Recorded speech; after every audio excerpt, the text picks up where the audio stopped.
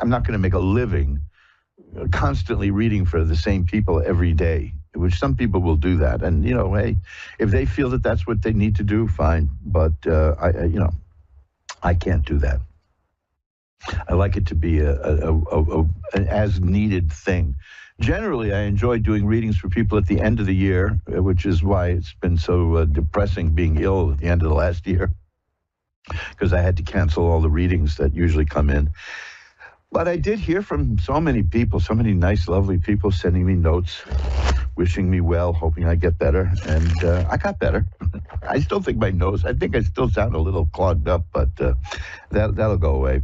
We got some beautiful Christmas cards from people. Probably one of my favorite. I shouldn't have favorites, should I? But there is an artist in upstate New York named Karis, who's a listener with her mom. They both listen in, and boy, she sends the most beautiful handmade cards.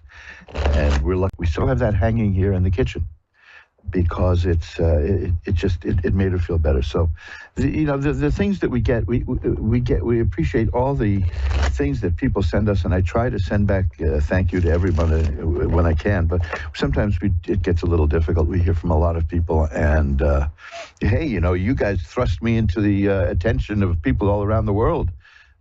Ask One Radio Network and listeners have given me a degree of notoriety. So I get messages from people all over the world. I look at the hits on my website, and they're from every corner of the world. So not that I'm complaining. I like that. It's fun, and I do like tarot reading, and I like magical work, and I just don't think it's something that should be constantly in use. That's all. But it's nice to do every once in a while. And if some special situation comes up and you need some advice and you want to look at the cards, that's beautiful too. Just it's not the kind of thing you want to do every day. For that we have newspaper horoscopes. I think it was Benjamin Franklin who said about horoscopes that all you have to do is just get a book, and in that book write down every possible way a human being can act, and then divide it into 12 books, and there you have astrology. Well, Carl Jung, on the other hand, he took a very serious view of astrology. You can find the great psychiatrist Carl Jung. You should take a look at my website for that, magic-works.com, magic-works.com. Look at the horoscope page, the astrology page. There's even a Carl Jung page with an interview by Dr. Jung in there. It's I got like 106 or 107 pages over there. It's really good.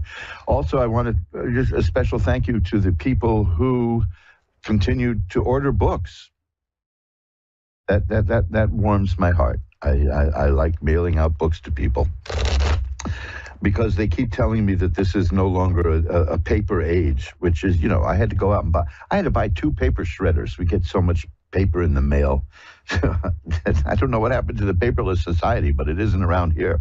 So anyway, I'm back. I'm glad to be here with you. I hope to be here with you steadily through the end of the year, meaning till 2025, and then keep going from there. This is show number 381 tonight. Can you imagine that? 381, and it's my first show, shuffling up the cards there, of year 13, doing Reverend Elliot's Magical Window. And yes, as I mentioned about all the things I get in the mail and all the people who contact me and all the wonderful people I've met, that this experience changed my life. If there's somebody listening now, and I know there's got to be somebody listening who's thinking maybe about doing this, you couldn't pick a better place to do it than Ask One Radio. Let me tell you something. I'm no sucker or pushover, and I've been doing this now for over 12 years. And because I like it. It's fun. It stimulates me. I've become so much more creative since doing this. Now, this is kind of a problem in one way, because I have a lot of books here. One bookcase, I'm looking at it right now, one bookcase, when we painted this room, we emptied the bookcase. In that one bookcase alone, we found 900 and something books.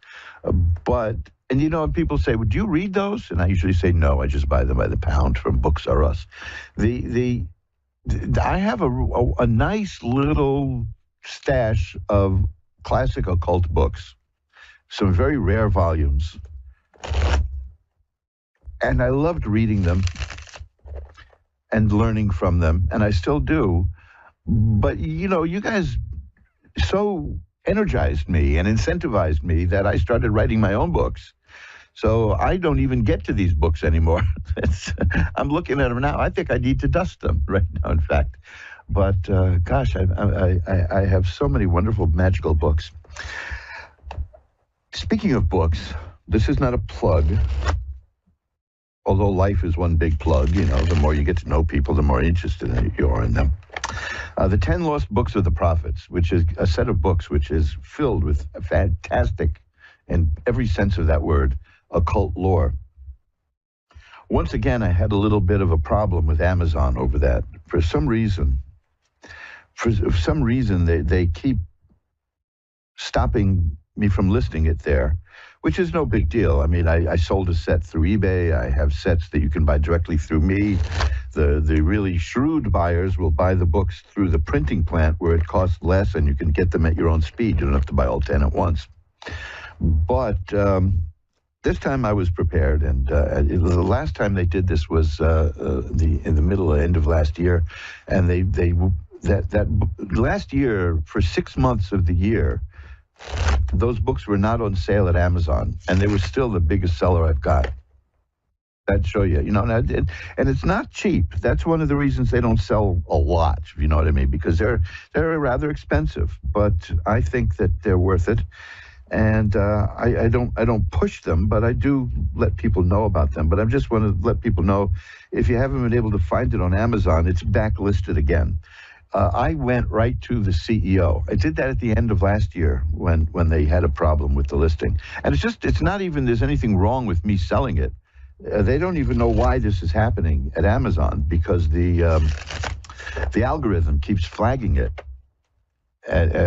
for some possible pricing violation, which is ludicrous, because if you look at it's 10 books and it's under $8.95 a book or so, it's under $9 a book for 10 books each. So as you see, that adds up, but it's worth it. But we worked it out this time in a matter of about a week instead of 3 months. So if you're interested, look, resolutions, right? New Year's resolutions, blah, blah, all that.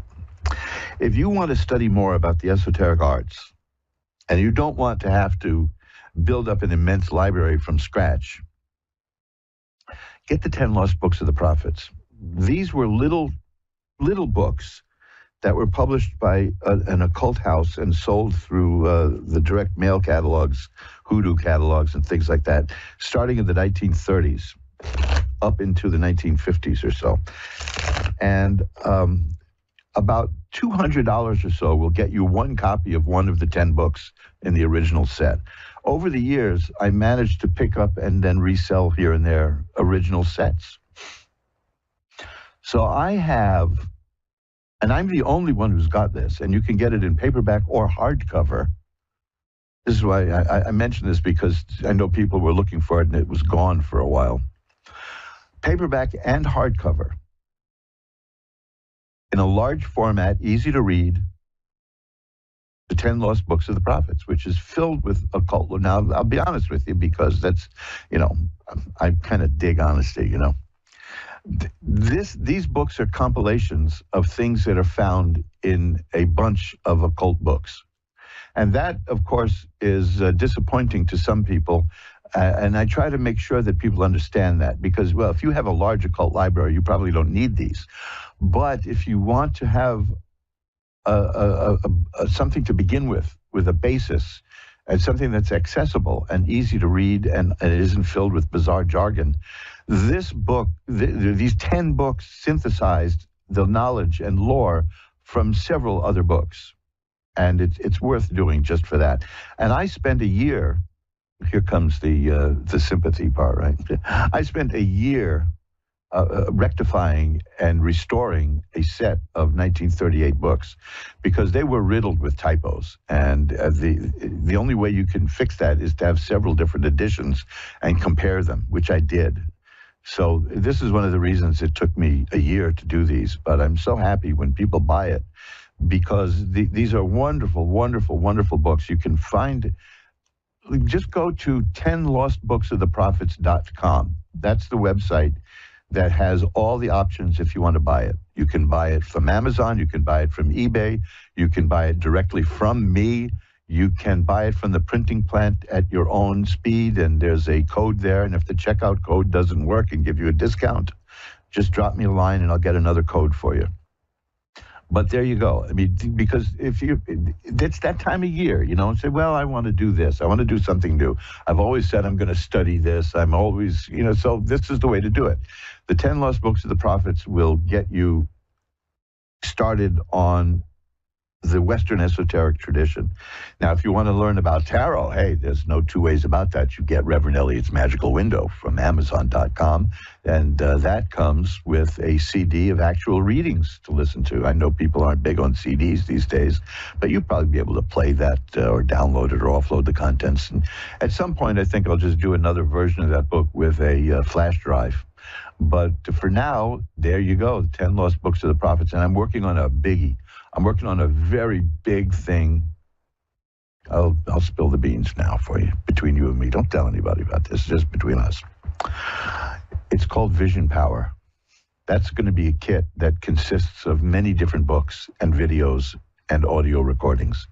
And that will be available with a book of its own and a flash drive that has loads of stuff in there to give you all kinds of interesting occult techniques in terms of remote viewing, astral projection, you name it. It's going to be great. I've only been working on this for years. It's called Vision Power, and maybe I'll put a little something about it on my website, a little something about it at the tarot page at Facebook. Who knows? But it's. I've been so laid up this year, the last few months, that I'm just eager to get going and do stuff. And if you feel the same way, that you really want to maybe get even deeper into the esoteric side of things and learn how all this works, you can't do much better than getting the 10 Lost Books of the Prophets and a copy of Reverend Elliot's Magical Window. Oh, there's also my book, Reverend Elliot Explains It All, but that's, I don't have the nerve to say that's an essential book, But I think these two, I think the 10 Lost Books of the Prophets, that is essential. So it took a year to restore it. Anyway, there you go. We're here now, and let's see. We're going to, here's how we do it. See, look, I've been so long since I've done this, but I remember how to babble incessantly, so that gets us off to a good start. We're shuffling up the cards here. We're going to go look through the magical window for a first caller in a moment. But first, I'm going to ring a bell 3 times to declare and establish sacred space. And now we pull back the curtain on the magical window for Karen in La Puente, California. Hi, Karen. You're on with Reverend Elliot.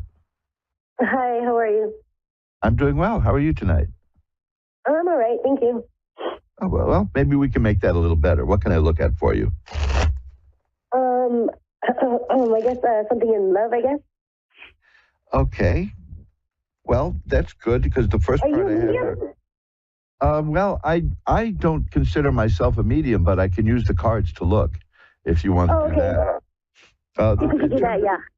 In terms of love, I got the King of Cups here, you mentioned love in the first card I got here is the King of Cups. Cups are about the heart and emotions, and that shows that you'll be mastering your emotions and doing very well. I've got the Lover's card here, and I've got the Six of Swords, which is about getting from where you are to where you want to be. So you're looking for romance, you're looking for love. It seems to me you're going to find it. Okay. Because the World is the card I have next, which is assured success. So it's a short and positive reading. So this is going to be a good year for you in terms of romance. Now, did you want to look at somebody who passed? Yes, please. Okay, let's see what we can do. There are several cards in the deck. The regular listeners know, because I say this all the time, I precede these readings. If I find like the Death card or the High Priestess card, certain cards like that, that means that there's a message coming through. And let's see what we get. Okay, not yet. We'll try it again. Okay. Now, if I don't get those cards, I'll read it anyway, but I like to Okay. get because that makes it stronger in my way of thinking. Okay, well, here's one of those cards that I do get.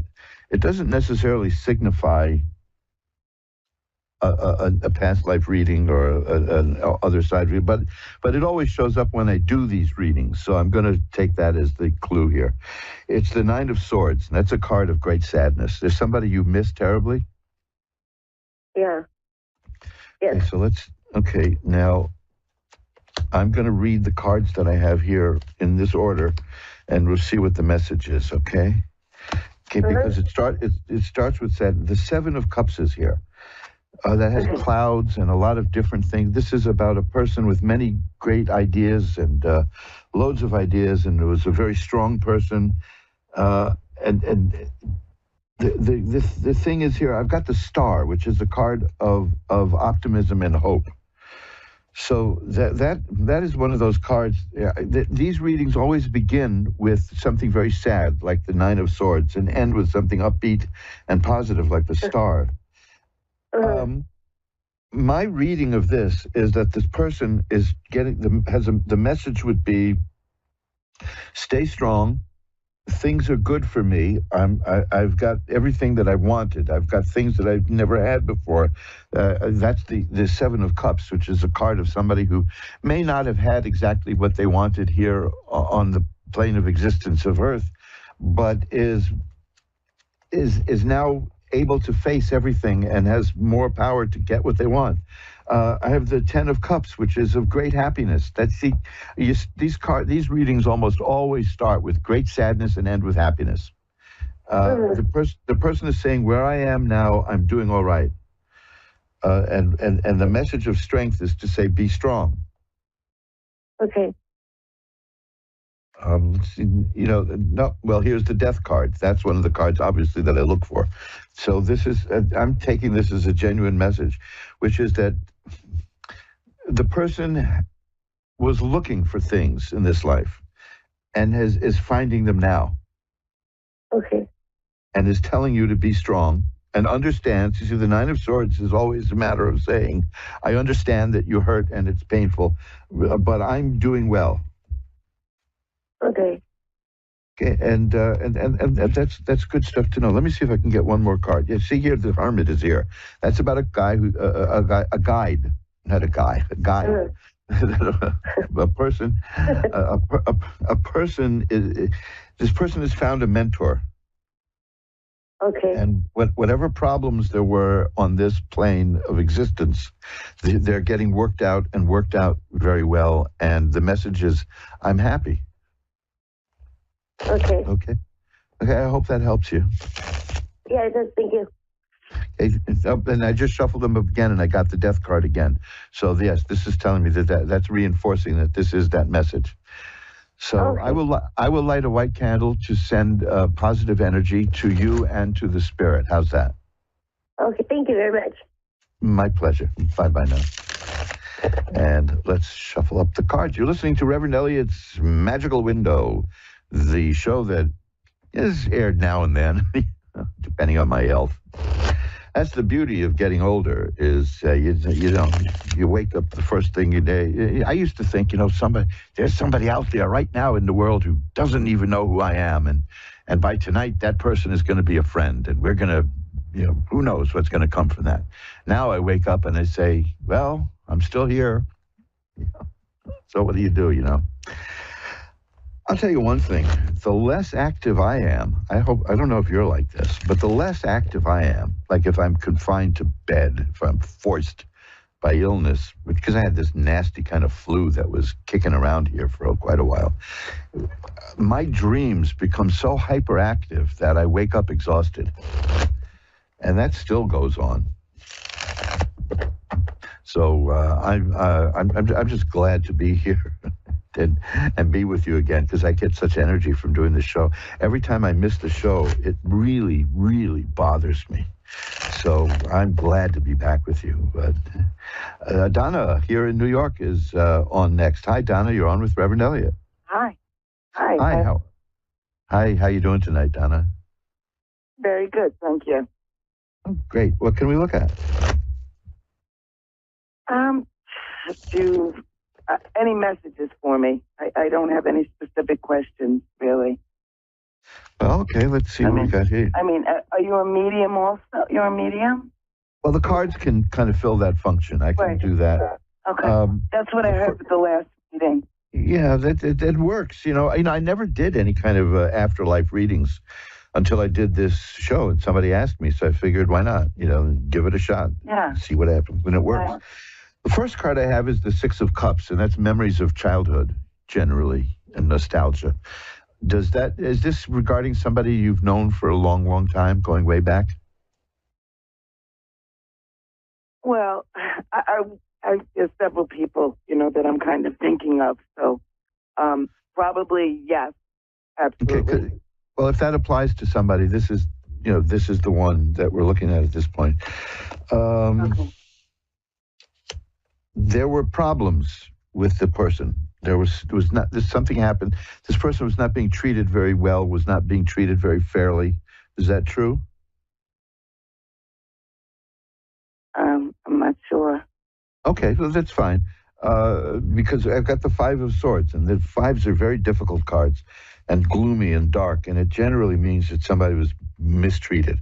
Well, of course, obviously the answer is at some point or other we've all been treated badly, unfortunately. Right. But this would be a particularly big thing in that person's life. Well, the point is that the next two cards are fabulous. Remember, I said, you heard the other call. I said they usually start off sad and end up happy. The next card is the Wheel of Fortune, which indicates that things are changed. It changes. And the card after that is the Ten of Cups, which is great happiness and joy. So that's, again, it's the same kind of message, which is that it's about happiness. It's about where the spirit is, there's growth and there's happiness. I'm not seeing I'm not seeing any kind of prediction or direct message other than, again, the situation I was in was very bad at the end, but things are much better for me now. Here's an angel. This Temperance card is an angel, and I get that a lot with these readings because a lot of us, our life gets out of balance, and I am no exception. So this is just the human condition. And the card of the Temperance angel means that temperance and balance has been restored. So what the message I'm getting from the person is that what was missing in life, I'm getting now. I like to believe that this is like these messages are like preparation for coming back and doing better. That's I know the idea of coming back scares a lot of people. Woody Allen notoriously said, "You mean I'd have to sit through the ice capades again?" But this is the. I've often wondered about reincarnation. Can you be reincarnated in the past? You see, that would be fascinating. Who says that time has to be linear from A to B to C? Right? It could go backwards, couldn't it? And couldn't that explain why somebody like Leonardo da Vinci would invent a parachute when there was literally no need for parachutes in his day? What was that about, right? Yeah. So I don't know. But what I'm seeing is the message is from a person who's saying that they have very fond memories of you. That's the Six of Cups. The Five of Swords says that life was very difficult for me, but the Wheel of Fortune says that changed, and the Ten of Cups says that it's very happy now, and the Temperance card says the happiness is because balance has been restored in my life. Now, here's a card I get all the time for these readings, except I didn't get in the last one, so it's not really all the time, but you know what I mean. The Ten of Swords. The Ten of Swords is a card that means the worst is over. And that's good to see. The message that you're getting is from this particular person, if you know who we're dealing with here, is I've got many happy memories of you. Things were very tough for me near the end, but it's changed now. And I'm happy. I'm in balance, and all the bad stuff in my existence is over. Okay, so I think it sounds like it might be my friend Robbie. Okay, that's good. Yeah. It sound, yeah, might be. Because with him, he lost two brothers. Oh, He was the God. last one left. Then he lost his dad. This is when he was young. And then, his mom passed after him, but he passed from cancer, so it was difficult. His life was difficult. He went through some bad times himself. And I'm imagining that everyone passed and now he's reunited with them. And Well, let me tell you something. While you were describing that, I pulled another card to see if that would give me some insight into this. And the card I got was the high priestess. The high priestess is a woman who sees what's happening behind the veil and sees what's going on the other side. And that, to me, is that card saying what you just described is right. That's a hell of a coincidence, right? To be able to get that card while you're describing it to me. So that is a way of saying, yes, you got it. So that's what we have.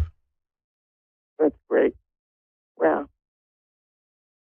I will also light a white candle that will send positive energy to you and the spirit as well. How's that? Thank you. Appreciate it. Anything else you need? No, I think I got a great message. Thanks so much. Have a great night. Thank you very much. Bye-bye now.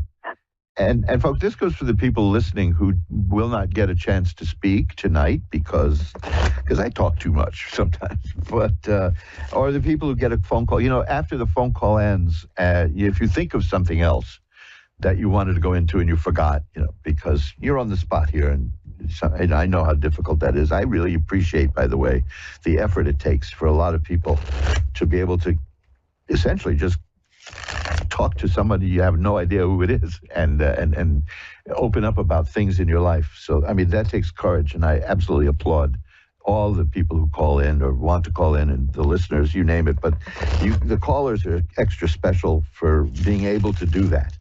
And if you're trying to call me and you want to, but you're a little nervous and you think you don't want to, don't worry about that, because when the time comes, you'll call. That's what I mean. You can't rush these kind of things. I'll tell you something. This comes under the heading of babbling. Many years ago, and I mean many, many, many, a lot of you weren't born yet, I wrote jokes for comedians here in New York. I was making a little bit of money and getting a reputation writing jokes for comedians. And like a lot of people in that position, I was very frustrated by seeing how these people ruined my work, I was an artiste. I was writing jokes, good jokes. In any case, there's another story about that I'll tell you one day, but not now. This one will do. So I decided that I was going to go to this little club here on 31st Street and 3rd Avenue in Manhattan, which used to have audition nights, and they had a lot of comics started there. And a lot of singers started there, too. Pat Benatar started there. Many, many well-known performers began there. So I figured, and I used to go there with the comics I wrote for. So I figured I'll go in there and I'll audition. And I lived at the time on 108th Street and Broadway. And I walked to 31st and 3rd, and I walked halfway there, and I said, this is ridiculous, and I turned around and walked home. Then I was so furious with myself that a week later, I walked again, and I got maybe 3/4 of the way, and I chickened out and went home. And then, now you understand, this is the other thing. People find this hard to believe, but I was an extremely shy person. But, there's one thing about New York City is it'll beat the shyness out of you eventually. But I was an extremely shy person. I was the guy who used to sit in the corner at parties and just look, And so a week or two go by, and I do it again, and I get closer and closer and closer. And one day I got right up to the door, and I walked around the block, and then I walked home again. And I was so disgusted with myself that I went there, and I signed up the next week to audition, and they didn't call me. The guy forgot to call me. And then they said, don't worry, you come back next week and we will definitely put you on. And of course, now I had to do it because to chicken out there would be, they would know. So, and that's how I began as a performer.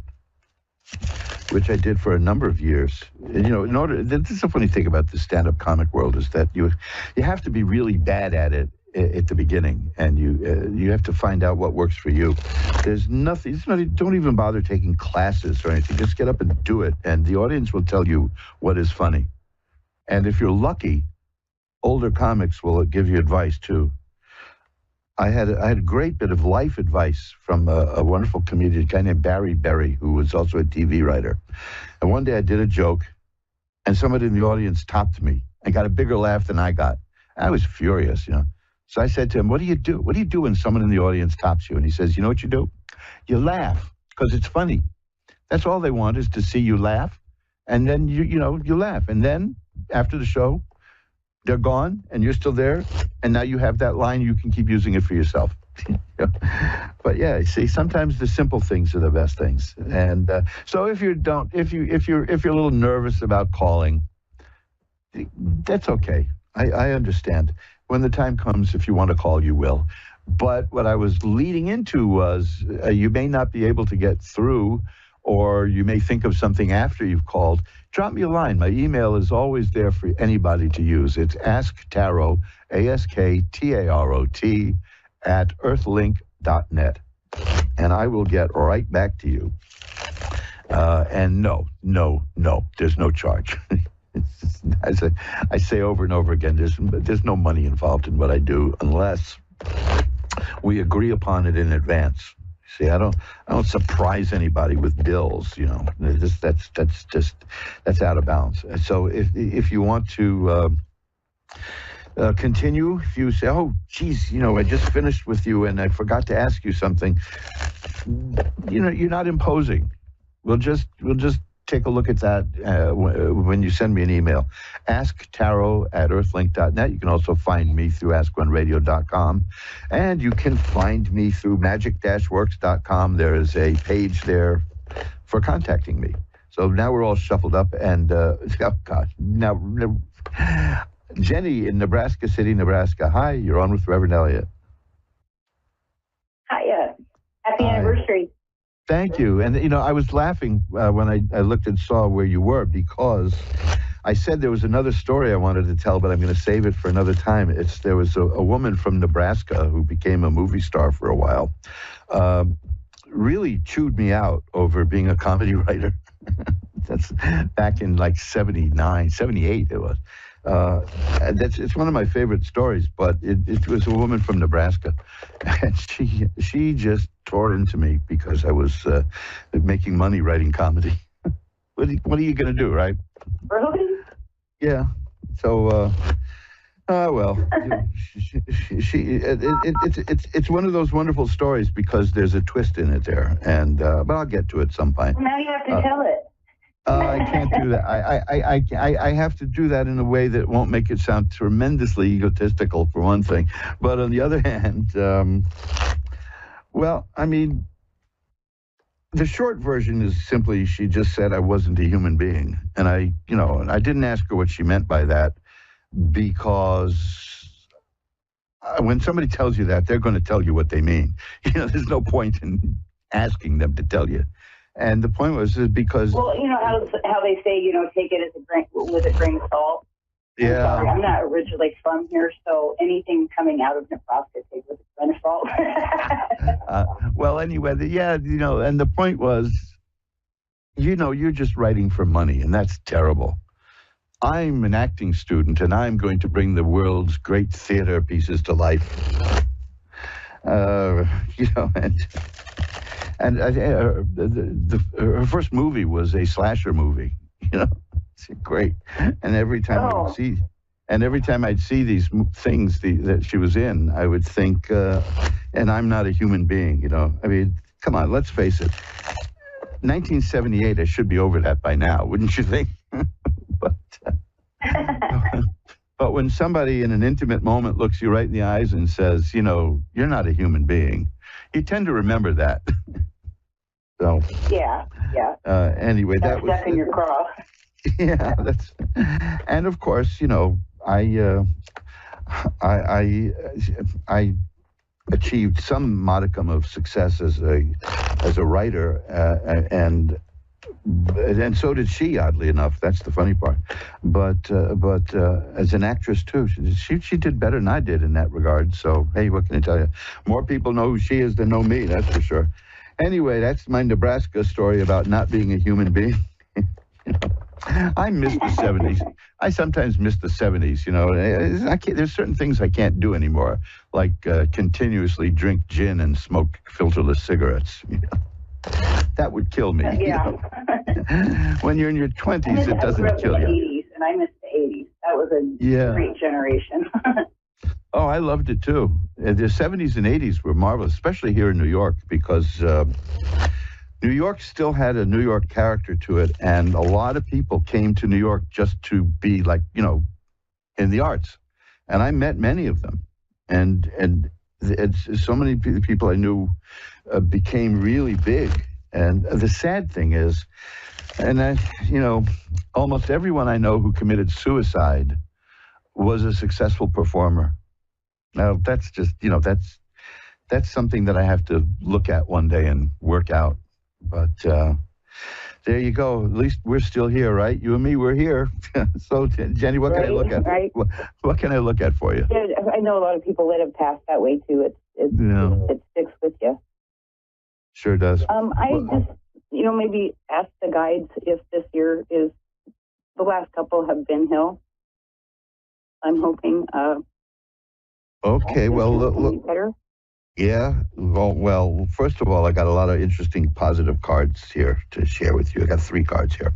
The first is the tower struck by lightning. The tower struck by lightning is good. It means an upheaval of everything, good, bad. It's not this is good or this is bad. It's a matter of interpretation by the cards next to it, but it's about sudden change hitting your life. And the next card is the 7 of Rods, which shows a person who can sweep away obstacles. So it looks to me like that sudden change is going to be a positive one. Oh, good. The next card, and now this is the 3rd time I believe this has shown up tonight, is the 10 of Cups. And the 10 of Cups is just the acme of happiness. It's just marvelous. And the 10 of Rods is after that, which is usually a warning not to take on too much, because you might overburden yourself. You may be the kind of person who does so many things that it becomes a burden. So it's just saying to be careful and watch out for that. But the sun is here. Yeah, I have a habit of thinking I can do more than I can. Yeah, well, there's that warning, which is, don't do that. But also the sun is here, and the sun is a card of healing and health and growth and happiness. This looks to me like an outstanding year ahead for you. Oh, good. Good. Now, let me tell you this. I got the Judgment card. Oh, gosh, this is getting, I say, oh, gosh, because it gets better and better. I got the Judgment card here, which means that there's something you want that you're going to get, and it's going to be about growth, and it's going to be about you, and something is going to work out for you that you've been wanting. The next card, this is one that had me pulled almost like the X-ray technician saying, "Oh my!" The world. The world is a card of assured success. So this is a really heady brew of success in these cards, but it's only going to happen after something happens that changes a whole bunch of stuff in your life. You see, that's there will be a moment. You'll know the moment when it happens. There's no way around it. You're going to know something is going to happen because the card is the tower struck by lightning. And that's when that happens, you know it. The light. Did you ever have a lightning bolt strike near you? Because that. You know that. Within a couple miles. Oh, no, I mean like feet. I used to take pictures. Oh, we had an experience here one time where a lightning bolt in August one year, it hit a tree in the backyard of the apartment building we were in. And that was the loudest bang I'd ever heard. And I accidentally walked by a construction site once when they set off dynamite. And this was louder. the worst part of it was that we had the building had just gone to a computerized heating system, and that triggered the computer. So in August we had heat coming up in New York.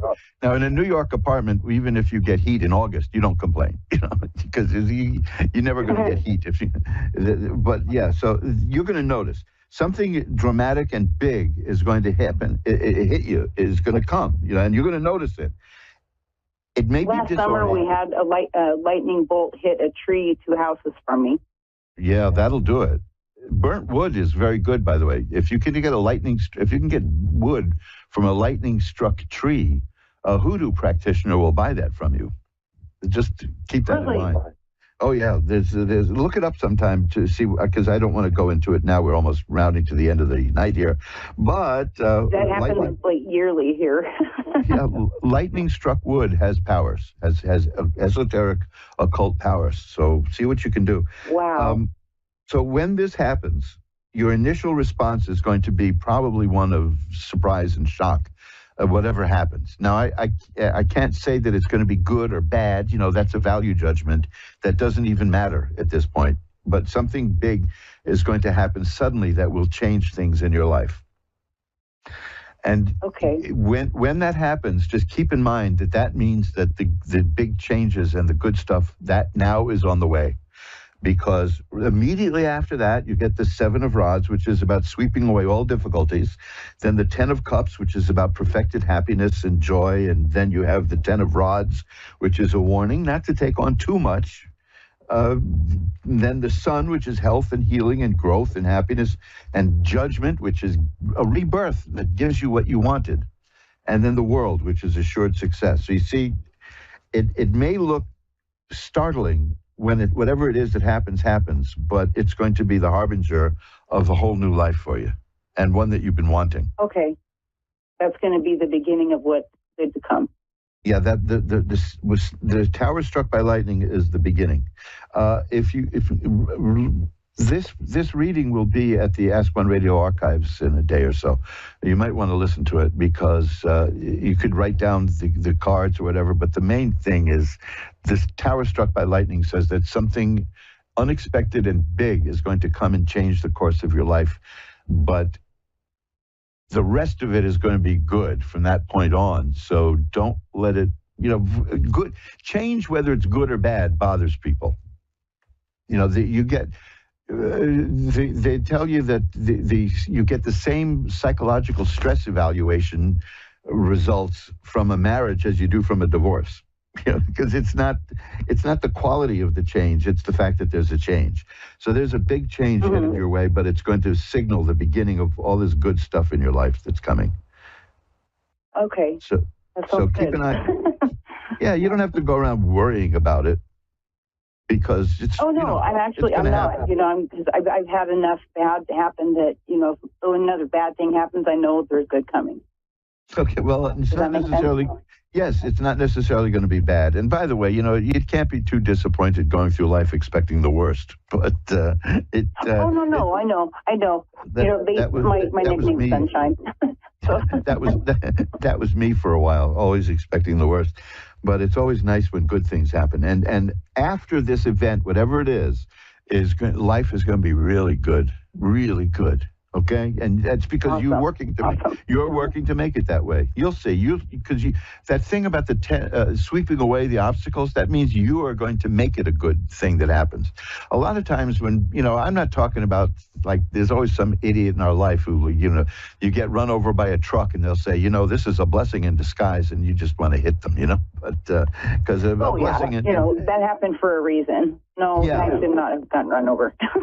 But whatever this is that's going to come into your life and it's going to change things, is you're going to be able to exploit it. You're going to be able to use it. You're going to be able to put it to the best of work for you. And that's the card of sweeping away all those obstacles. Okay, so keep an eye out for it. Let me know what happens. I would love to see how it plays out, because this is going to be, according to these cards, this is going to be the year that it all comes together for you. Thank you so much. My pleasure. Bye-bye now.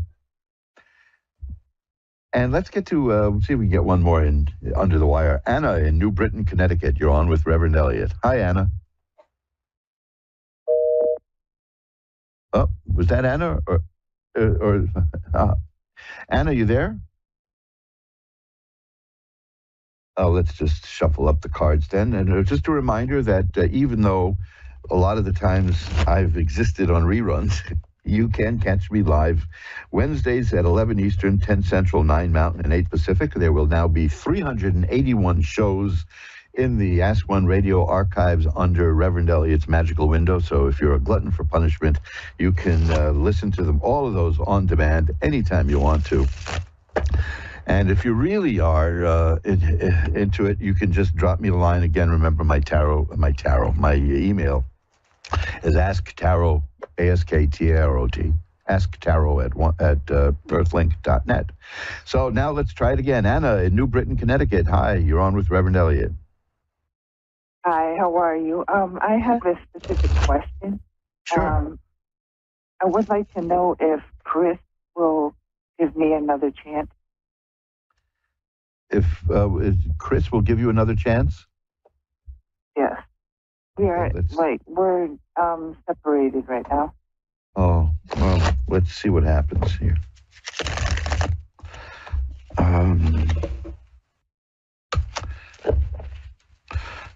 Okay, well, this is a card. The Two of Rods is a card of waiting. The Three of Cups relate to relationships. The Three of Cups relates to the completion of a matter, but in a way that makes you happy. So I guess if the answer is no, that is a completion that wouldn't make you happy, right? So gee, this is fascinating because the other cards are also cups. So the cards resonate with you. You're asking about a romantic thing, and that's what you're getting.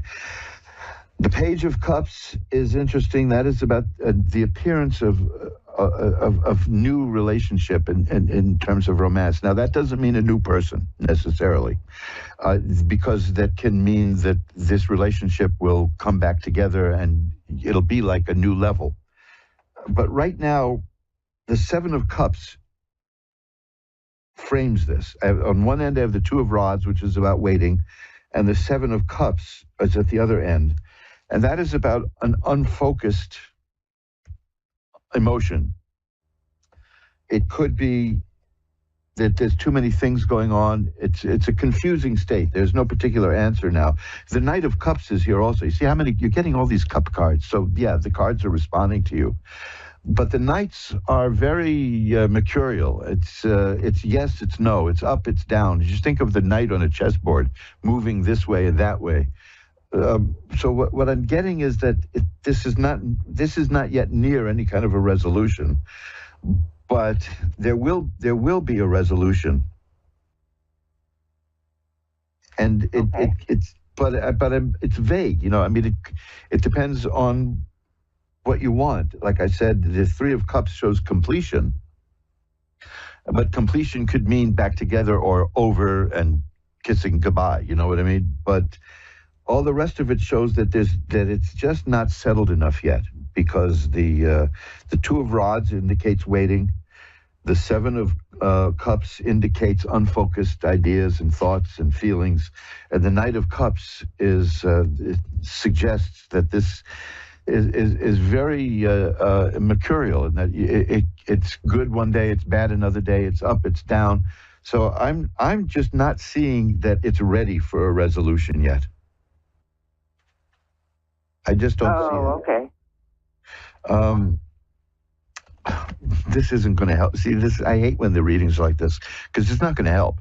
It's the Lovers, the card of the Lovers. Now that's it's a nice thing to see at this point. But what it means is a time for a decision. You have to make a decision. Generally, it means a decision between the sacred and the profane. And like I said, that's not going to help you. That's philosophical, and you're talking about a real situation. But Right. I can tell you this: while it's not showing me what the outcome is, it's showing me that the nature of the outcome is good. It's again, what is this, the fourth time tonight? It's the Ten of Cups, which is cups again are about romance and affairs of the heart. And it's happiness. It's great happiness in the realm of romance.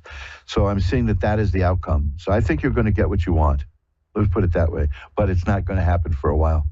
Okay? I know you don't do time frames. Everybody's got their own free will. But do you have about how long?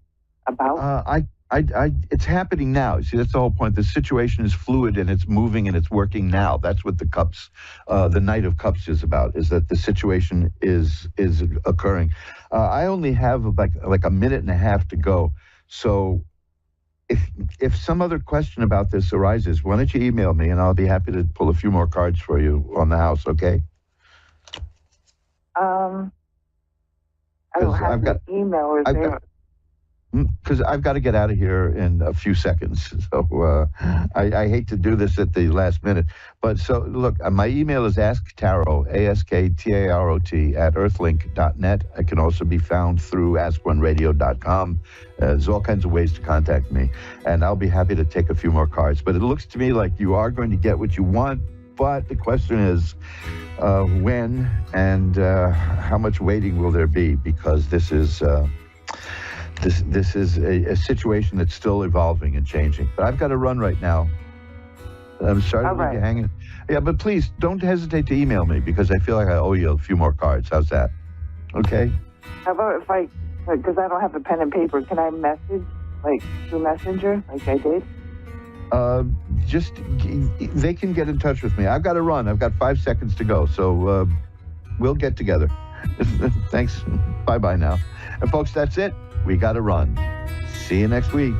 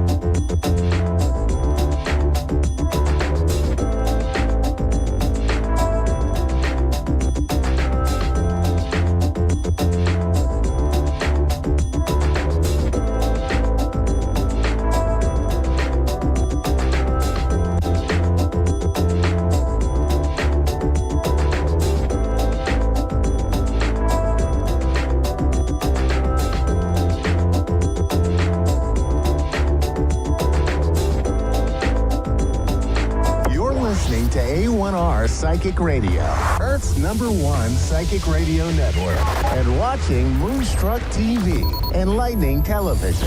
Welcome. Time for the Universal Mechanic with Simon Stone. Simon Stone. Live from the universalmechanic.com. Connect direct. In North America, dial 888-454-2751. In London, 20-3519-2158. In Sydney, dial 02-8488-3147. Or online, contact us through our Facebook page, facebook.com/psychic radio. Or one of our websites, askoneradio.com or moonstruck.tv. This is the Universal Mechanic on A1R, the Ask One Radio Network. Good evening, everyone. Good morning, wherever you are in the world. I hope you're all well. Been an interesting time, hasn't it, guys? The last few weeks, the energies, everything has been absolutely like a roller coaster. We've had retrogrades, we've had directs. We're now in a period until April where there's no retrogrades whatsoever. We're going to have full speed ahead for our lives and all our lives and everything else for everybody up until April. So you're going to have changes, but have you noticed how the disruptions are going on in your life, whether it's your personal health, you're feeling congested and cold, whether you're having problems with personal relationships, you're having problems with career, you're having problems with yourself, understanding who you are and where you're going. This is all going to happen. It's all happening for a reason. Pluto's still around. It's still having an influence on people. It's going to bring up stuff of your past that you got to deal with. And if you haven't dealt with it, it's going to keep coming back until you deal with it. I've been going through the same thing. I've been working on myself, and that's what we have to do. Meditate, change the energy, understand who we are, accept the things that are going to change and have to go with the flow, and the things that you can change, you can stand up. And also, don't ever forget, no matter what's going on in our life, no matter what's going on in the world, in the universe, you still have a right to say, that's what I want. That's what I want. That's what I want to do. That's where I want to go. You still have that right. And if the door shuts on you, then you move on to the next door on the next road. But you have to keep moving forward. But you also have a right to put your intention out there, your energy out there, and say to the world and to the universe and to spirit, this is what I would like. This is what I want to do. But be aware of any signs, any red flags that you may see and all that. Take it as warning. Doesn't necessarily mean stop. It just means take it as a warning, discuss it, move on. And you keep moving forward. Okay, guys, so there's a lot going on around. There's a lot of disruption. You're mostly feeling unsettled. You're mostly feeling a bit spacey. You're not grounding yourself enough. And we have to just keep moving forward. So don't think that it's just you. Don't fall into the trap of falling into your own mind and into your own self and just thinking, you know, is this just me? Is there something I've done wrong? You know, and if there are things you've done wrong or whatever, that's fine. Own up to and be authentic. Move yourself forward, because then at least people know the truth and everything else, and all the energies and everything. And communication, talk, no matter how tough, how simple, how easy it is, talk. Because when you talk, you get those energies out, people understand where people stand, you know where you stand, everybody knows where everyone stands, and everyone can move forward, you know. And when we all come together and we all work and we all communicate and we all connect and we all feel and we understand, and we also understand that sometimes some emotions, some energies and some feelings we get may not be ours, and they can affect us and send us in our own turmoils and different paths that we don't really want to go or we end up in. And sometimes we have to be, okay, fine, I have to deal with this. And then you have to look inward, like I've had to do. We all have to look inwards. Why am I doing this? What's created this in me? Why is that there? And it's not just about dealing stuff with this in our human life, in this life, that we deal with past traumas or childhood traumas or, you know, traumas that anything happened to us in our life, but it's our soul's journey as well, and the past lives, that what have we brought forward in our past life? We will find that will be brought forward in this time at the moment. And we have to heal, deal with it and move on with that and learn and become a new person, and we grow.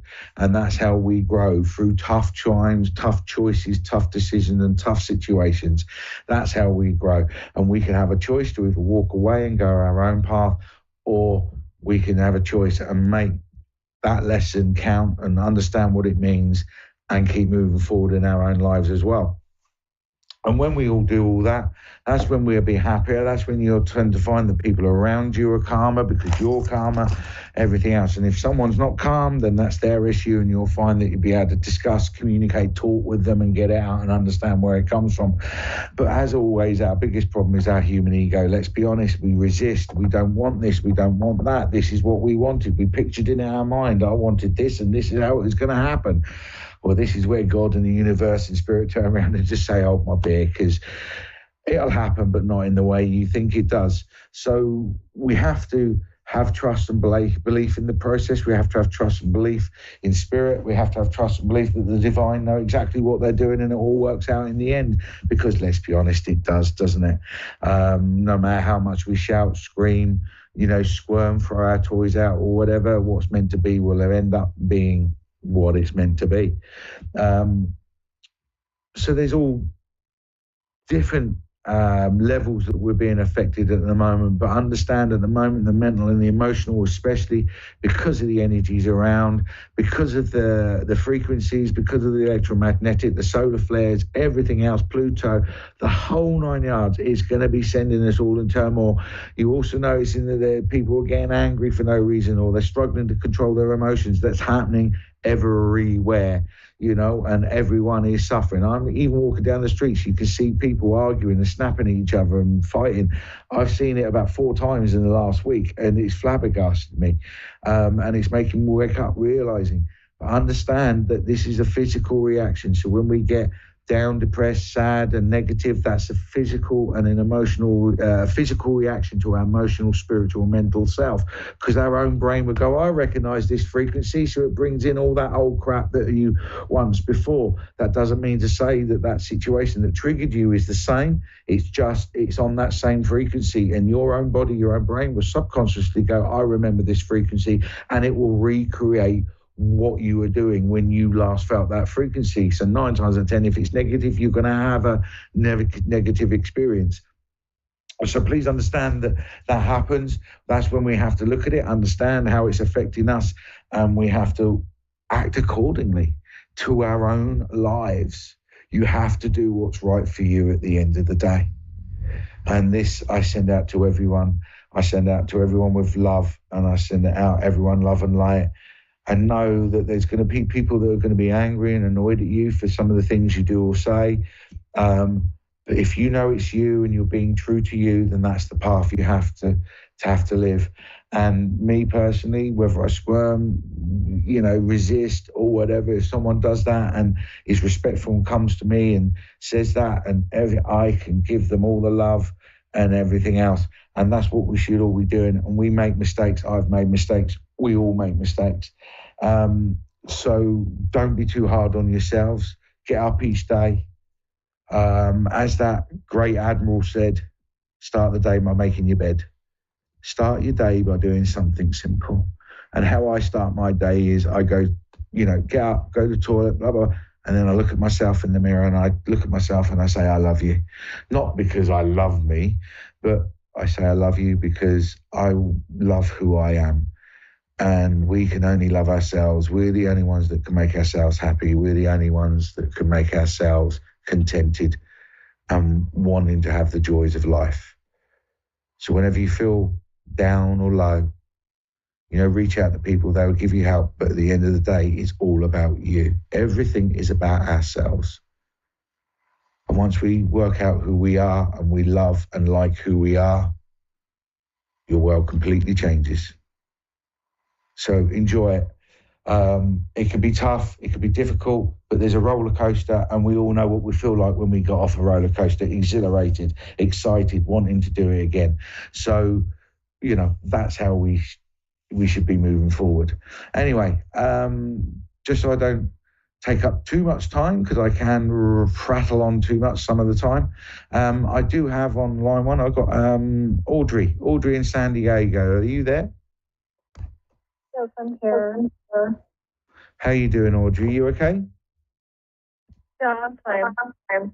Good, good. Are you a spiritual lady, or is it just something you're interested in, or is it actually something you practice and you actually do? I'm sorry, can you say that again? Are you a spiritual lady because it's just a curiosity and things like that, or do you try to live your life in a spiritual way? Do you practice spiritualism? Oh, yeah, I do consider myself spiritual. Good. I do feel that as well. Well, you're ringing this show, so you're going to, aren't you? I do feel, darling, I'm going to say, as I'm talking to you and I'm linking into your energy, I do, although you said you're okay and all that, I do feel that you have a low energy at the moment and you feel quite down, and it feels like life is a struggle for you at the moment, mentally and emotionally. Would that make sense to you? Yeah, it does. I've been through a lot in the last year. I was just going to say, I was just going to say, do you feel like you keep asking the question, when will it end? Yeah, I do. Okay, I understand it, because you just said 2 years, but I feel it's a little bit longer than that. I'm getting 3 to 4 years, and it feels like you've just had not necessarily a string of bad luck, that's the wrong wording, but you've had quite major things happen to you in the last 3-4 years that even you've sat there and, and looked out to God or to spirit or whatever and said, really? Is it, when's it going to stop? When's this battle run going to stop? Does that make sense? Yes, absolutely. Can you also understand, and I mean this lovingly, but I'm getting this from Spirit. Spirit connected me, and they're saying, and they're trying to give you as much love. And I've got to be honest with you and say it how it is. But they're also saying that what I'm about to say to you may be emotionally tough to hear, but you will understand it, so I need to say it.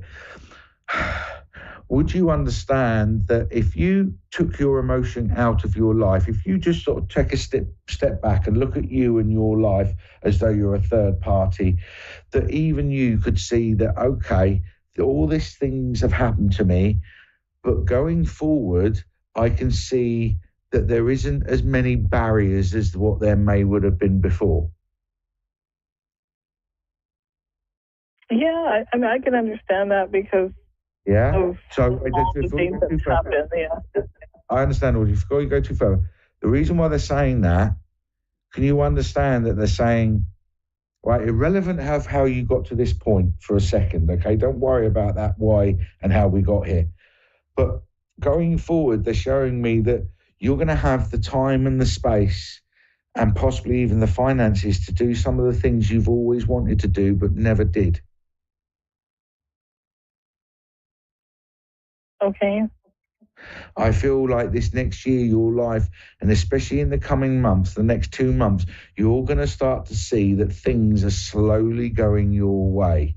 Whereas before, you'll do things and they either didn't work out or they didn't happen and it would frustrate you. But I feel that you've got a lot of luck and you've got a lot of spirit on your side and that things have turned, because a lot of people are not aware of this, but Pluto moved out of Cancer after being in Cancer for 15 years and it's now moved into Aquarius. And in doing that, so I don't know if you're a Cancerian or whatever, but for the last 15 years, there's been a lot of bad luck for a lot of people. It feels like there's been trouble after trouble after trouble to deal with. I feel that energy is turning for you. I feel that there is a wheel of fortune and it's starting to slow down and start to spin the other way. So you're going to start to see and feel things start to go your way, especially in the month of February and March. You're going to start, and that will give you a confidence. That will give you a lifting of energy that will get you back out into the world and start. There's something, they keep showing me, well, not showing me, making me feel, should I say, there's something you wanted to do all your life, or there's something you really would like to do, but you don't know whether to do it or not. They're going to say, I'm getting September, you're going to have the opportunity to do it. Oh, nice. Okay. Okay. And it's for you. I'm being shown this thing that you've always wanted to do. Don't worry about anybody else. It's like, just because you want to do it is enough. Does that make sense? Yeah, it does.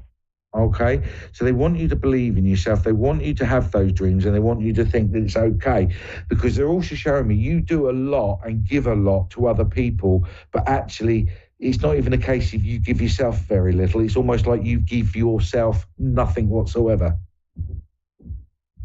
Yeah, it's true.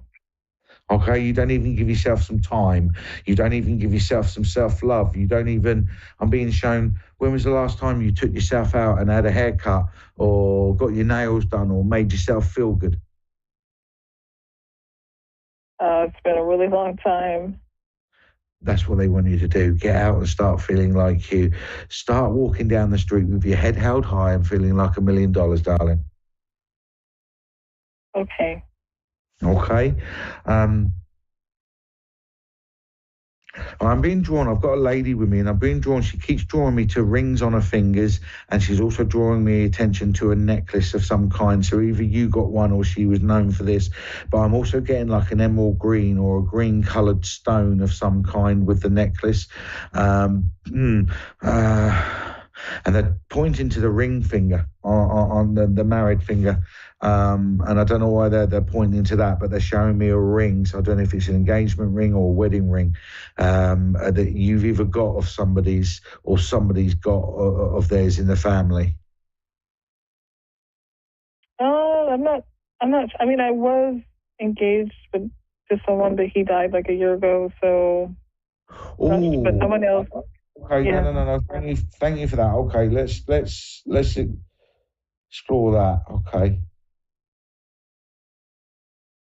Would you understand why I'm being shown a white picket fence and a white gate?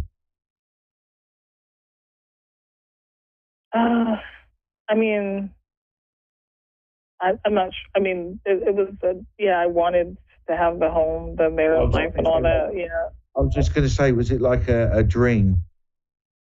Yes. I'm seeing a man smiling, so because of what you said, I'm assuming it's your husband. But I think he's up there trying to make your dream come true.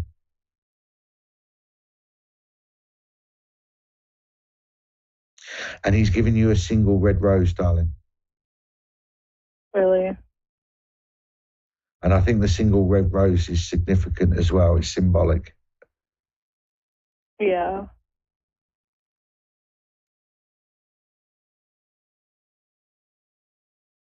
Can you understand why he's saying, I'm sorry for the mess that was left behind? Yeah, I understand completely. Yeah, I don't want to go into details, but he's just saying, I'm so sorry for the mess that was left behind. Yeah. Oh. Can you understand? Please tell me if I'm wrong, but he's saying, I'm so sorry for the mess behind, but he said, I wasn't expecting to go. Yeah, it was a surprise to everybody. It was sudden, out of the blue. It was a sudden thing. Because he's actually laughing about it, because he said, if I'd have known, or it was a protracted illness or something, he said, I would have prepared. Do you know what I mean? It's like he's actually got a really quite good sense of humour about him as well. And I think that's what he's trying to say. He's trying to bring a bit of laughter and lightness into your life again, because for obvious reasons, darling, please accept my love and sympathies. But can you understand what he's saying? I'm trying to come in and lift you and get you to laugh again. Yeah, he always liked to make everybody around him laugh. Yeah, I do get that feeling. He's a lovely character. Please know he's with you, darling. I do hear him chuckling. Right, I'm going to have to be quick because I've got to move on to the next thing. But before he left, okay. I got Kentucky, I got barbecue, and I got Memphis. Okay. Okay. That's random. Okay. You'll know what they mean to you, okay? But it's almost like he threw that in because he knew, there's other people that need to speak. But he threw that in. He's also saying there's something about a clock, or there's something that's moving in the house. Okay. So either a clock moves, and I don't mean the hands, but I mean it's like either a clock moves or an object is keep moving. It's almost like he's saying that's him trying to let you know he's there. Oh, okay. Okay. That makes so sense. Be aware of that. I'm so sorry, darling, but I've got to move on, Audrey. Thank you. Please. Thank you so much. You're more than welcome, sweetheart. Please sort of tune in next week or whatever and just let me know how you get on. But big hugs, darling. Look after yourself. Okay, thank you. No problem. I'll go straight onto the other line. I've got Amanda in New Brunswick, Canada. You there, Amanda? Hi. How you doing? I'm good. How are you? I'm good, darling. Right, as soon as I come to you, darling, I'm going to go straight into it. Normally, I sort of just see how you are and everything else, but I'm getting straight into it because as soon as you started speaking, everything, is your life going at 100 miles an hour, or is it your brain that does that? My brain. Your brain, okay. Would you understand then? As soon as you said that, I know what you're talking about. You're overthinking about something. Always. Okay, and right, okay. Would you also understand I'm being shown that you're aware that that overthinking or whatever is what's causing you the disruptions in you? Yeah. Yeah? Okay. Yeah, Would you understand that I've got a lovely lady or male here? I'm not sure. I'm going to be honest with you. I've just got an instant energy that connected with me. But instantly, all I got was you hugging and loving yourself. And this seems to be a thing. They really need, you haven't done anything wrong. They really need you to accept and love who you are. Does that make sense? Yeah. All right, sweetheart, you okay? Yeah, I am. Sorry. No, don't you dare say sorry. It's perfectly okay. Would you like me to continue? Sure. Yeah, sure. Okay. They really need you to know that you haven't done anything wrong. This was not you. This was all on somebody else or other things or life. But they're just saying, this, you've done nothing wrong, and they really need you to love who you are. You're a kind, caring, loving human soul that wears a heart on her sleeve. And you do everything for everybody else. You overthink things. You look at the details, not because you're paranoid or because you're a bad person. It's because you want to think of every little detail to make somebody else's life as good as it can be.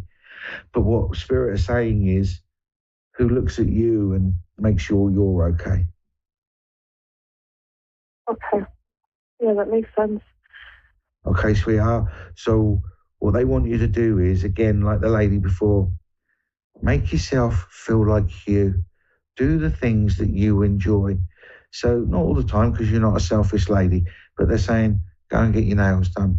Go and get your hair done. Put on your favourite music. Go dancing. But just do something that you really enjoy and you know will uplift you. Okay. Okay?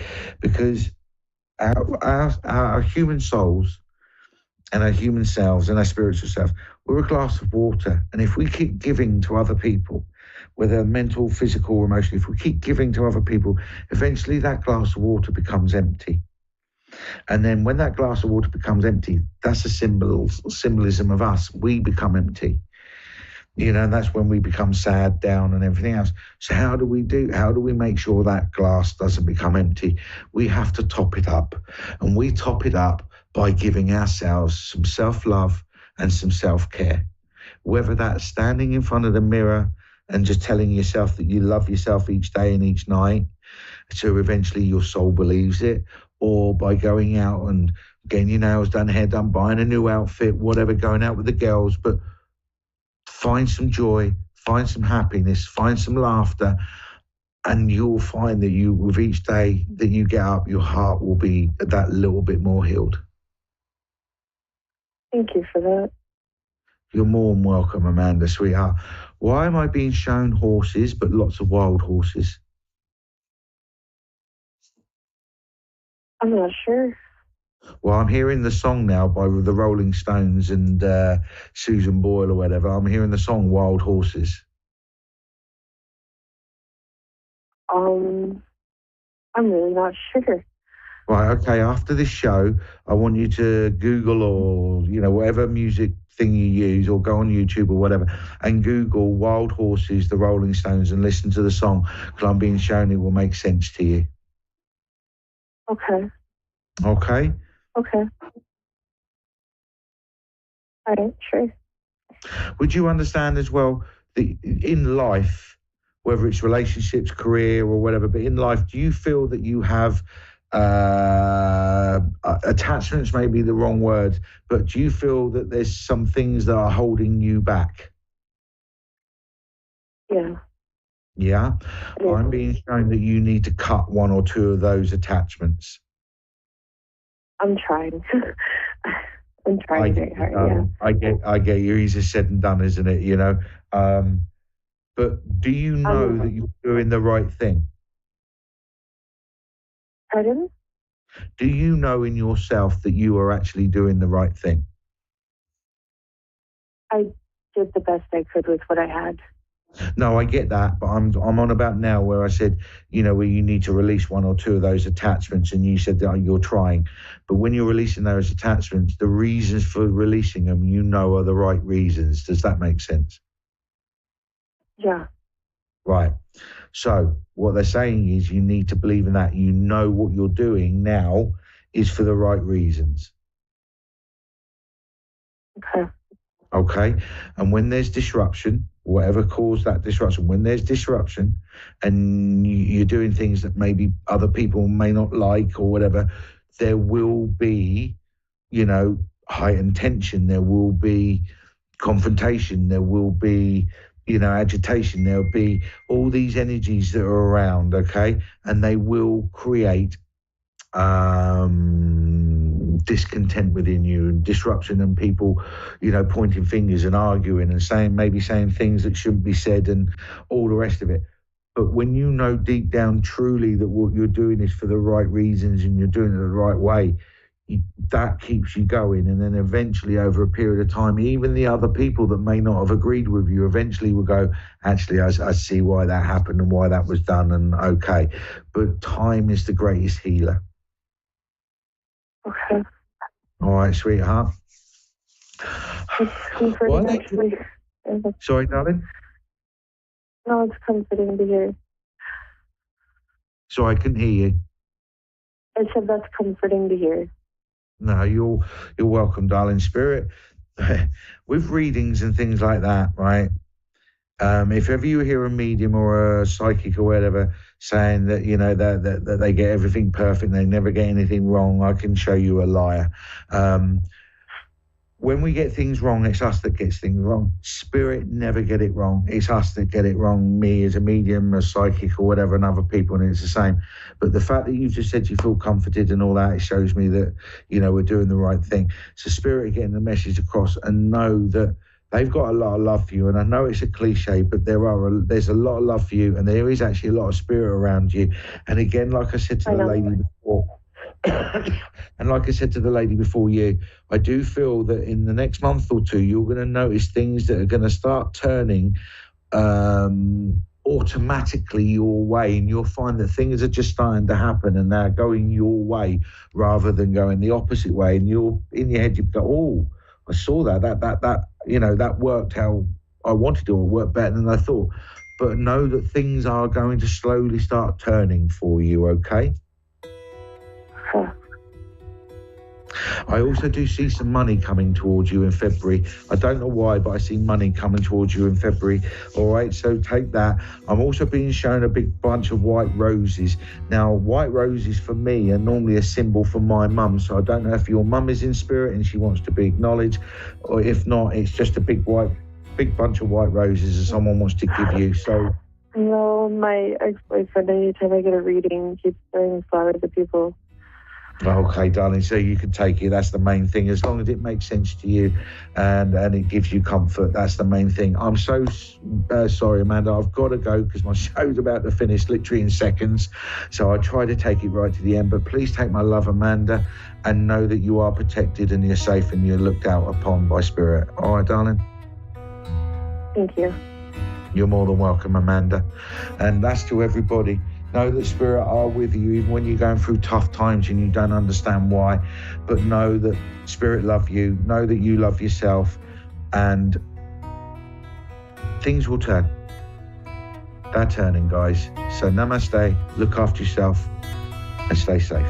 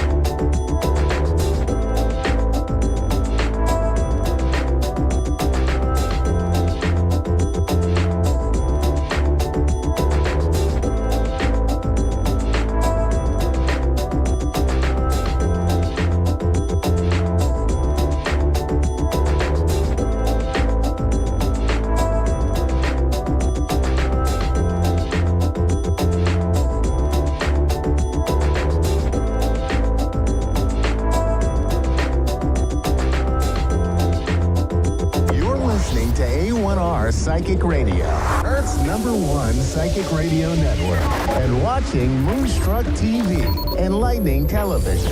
Welcome. Time for Eleanor Gray's Psychic Destiny with Eleanor Gray. Live from GraceDestiny.com. Connect direct. In North America, dial 888-454-2751. In London, 20-3519-2158. In Sydney, dial 02-8488-3147. Or online, contact us through our Facebook page, facebook.com/Psychic Radio. Or one of our websites, AskOneRadio.com or Moonstruck.tv. This is Eleanor Gray's Psychic Destiny on A1R, the Ask One Radio Network. Hello, hi everybody. I don't know. There we are. Hello, hi everybody. Welcome. It's Eleanor Grace, and we are doing our Psychic Destiny show, where we're inviting callers to call in, and we'll have a look at the cards. Here we've got a few cards here, and we've also got the ever-present crystal ball, which is here, and this one has got the citrine crystal in it, which you can see here all around the surface here of this particular crystal ball. Now, the citrine brings in prosperity and some wealth and opportunities, and that's what we all want, isn't it? We want a little bit of luck going our way. We want to combine that luck with some of our hard work and success. So it's really great to see the crystal ball coming into readings. It adds another dimension. It gives us an opportunity, really, to just reflect on loved ones that have passed over. We like to do that. And we also like to investigate what we can see really here, right into the center of the crystal ball. And that's what I'm here to do. I love it. I love reading with crystal ball and the cards, because we've got, something of everything for you. And we're going to have a look today at those newfound opportunities for you. And we're also going to invite spirit in as well. And I do that process by just really concentrating onto a lovely image. We've got one behind us here, which is this fabulous sort of mountain range, a bit of snow. Well, we all like a bit of snow, don't we? And we can look at that image and look at the sky, look at the horizon on that skyline, and we've got that coppery colour in the mountain. We've got it in the crystal ball as well. And we can look at that scene and invite spirit forward to say, okay, where are you? Where did you go? What happened? You're going to come and talk to us. So that's really special, and it's something that we'll be looking at today. As well as spirit, of course, readings are all about you, all about what we're up to, what we're doing, how we're shaping our lives, who is important to us, and who also is going to be giving us the helping hand, the support we need, the love that we desire, and the friendship. That's the basis for all relationships, liking each other, being kind to each other, and helping each other out. And that's what we should all be doing. Now, we're in different times at the moment because we've got lots of astrological changes that are going on, and that's affecting everybody. But once we've reached past the 10th of February, we should all be looking for a very, very positive time. And this is because it's the change of planetary aspects that we can do nothing about. So it's a good time for all of us, and that's where we should be planning now and focusing on this really lovely opportunity that it is coming around for us. I'm taking one of these cards pretty much for all of us here, and we've got Amanda as well in White Oak, Texas. Hi there, Amanda. You're through to Eleanor Grace, and how are you today, Amanda? Hello, how are you doing? Hi. I am wonderful today. Oh, good. I've got a little bit of a throat. It's in England. It's in London. Everybody seems to have, a bit of a cold, stuffy nose, and not doing great really. It's a bit like we feel that the snow is here. It's behind us. There's been a lot of snow in our country. So Amanda, we're gonna have a lot of luck here in looking into your cards. I'm shuffling for you. And I'd like you just to say stop when you feel ready, and we'll take some, shall we, from the top? Okay. Okay. Yeah. Brilliant. Let's see what we've got coming through for you. Okay, so the first card here, I can see it, it's the Knight of Pentacles. This is all about your friends. I think more friends than anything else coming in to say sorry to you, and to make some apologies that are absolutely necessary. They should have been said a while back. And here you have the lovers, which is a great sense of opportunity to rekindle those affections, not just with your friends, but also lovers too, and family members and younger family members are going to be quite significant, quite important actually in the coming weeks. So there may be some birthdays that are on the horizon, family gatherings, but it's the youngsters that I think you're going to be focusing on. There's a new job here for you, Amanda, and I feel that you're walking away from something that is no longer of service to you. Is that correct? Are you sort of really transitioning now into a new beginning and a new start? Yes, I'm in between that. Yes, I have been told, forget that job, and I just do a little part-time work. And so, yes, if another one is on the horizon, that'd be great. Yeah, it is. Absolutely. Because you're walking away here. You've drawn the 5 of Cups, which, there we are, you can see it there. It's just going down those stairs that you might be able to see here if you look on screen. And you're walking down sort of this Victorian image. So it's not you today.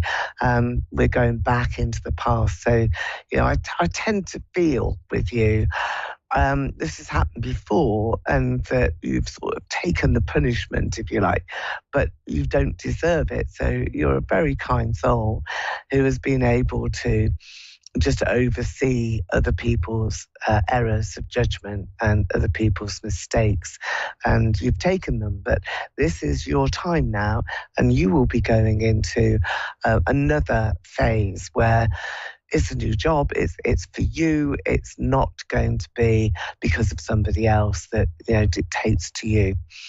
And that's a feeling that I think you have. And also you're going to enjoy more money. There's more money. Prosperity is with you. And I think it will be February that you really start to look, but March is when things are going to happen. It's a busy time as well. I just feel that sense with you, Amanda, that you've been over exerting yourself. Maybe it's Christmas and New Year and parties and responsibilities to other people, but there are still a lot of changes that are yet to really impact your life. But look at this now. We have the Sun card that's come in to give you hope, and that glorious hope and that happiness. Best card for you.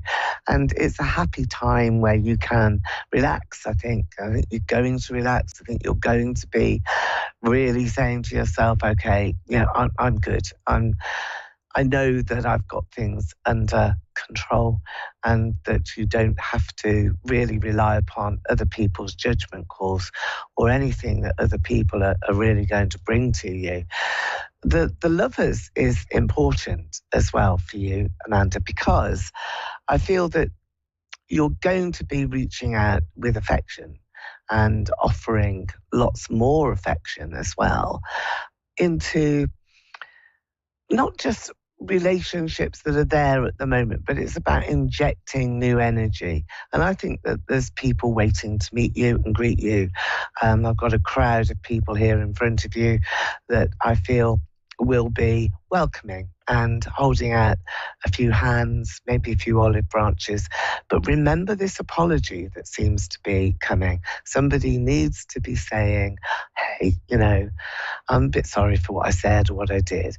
Does that make sense to you? Do you feel as though, you've been a bit badly treated? Okay. Well, it's coming, and it will land with you as well. It is going to resonate, and you will feel quite relieved at that, but also having some emotion let go. You're just, okay, that's done. It doesn't take very much, and then you can move forward, and you're moving forward very quickly. I do have to say that. I've got a very bright car here in front of you as well.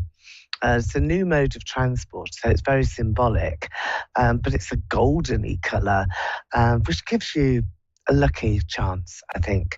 So it might not necessarily be a physical car, although I do see you stepping into something that's bright and shiny and very safe, I have to say. So there's no danger around you. But if you are interested in that symbolic sort of synesy, which is there, it is about you starting to take absolute control because you're the driver of the vehicle. And if you match that with actually buying a new vehicle, then it's double the power. And that's what you have in your favour for this year. It's sort of double that energy, double luck.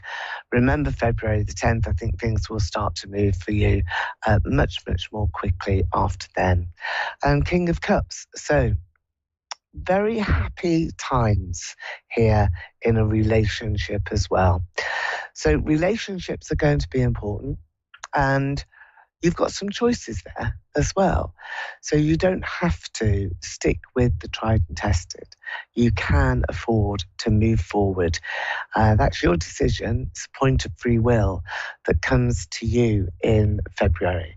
So Amanda, does that ring true? Because there are these apologies and the lovers, new beginnings, and a sense of you wanting to be treated with affection and love and caring.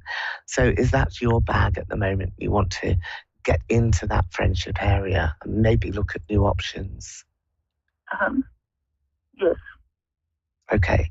Well, it's going to happen because the King of Cups is coming in. It's the best yet. So don't lose hope. Don't lose faith. This is a person. It's a character, a real, tangible energy. And he's there for you. And he's standing right in front of you. And he will be very special. And I think that you deserve it. You deserve to have this real sense of, yeah, everything's going to be okay. So I'm going to wish you well here, Amanda, because I feel that, it's such a bright year for you. And you have some really bright times ahead. So keep your head up, and promises that you're making to yourself and perhaps that you've made to yourself a long time ago are now coming true. It's laws of cause and effect. So think positively, attract to you good times, good people. Don't look back because the future is much better for you. Okay. Well, it's lovely to speak to you, and I'll speak again. Okay. Bye-bye. Now, I think we've got Erica on the line. Hello. Hi. You're through to Ellen. Hello. Hello. I think you might have been waiting for me. Well, thank you for your patience.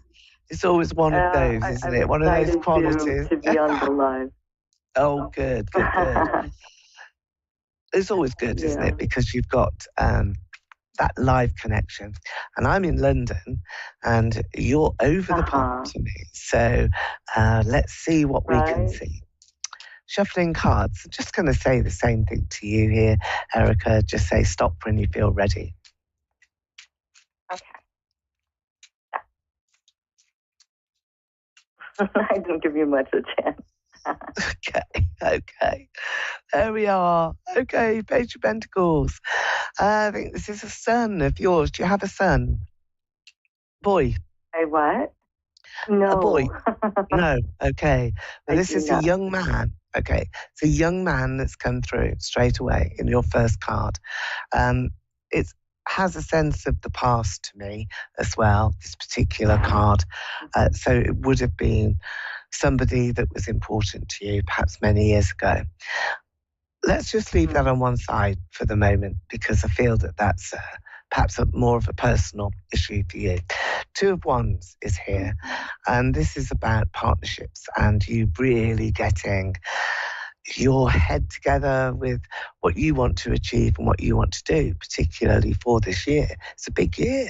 And I think that now is the time where prosperity is important for you. But not only that, it's about taking initiatives.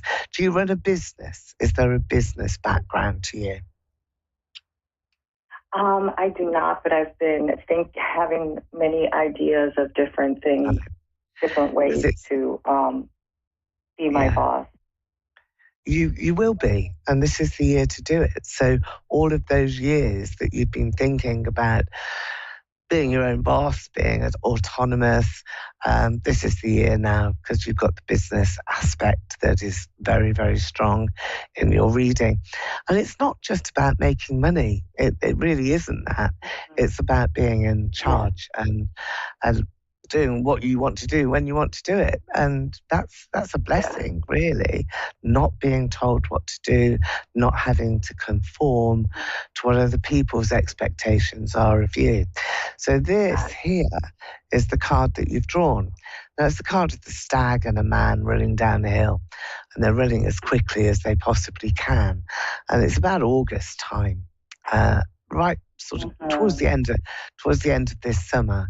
That's when everything takes off for you. So it's a timescale card, and you're thinking at the moment. That sounds great. Yeah, and that's when it's going to happen. Now, your ideas, lovers as well. This is fabulous, very creative and mature. So you're going to be entering into a very creative world, lots of people around you. And all of these creative images that I've got center around flowers and petals and aromas.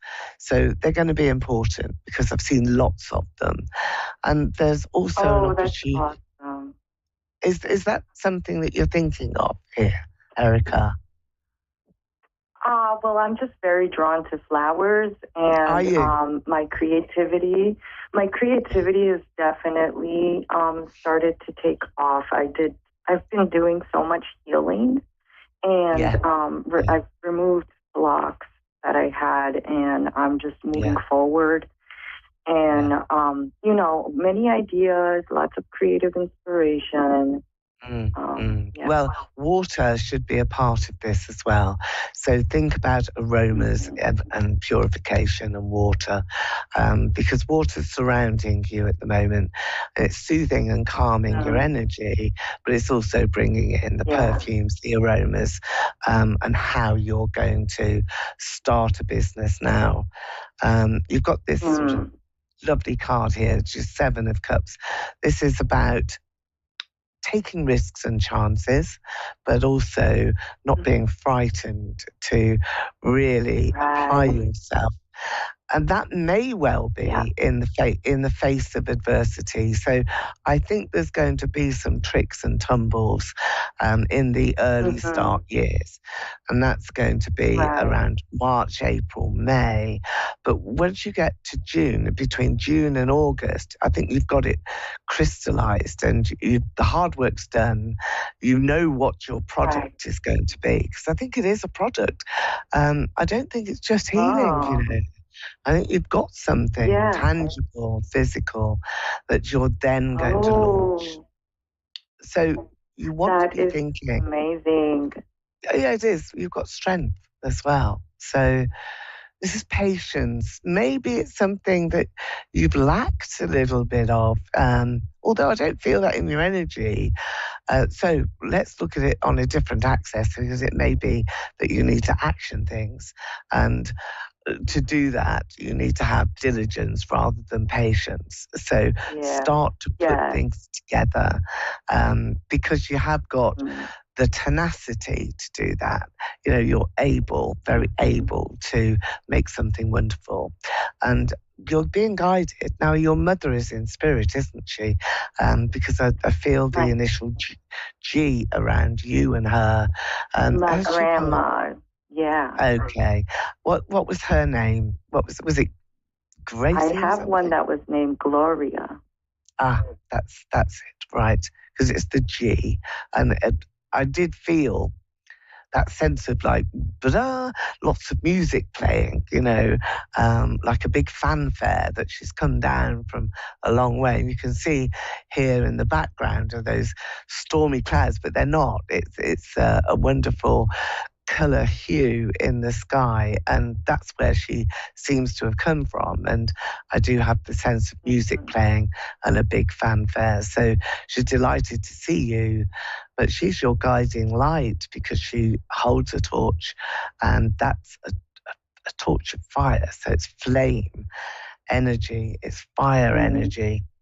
I'm just going to go back now. So she's guiding me here to this card, which is the young man that I talked about right at the beginning of your reading. And this is a young man that's standing next to her. So I feel that this was the spirit trying to talk to you, trying to come in. So she may have lost a child, okay, may have lost a boy, a son. This is your grandmother. And the message there is that she's found him. Very excited. So there is that sort of sense of excitement. Now you're going to take some steps very soon. These steps are physical steps. So do you have steps down to your home? Is there 4 or 5 different steps? Yeah, to your home? Yeah. Right. Yeah.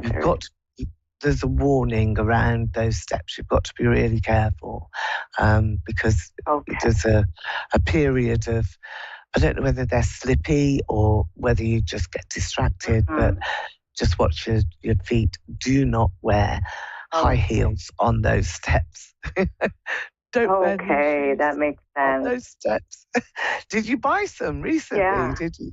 I don't want you to wear them. You know what it is I've had some misalignment in my body, and so I'm like usually in a lot of pain, and I'm like, that's one of the things I've been wanting to work on and heal, is because, you know, my posture is a bit off.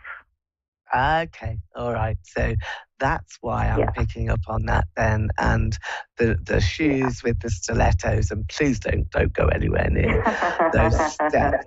So that's coming from your grandmother. Which is a lovely message, but it also is very relevant to you.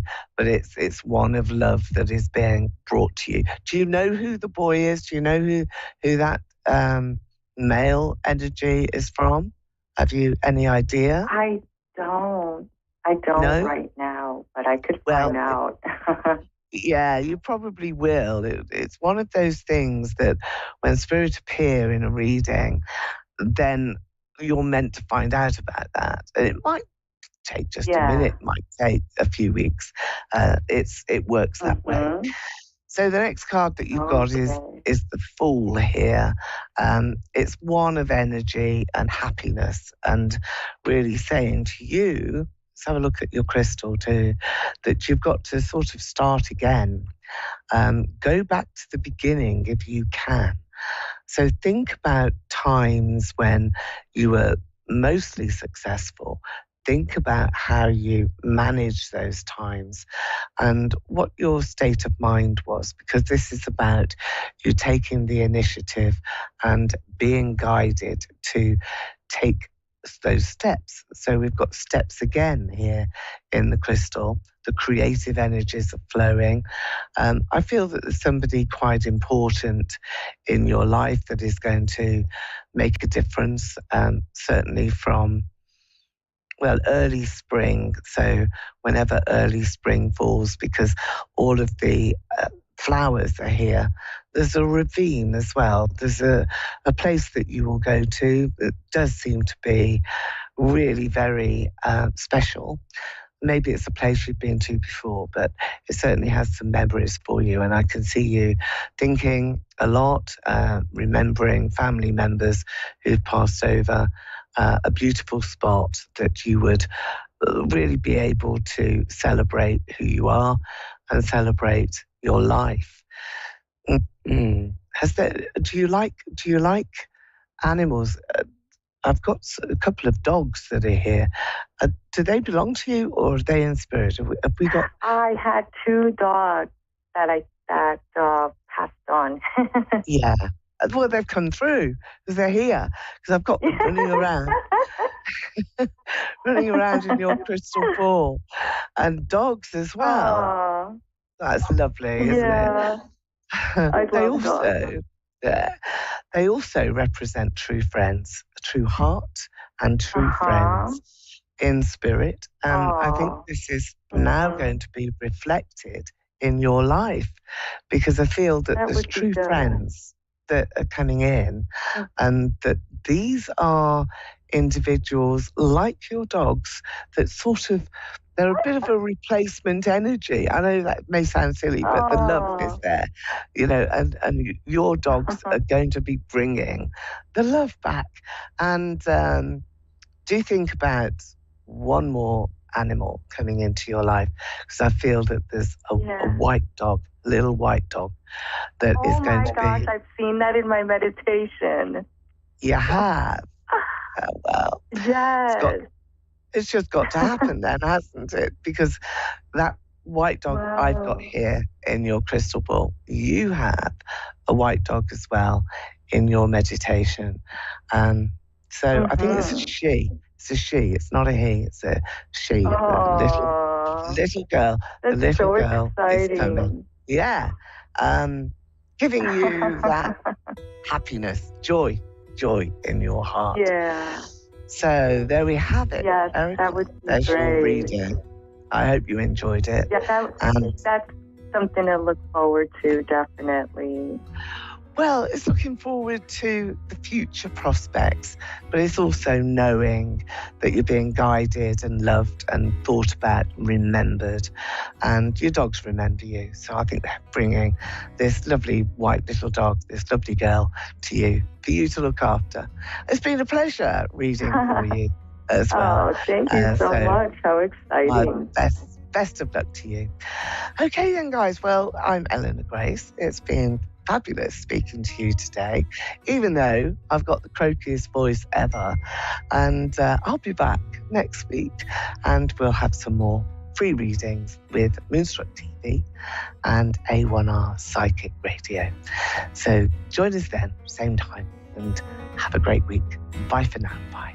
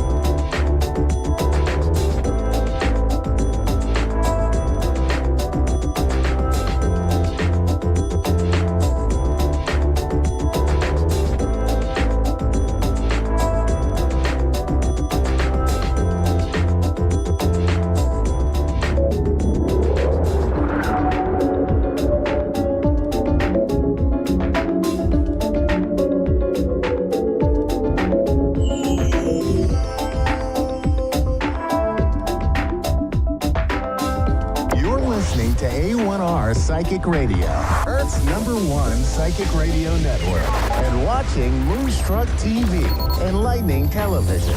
Welcome. Time for Soul Alignment Mentor with Angie Harris. Live from AngieHarris.org. Connect direct. In North America, dial 888-454-2751. In London, 20-3519-2158. In Sydney, dial 02-8488-3147. Or online, contact us through our Facebook page, facebook.com/psychic radio. Or one of our websites, askoneradio.com or moonstruck.tv. This is Soul Alignment Mentor on A1R, the Ask One Radio Network. Welcome back, everyone.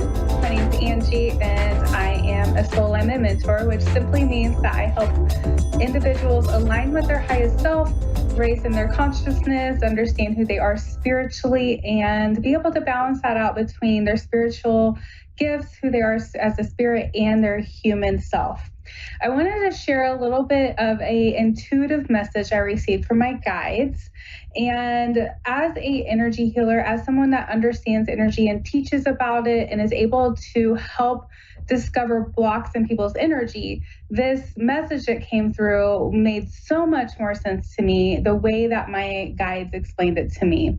So if you were to imagine going into a restaurant with some friends or family and you're sitting at a table and you are just enjoying your lunch or your dinner, and then all of a sudden the table next to you, someone at the table either tells a joke or something funny happens, and the entire table breaks out in laughter.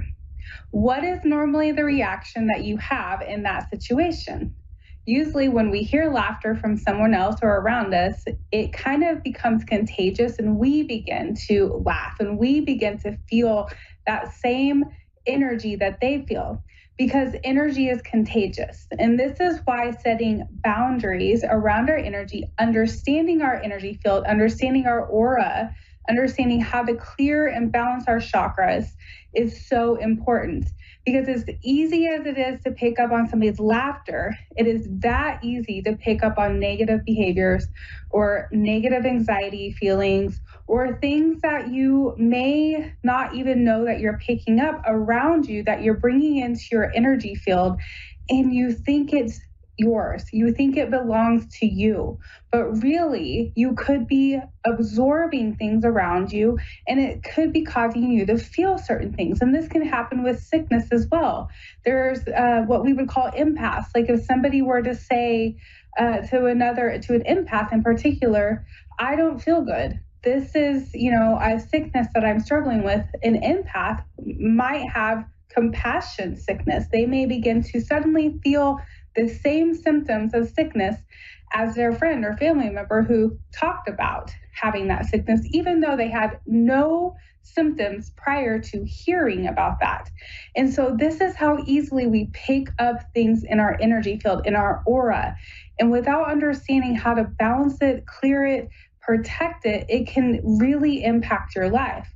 And so I want to share with you that I'm starting a 7-week course where I take people through our energetic system, starting through every chakra, through energy field that creates up our entire aura, and teaching how to clear and balance these parts of ourselves so that we don't get impacted so much by what is happening around us. That way we can live in alignment with our true self and be in our true power. So if that is something that you would like to do, I invite you to come over to my website, www.angieharris.org. Go to Raise Your Vibration course and come and join us. We will be starting that next Thursday on February 1st. And so I would love to invite you to come do that.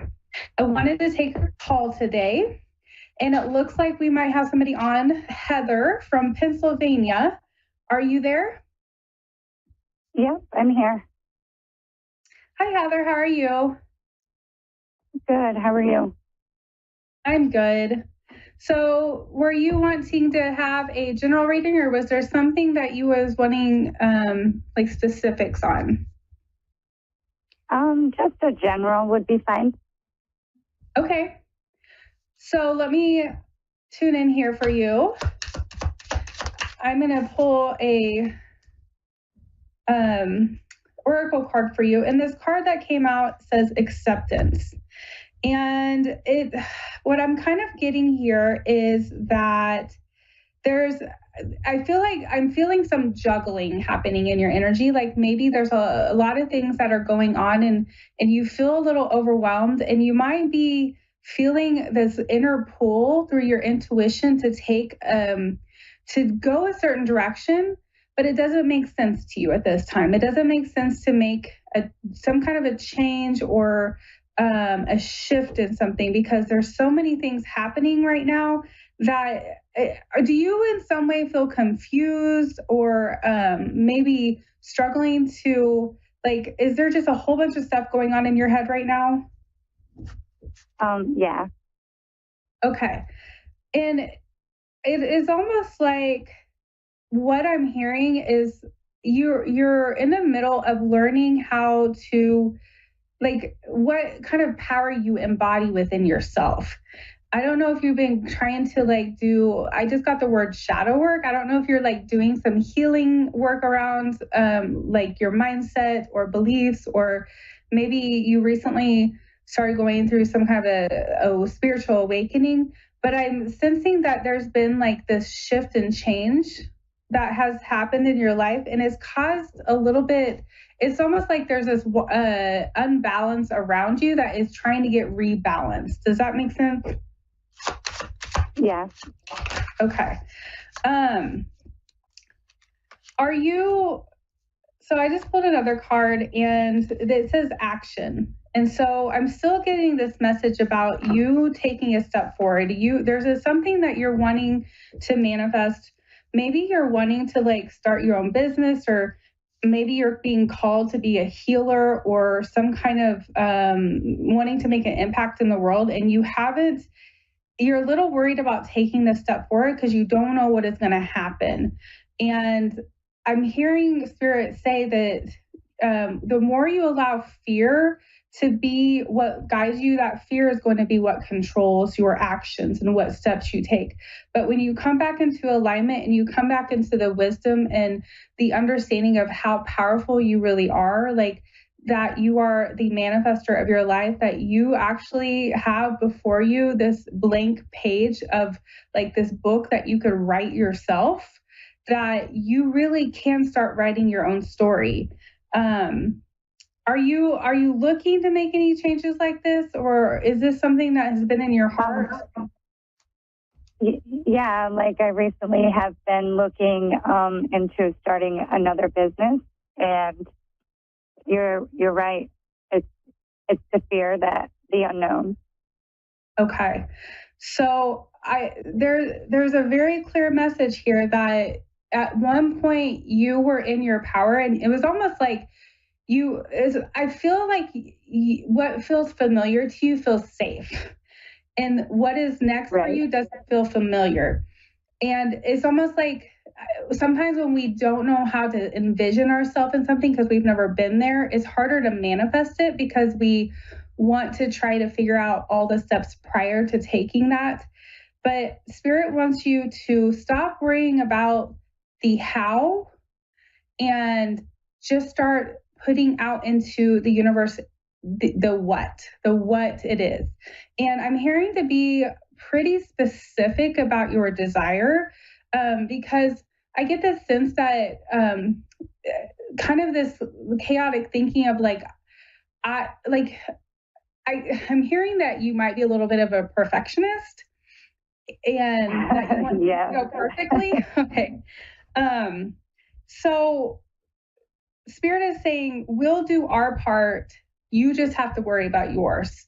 And they're wanting you to know that you don't have to take the role of making things happen. They will be the one to do that. You just have to set your steps in alignment with what you want and do them with courage and the understanding that it will manifest in the way that you set forth. So the fear that you're feeling is actually the main block. And there's a clear message coming through right now as well that you were made for more, that you've kind of kept yourself a little small up until this point. And that inner, like, I'm starting to feel like this, like my chest and my stomach kind of getting a little, like, it's almost like something's trying to be pulled out of it. And I sense that you have this inner calling that has been calling you forward for quite a while. You've had it since a child, is what I'm hearing Spirit say. And it's like a gift that you're meant to share with the world. And the more you hold back your gift, the less the world gets it. And you are meant to take this step that you're waiting to do. Does this all make sense? Yeah, it does. It makes a lot of sense. Okay. And so I just pulled another card here. It says joy. And so that is just a reminder that instead of allowing your mind to focus on all the worries, like, they just said, focus on the service, not on what you're going to get. Focus on what you're giving instead of what you're getting out of the situation. And that will release some of that stagnant energy and that fear that you're having, because there's a deep desire within you to give, but you also, it's almost like in some ways throughout your life, you've struggled with receiving. Maybe as a child, like you kind of had to prove yourself or like be a certain way in order to get the approval of like your parents or people around you. And this is kind of reciprocated in like your ability to open up to abundance in all areas of your life. And I get this sense that you've been able to do that in quite a few areas, but because this is so different than what you know, this brings a little bit more worry for you. And I'm hearing there's a little bit of worry about your family. Like, will I be able to take care of my family? Will I be able to, will I have what I need kind of energy? And it may be just for yourself. And Spirit definitely, Spirit wants you to know that again, that reiterating, we will take care of the part we are supposed to take care of. You just take the action. And then follow inspired steps. Follow the steps that inspire you, because that will be in alignment with your calling and your purpose. Does this all make sense? Absolutely. Makes a lot of sense. Great. So if you want to continue to this reading, I am offering a special on my website, and you're always welcome to come over and book with me on angieharris.org. But I do hope that was helpful for you, and good luck on that adventure. I'm excited for you. Yes, thank you. What was your website again? angieharris.org. Okay. So, Harris or Harris? Sorry. Harris. Harris. Oh, all right. Okay. Good. All right. Yes, thank you so much. You're welcome. Thank you, everyone. I look forward to seeing you again.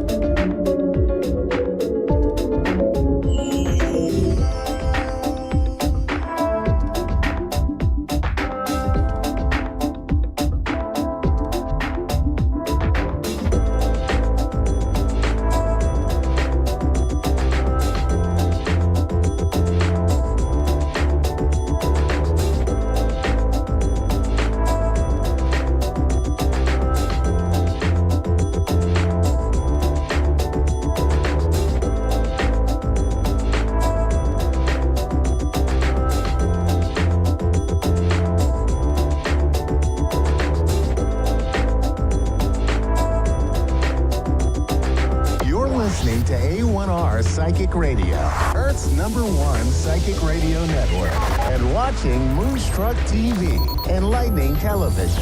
Welcome. Time for astrology and psychic readings with Lady D. Lady D. Live from LadyDSpsychicParties.com. Connect direct. In North America, dial 888-454-2751. In London, 20-3519-2158. In Sydney, dial 02-8488-3147. Or online, contact us through our Facebook page, facebook.com/psychic radio. Or one of our websites, askoneradio.com or moonstruck.tv. This is Astrology and Psychic Reading on A1R, the Ask One Radio Network. Hi everybody, welcome to Astrology and Psychic Readings. You've got Lady D. I'm your host for the segment, Lady D.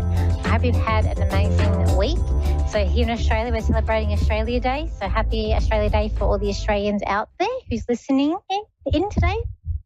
Okay, so with the astrology this week, we do have a lot that's going on. We do have a full moon that happened this morning. So it was in full moon in Leo. So it happened at 4:54 a.m. That's my time here in Sydney. So with this full moon, it was a big one. There was also an opposition to Pluto, and there's also there's a square to also Jupiter. So, with that, there could be some uneasy emotions that do come up with this full moon. I do feel like it's about stepping in some sort of power. We are dealing with ego as well, because we are dealing with Leos, but we're also dealing with Leos have big hearts, so it could be you're feeling more generous, feeling more giving. There's a sense of being more social or wanting to be social and going out and having fun. There's also a sense of family. When we're looking at fire signs, especially like Leo, they are like family people. They like to have their family around them.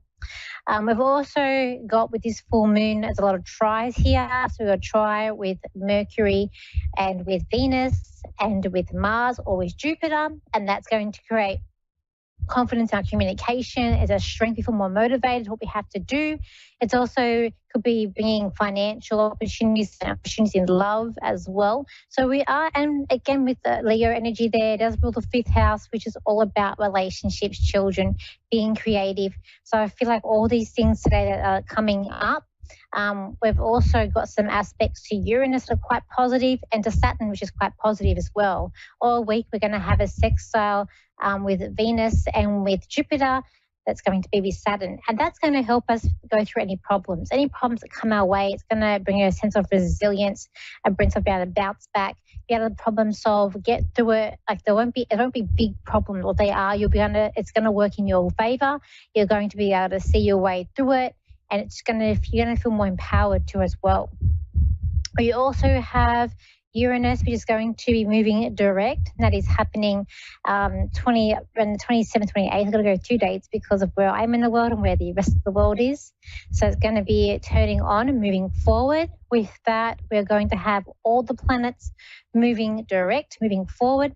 So this is where it's time to get things done, time to really get that motivation going, really time to plan ahead to see where you are going in the year and what you want to complete and accomplish this year. It is a good time to start looking at that with all the planets moving forward and going direct.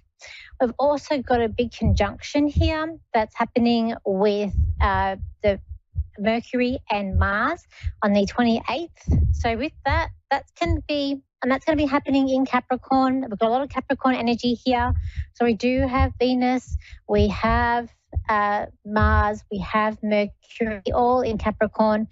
And with this conjunction happening, it could be about following rules. Now, this can be a sense of having that strength or feeling that either ego, that confidence to say what you want, or you're thinking, saying what you're thinking even.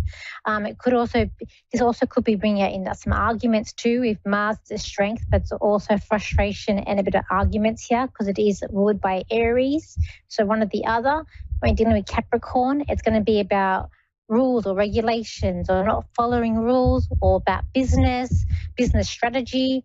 It could be about financial institution. It's kind of like law and order, rights, what's right, what's wrong, black and white. So it's going to be in that Capricorn energy. It also can be about compassion and helping people too, because it is a cardinal sign, and they are the signs that like to help people as well.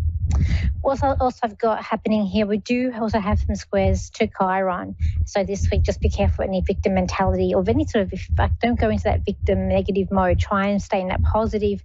There's more positive energies that we've got coming up this week. I do feel like with this full moon, though, it is going to be about releasing of power. You're going to have some fixed views. We are dealing with a bit of fixed energy here and not wanting to negotiate with other people. There could be a sense of being sort of blindsided or not seeing things coming. People want to stay in their own power. Time to let go and transform yourself. So I do feel like there's going to be a sense of transformation that's going to happen with this opposition. And it's like you don't want to hear anything negative. With Leo, it's about having fun. It is about the ego, but having fun and not wanting to hear negative stuff. They want to bruise the ego. And then we've got here, be careful of diving into things too quickly. So you could have a sense of being like eager to get things done very, very quickly and diving in there. So just be careful. It could be good and bad, that could be. Okay, let's see who we've got here. We've got Amanda, who's in Texas. So hi, Amanda, how are you? Hello, hi everybody. Hi, how can I help you today? I just like a general reading or a message if you have one. Okay, let's have a look. Just to connect to Amanda in Texas. What's happening?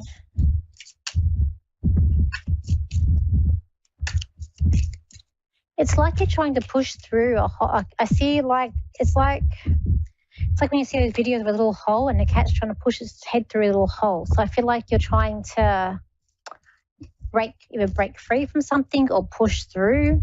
I do feel like I do see there's like lots of like light shining in. So I do feel like it's about things coming up more positive or better for you. I feel like it's also a sense of February being unstuck. It's like you're sort of like stuck. I see your legs sort of in concrete or in mud, but for February I can lift my foot out. So I do feel like it's going to be unstuck in February. I'm going to go to the middle of February, around the 15th of February, where I'm going to be unstuck and also unfazed by also what's going on around me. I just feel like by March also we're moving ahead quickly. It's like a March, there's full steam ahead for you and you're not looking back or you can't look back. And you're heading it's like you're heading like I don't know if it's a goal or like I see like a cup, like a number one, like I'm in a race. I'm getting to the finish line for the prize. And it's like, you can't really, there's no turning back. It's all about moving forward. There's also financial help here and assistance coming up here for you too, or that could also be you helping someone else financially as well. I want to say be careful with terms of work, because I feel like with work, kind of like floating in no man's land, but as well as that, there's a bit of like sharks. This card here, I feel like there's sharks around you. So I was going to say just be careful, but just keep your ear to the ground and just be aware of what's happening around you at work. I feel like you're okay, you're safe. I feel like that you're on solid ground, so I don't feel like this can really do anything against you, but I just feel like people around you are a bit I feel like they're a bit toxic or they're blindsided. It's like just like sort of silent chatter that's going on around you there.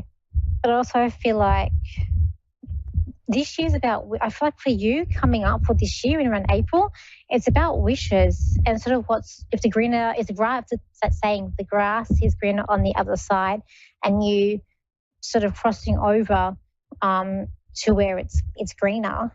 I want to say I don't feel like this is you. I feel like there's someone around you who are being stopped in their tracks, what they're trying to develop, what they're trying to bring through at the moment, there's a slow down of that. I feel like this is a male around you. I feel like I want to go to like a sun. Do you have a son? Yes. Okay, because I feel like it's a son. I just feel like what he's trying to do, or it's like he's been stopped in some way. So I don't know if it's like sport or if it's professional. I just feel like whatever he's done, I might have to just have a rest or not being able to do what he wants to do for a little bit. I don't feel like it's going to be a long term. It's just a little bit. That's also coming up. But for you, I just feel like it's full steam ahead, especially when we get into April. It's like all the lights are on and you're moving. This card is really standing out to me, and it's like the cat is with these dogs and they're moving ahead and they can't go back because there's no path. So I just feel like by April, for you, it's full steam ahead. Also, I get a dog around you. You have a dog as well? I have 7. Oh, 7. Okay. I have 7 dogs. So I can see a dog around you, and I just feel like something's with his paw. I just see a dog coming up to you, and I feel like something with the paw. Now, the way I'm seeing this dog is that it's a kind of it's like slender. The dog's kind of a slender build. I do get the coat is shiny. I'm not getting a long-haired dog. I'm getting more of a short-haired dog, but there's still like a lot of hair there. But it's very shiny fur. But I think like something with the paw. I wonder if that's our bacon that we lost, probably. Oh, okay, because I can just see he's coming up to you in his paws. Okay, but he's waving. This dog's very dog's a kind dog. This dog's very kind and has a lot of heart. This dog, I feel very emotional when I connect to this dog, but it's like dog's very heartfelt. And this dog has a lot of compassion. I just get a bit emotional when I can connect to this dog. The dog wants to say, dog's hi, dog's fine, but I just get the paw. I feel like the dog could shake hands as well. So do you have any questions quickly there, Amanda? No, really, you've answered everything that I needed to know.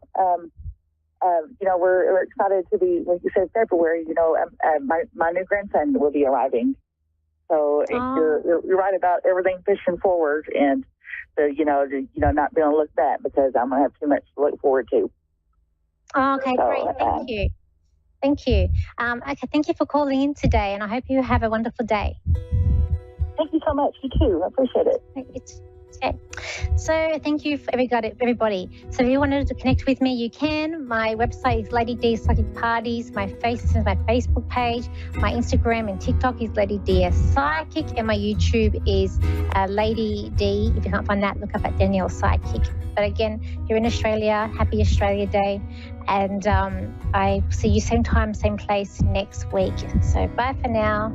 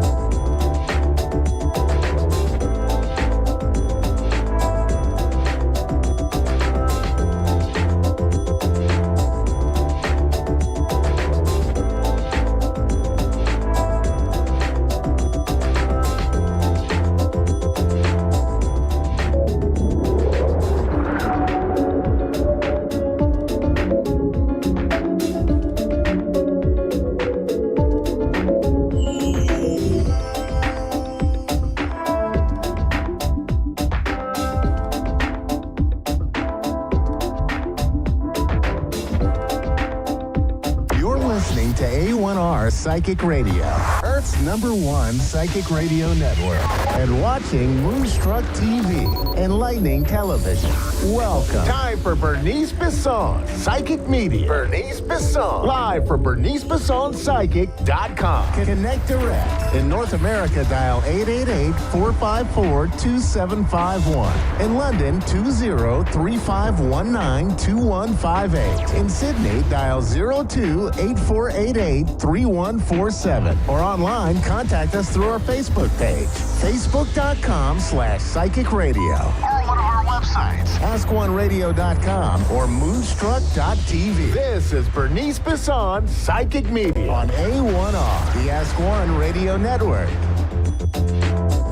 Welcome. It's Psychic Tuesday, and I'm your guide, Sweet Bee. And we're going to start at the top with some astrology, and then we'll get into some callers. First of all, you can find me at bernicebissonpsychic.com. My social media page and my podcast is there, and you can also find links to A1R Psychic Radio that I'm on every Tuesday for 30 minutes. I do free readings. And we're going to get started at the top. I'm an astrologer, psychic medium. I've been reading for 30 plus years. All my readings are recorded. In fact, my podcast are previous readings that you get to hear, and people come back and talk about all the things that came to pass. And but let's start the energy at the top. We're going to start with some astrology, and then we're going to get into some readings. And so I'm going to start with the news this week and this next week. We've got Mars, Uranus coming together. Expect breakthroughs, unexpected breakthroughs, surprise action, surprise communications, things you thought were a dead issue might come back up again. But Uranus is going to bring a few surprises joined up with Mars. And Mars, of course, had their Cazimi, and it's about to become visible to astronomers. And so we're going to start to see that power of Mars quite a bit, but starting this week, and it's joining up with Uranus. So lots of unexpected stuff. Uranus is in Taurus right now. Even with the economy, we could see stuff coming up with banking, finances, the economy. That could even be budgets, reports, GDP, that kind of stuff. So lots of stuff going on there. We've got Venus trining with Jupiter. And so we got the opposite. Now with Mars, we got Venus. And so we have the feminine divine and partnering with Jupiter in a trine. And this is going to be expansive. This is going to be growth, expansive, your values, your ideas, your money, your cash flow, your debt load, your credit card balances, your waistline can all grow under this influence. And so be mindful of that as well this next week. And then we've got Mercury, Neptune trine. And this is, artists, musicians, lovers, creators. This is your energy. This is like the time that if you can hide at home and create, that's the time to do it. This next week, 10 days even, because we're going to feel that Mercury and Neptune energy around communications and also around illusions and communications. So if it's coming across too good to be true, those surprise elements that come bursting at you with that Mars, Uranus energy, then you're going to definitely, you got to really look at the message. It could be rife with misinformation. It could be rife with illusion, disillusionment. So there's some of that going on as well. And of course, because with that value Jupiter energy, that Venus Jupiter energy, our values, our money, people wanting us to part with our money. So be careful of chameleons, be careful of those that are trying to scam you even, or that make something sound good that isn't. It isn't. And so be mindful about that this week. Just that information is, because it's going to be hard to maybe find out everything you need to find out. So that's kind of the bigger energy. I'm going to get to each of the signs really quick. And the energy of the week, though, overall is about unity. And it's about people having to, or ideas or unexpected things coming together for you. Money, finances, relationships, people, health outcomes, things like that you weren't expecting, some real breakthroughs. Now's the time to reap the benefits of your efforts, stand back and admire what you gained or achieved. It's going to be a time to discover where your own pride is most active. We're going to see lots of action with unions, labor, and money.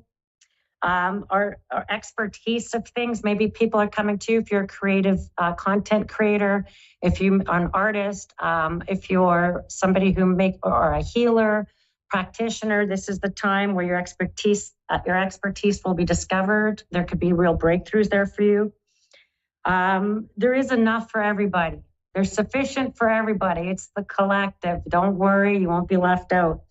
And that you might arrive at a place of mutual exchange, and as a way to maintain this, like, reciprocity is going to be important for you, and that's that Venus Jupiter energy. So that's going to be important overall, and unity. But let's get into each of the signs real quick. We got Aries on the top. Aries, this is going to be really good for unexpected breakthroughs, things that come through for you in work, opportunities, finance, money, your reputation, and maybe even unexpected travel, unexpected trips. You could even have to go somewhere else for a bit. And anything less than your best effort, you'll make your own worst enemy. So remember that. So don't put in a half-arsed effort, because you might get a half-arsed result. And you don't want that at this time. I feel like you want to be on top of your game and really come in with it, because I feel like you could be kind of a good breakthrough for you in your career, money, and direction. And that brings me to Taurus. Taurus, man, that Uranus energy and Mars, man, that's going to impact you right away, and certainly right in your first house of identity and things like that. But there's going to be times when there's just no need to become involved, when the responsibility is turned over to another. You might feel a bit invisible. You might feel like there's events that are out of your control that you're shadowed or eclipsed by. Use care within the idle passing notions.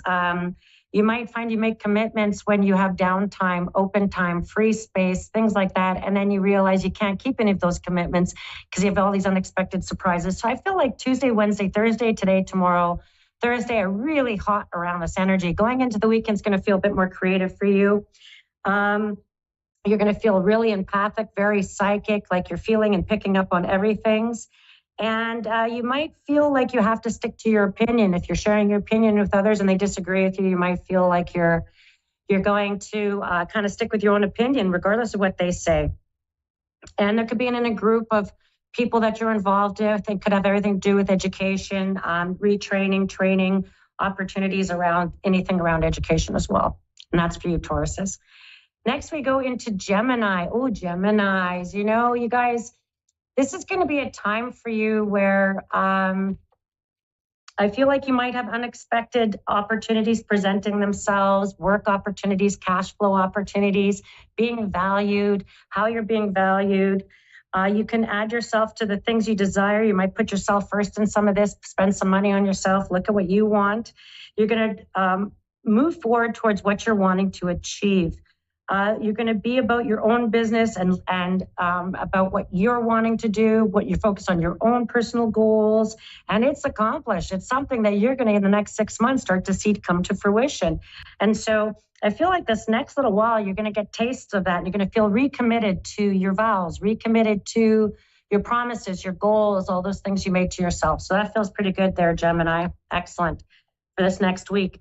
Then we got little crabs, little Cancerians, and man, the story is Pluto at 29 degrees of your sign. It's the last grinding energy for you, I promise. And as the week kind of commences, you're going to see that these new opportunities or commitments that have been percolating around you recently is really going to come up in a big way. And so Two of Hearts. And so festivities, it's going to be time to celebrate, take satisfaction in things you've earned. You might be passing tests. You could be getting new news that feels so good to you. You could be getting something that puts you in the advantage with work. So there's some really good news, something that's going to come to you where you're going to feel kind of celebrated. And I feel like, yep, it's really happening. Cancerians, finally, huh? Yeah, so it feels good this next week, even into 10 days. And again, if you are any of these signs as a sun, moon, or rising, they would apply to you as well. So watch all three. Then we go to Leos. Yes, Leos, this is all about you, all about partnerships, things through families, in-laws, partners, those kinds of areas. And I get angels and demons. And so holding the positive and the vision of that is bright and wonderful in a world you aspire to achieve. The liberty, you're free to choose as you please to do. You're free to make your own plans, decisions. You don't have to bend to anyone's will. That you might have to be focused on partner for a bit, what their needs are, what their restrictions, things going on for them, big changes for them. And I feel like you're right there with that big Leo, generous-hearted energy this week, supporting the partner's family, people in partnership, people that you want to partner with. And you're going to get to know your own creative strength and the ability to use it. Maybe you got a good eye for things. Maybe you're really good with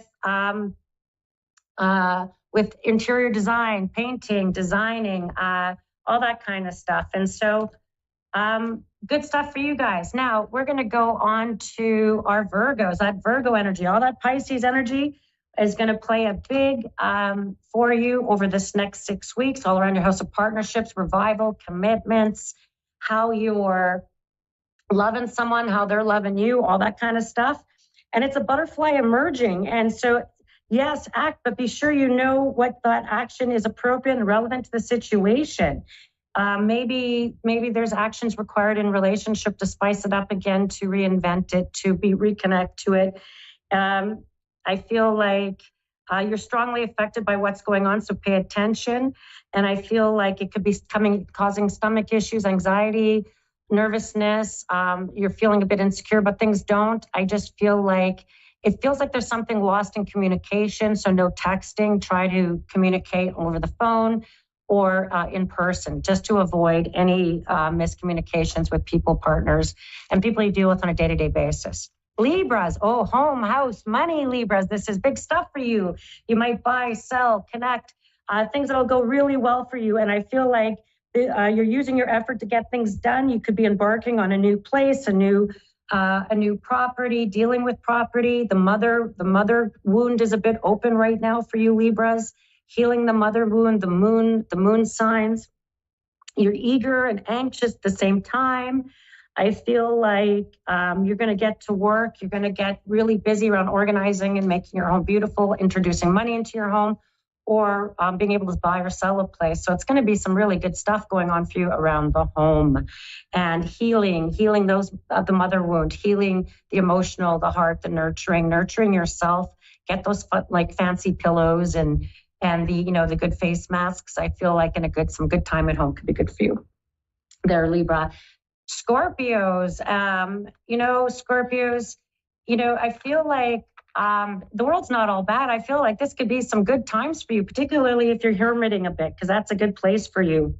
There's a definite dilemma. Stay alert for false impressions, false information, people trying to lead you astray. Everyone's got advice for you, Scorpio. I don't know. Listen to your own gut.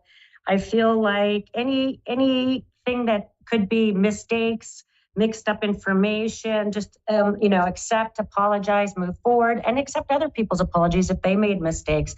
You could have people coming forward to let you know they made a mistake, and you're like, I figured that's what happened, or that you're able and given a chance to explain any mistakes you've made. And so this is a good time to clear the air and file your taxes. Okay, Scorpios, now we're going to move to Sagittarius. Sagittarius, it's about changes of job, changes of opportunity, things you might have been wanting, changes of direction there. It feels pretty good. See it, be aware of it. It's a fruitful phase and it's very fruitful and phase for you, where opportunities are going to present themselves in work, education, new directions, language, learning languages, opportunities to travel, to new places. There's pregnancy cycle for you guys. So this could be a strong pregnancy, fertility, ignition cycle. And to pull away and take up some meditation to settle some of the really high, that high vibration energy that's going on around you, and finding time to have some time away. I'm going to have to speed it up here. Sagittarians, and then we go into Capricorns. And Capricorns, man, the pressure's about to be off. Pluto's going to transfer to things you value.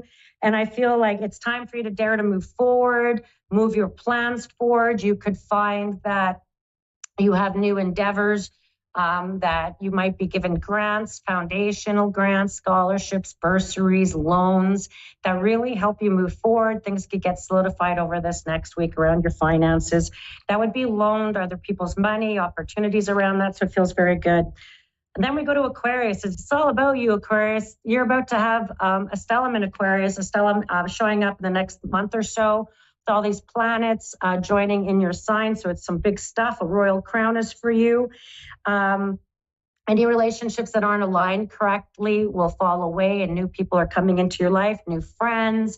You'll feel a bit of encouragement around your employment opportunities, new insights to maybe where you want to go in your direction. So it feels really good for you as Aquarians. And finally, being seen. You might not be used to being visible and being seen by people. So it could be some new energy for you. And then finally, we finish with Pisces. Pisces, we have some powerful energy stirring around you with that Neptune, Mercury energy, creative, spiritual, dream insight, your psyche, intense. You're in this Aquarian energy, which is sort of your 12th house. This is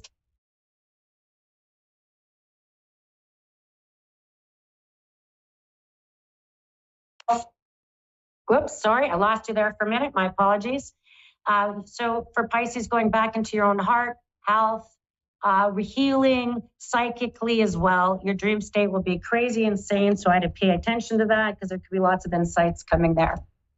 Ooh, that's a lot of stuff going on this next week for my people. And so let's get started with our first caller. And we have Pam, our beautiful Pam. Thank you for joining me, Pam. How are you doing today? Good. Okay, Pam. So we have a few minutes. What's your question? Whoa. Well, I'm Where would you like at a focus? crossroads. Oh, okay. Future. If I'm at a crossroads and like. Perfect. Let's talk about the crossroads, your future, and your direction. What is the day and month of your birthday, Pam? 11/23/71. Oh, Sag. Oh, and 1971, you're my little pig in the Chinese astrology, I believe. And so let's talk about that, my little Sagittarian. So, yep.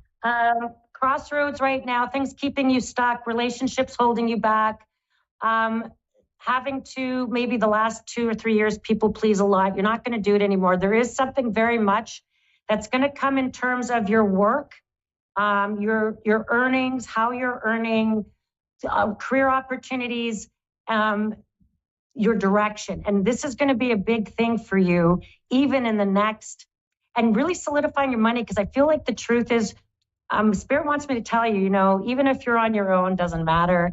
You're going to be able to make great money, or you're going to really shore up how you're earning money. And even in the next 2 or 3 months, there's something about going over papers. You'll be going over documents, papers.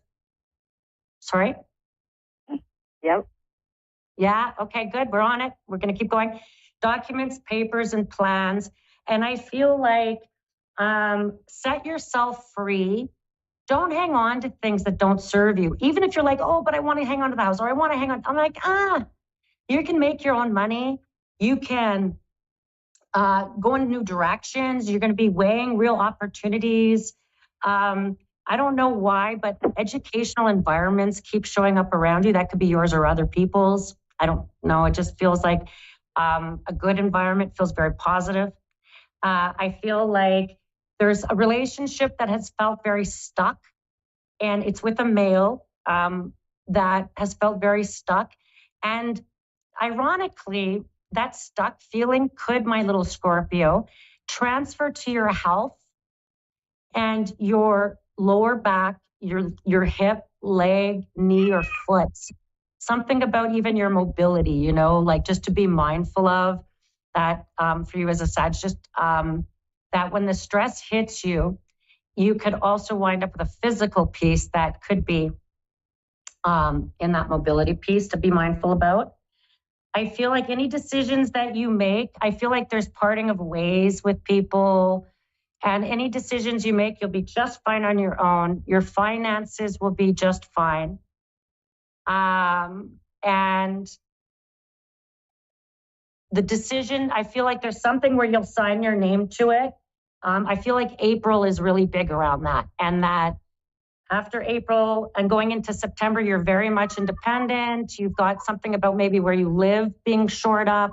But come September, you're in a really great space. Okay? I hope so. It's right there for you, Pam, but I feel like just rip the Band-Aid off and let go of the past. You'll make the decision, sign your name, and then I feel like things will speed up even in February. You'll be just fine. We'll see.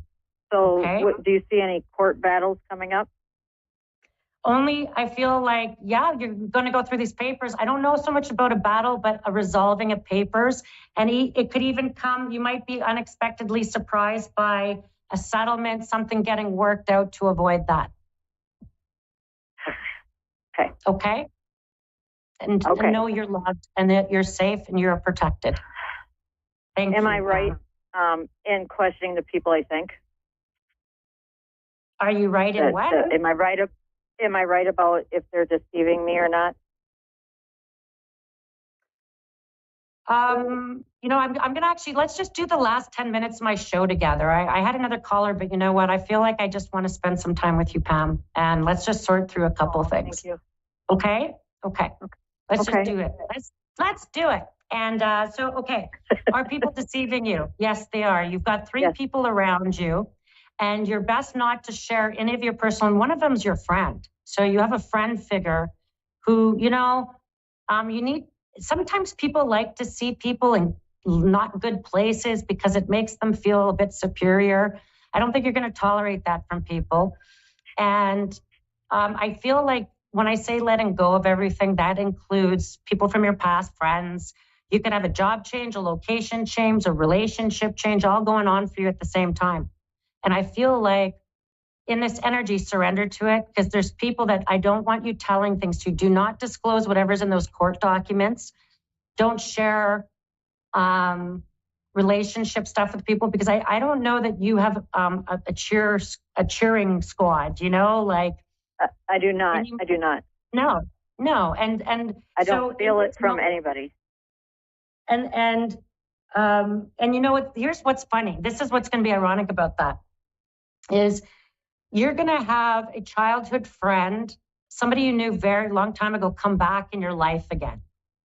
And you weren't expecting it. You're not anticipating it, but they actually turn out to be a solid friend. It's a female.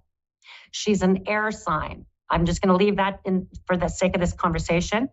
But in terms of people around you, I don't want you sharing anything with them. I want you to, I feel like surrender to the changes. It's only I feel like the court battle will wind up where it feels a bit, sometimes how would feel so intense and it's going to be so crazy actually turns out to be like less like a dud, like it turned out to be a lot simpler than you thought. And well, I want to turn over a document to 3 different people, and it's a big move, and I'm just like keep deleting it, keep writing it. It's me writing my story and putting it in the trust, and that's where I'm struggling. I love it. And so don't tell anybody what you're writing. You're only delivering to those 3 people. Yeah. Yep. And I feel like it's funny because they don't want to go to court.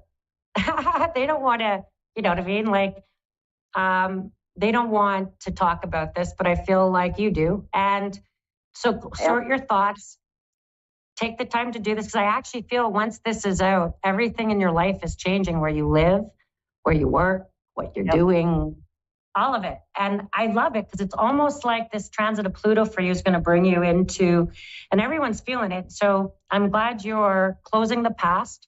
There's power in that for you because you're a truth teller and truth doesn't win you friends. So you know that.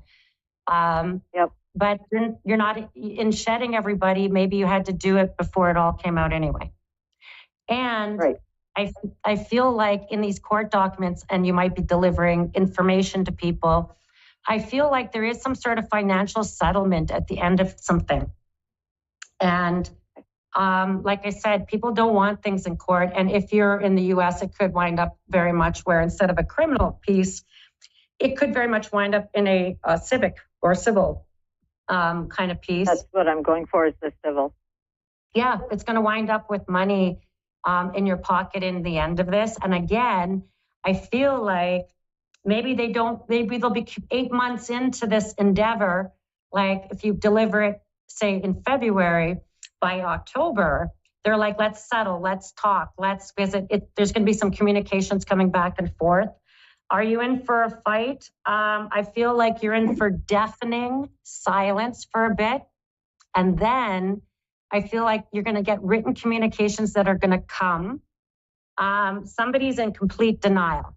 Someone's in complete denial. So someone's like, nope, never happened. Don't know what she's talking about. Don't know. And I feel like you'll have an opportunity to depose them. And I feel like that's where everything goes crazy. Oh. Hello? Yeah, I'm here. Okay. Yeah, I'm here. And so My phone was acting weird. And so yes, I feel like you'll get the chance to depose. And if there's a male somewhere you'll depose, or there's a man in the conversation. And I feel like that's where, when the talk of settlement, it would take about 8 months to sort out those details. And then I feel like there's money coming, and I feel like you're going to get, I keep feeling like you might get 90% of what you're actually asking for. Okay. The family I've been bringing in. Am I doing the right thing by bringing in all the other? Am I doing in all the other people to speak up? Okay, so are you doing the right thing by bringing in all the other people? I'm going to say yes, but there is one person who is, like, they might just come in by being deposed or affidavits that would be submitted. They might only respond in writing. You might not get a satisfaction of a court date with them. But there is one man right at the center of it that I feel strongly doesn't want this to go anywhere. That maybe he's not even mentally strong enough to endure the onslaught of what might be coming. And so just to remember that, and to remember that sort of as you approach this whole case, as you approach this whole piece. But I do see that something will come. I feel like they might try to wear you down a little bit. I'm just drawing a few cards as we go through this. But I feel like you have a strong enough resolve, certainly, to manage that. And so thank you, Pam. Thank you for calling in. I really appreciate you. Now, I'm going to just go back to the astrology for a minute before I finish off my show. This next 6 weeks, we have some incredible transits. The collective, to work together. Our job right now on the planet under this Aquarian era is to bring the collective together so that it's unity, it's collective thought, collective together. So let's remember that. Let's try to raise our vibrations towards the collective, because this next 10 days could be kind of heavy, kind of unexpected. And remember, we're all in this together, and Spirit has our back 100%. And I will see you in 7 days.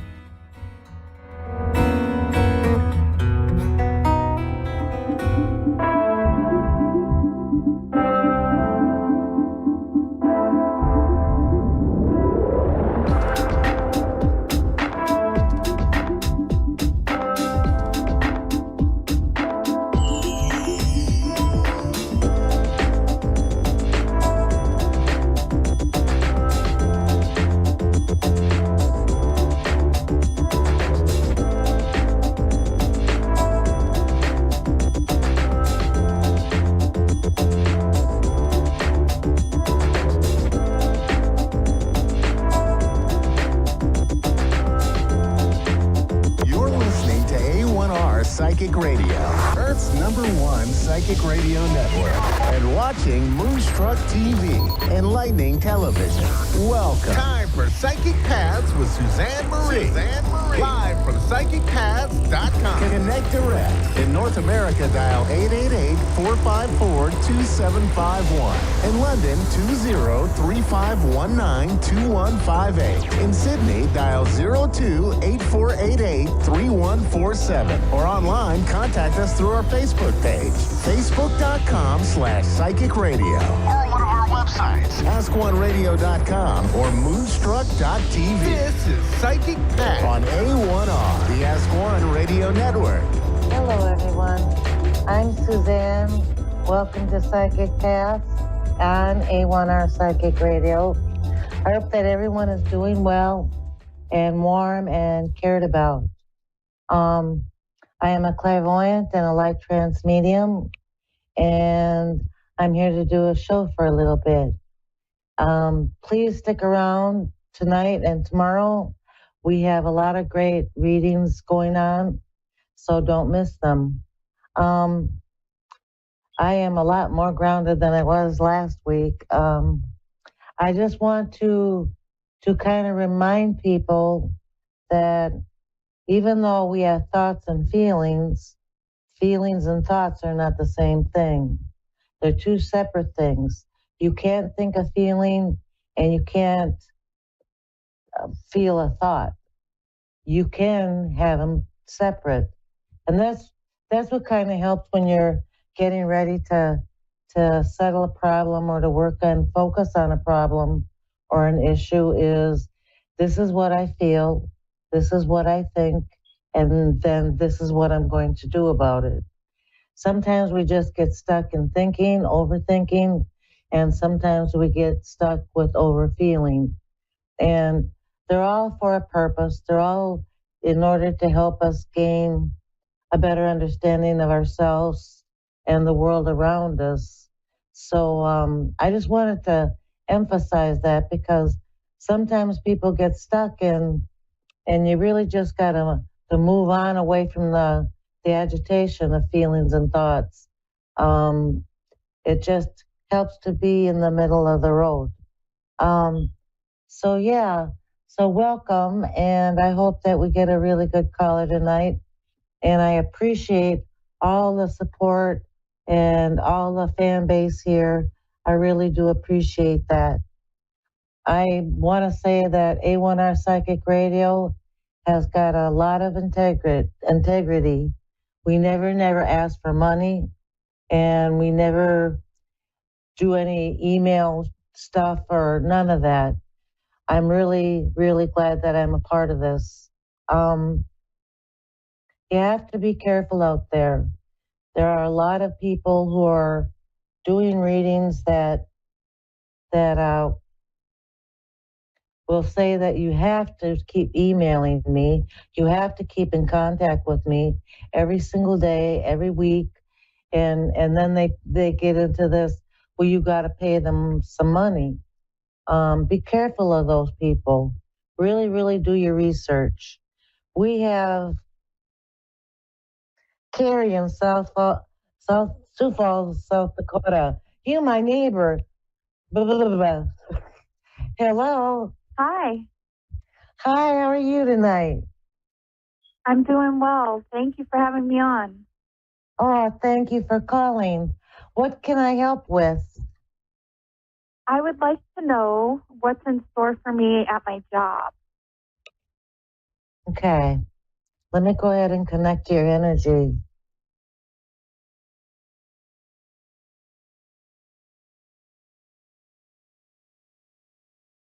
Are you dealing with people? Yes. I see I'm in lot of human people. resources. Okay. Yeah.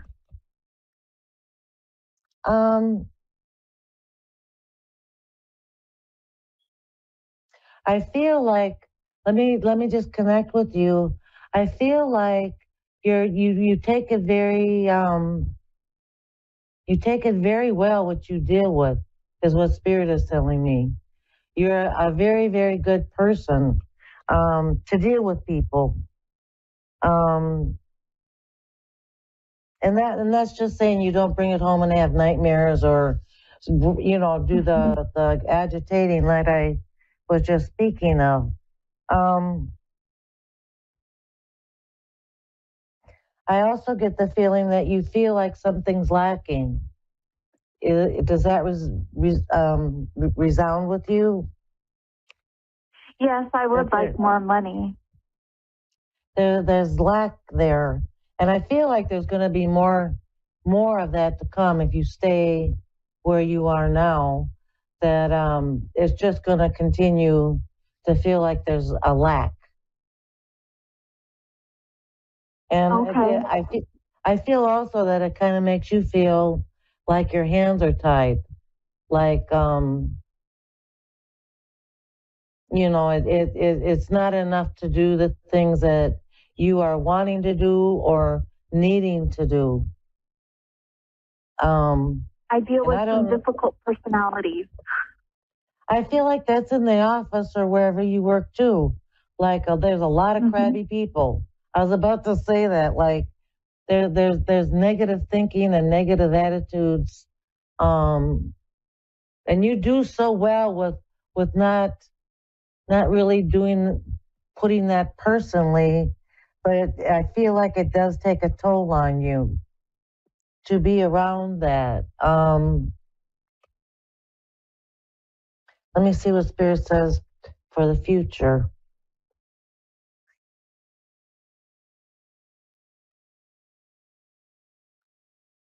Yeah, I don't think you're going to finish 2024 where you are now.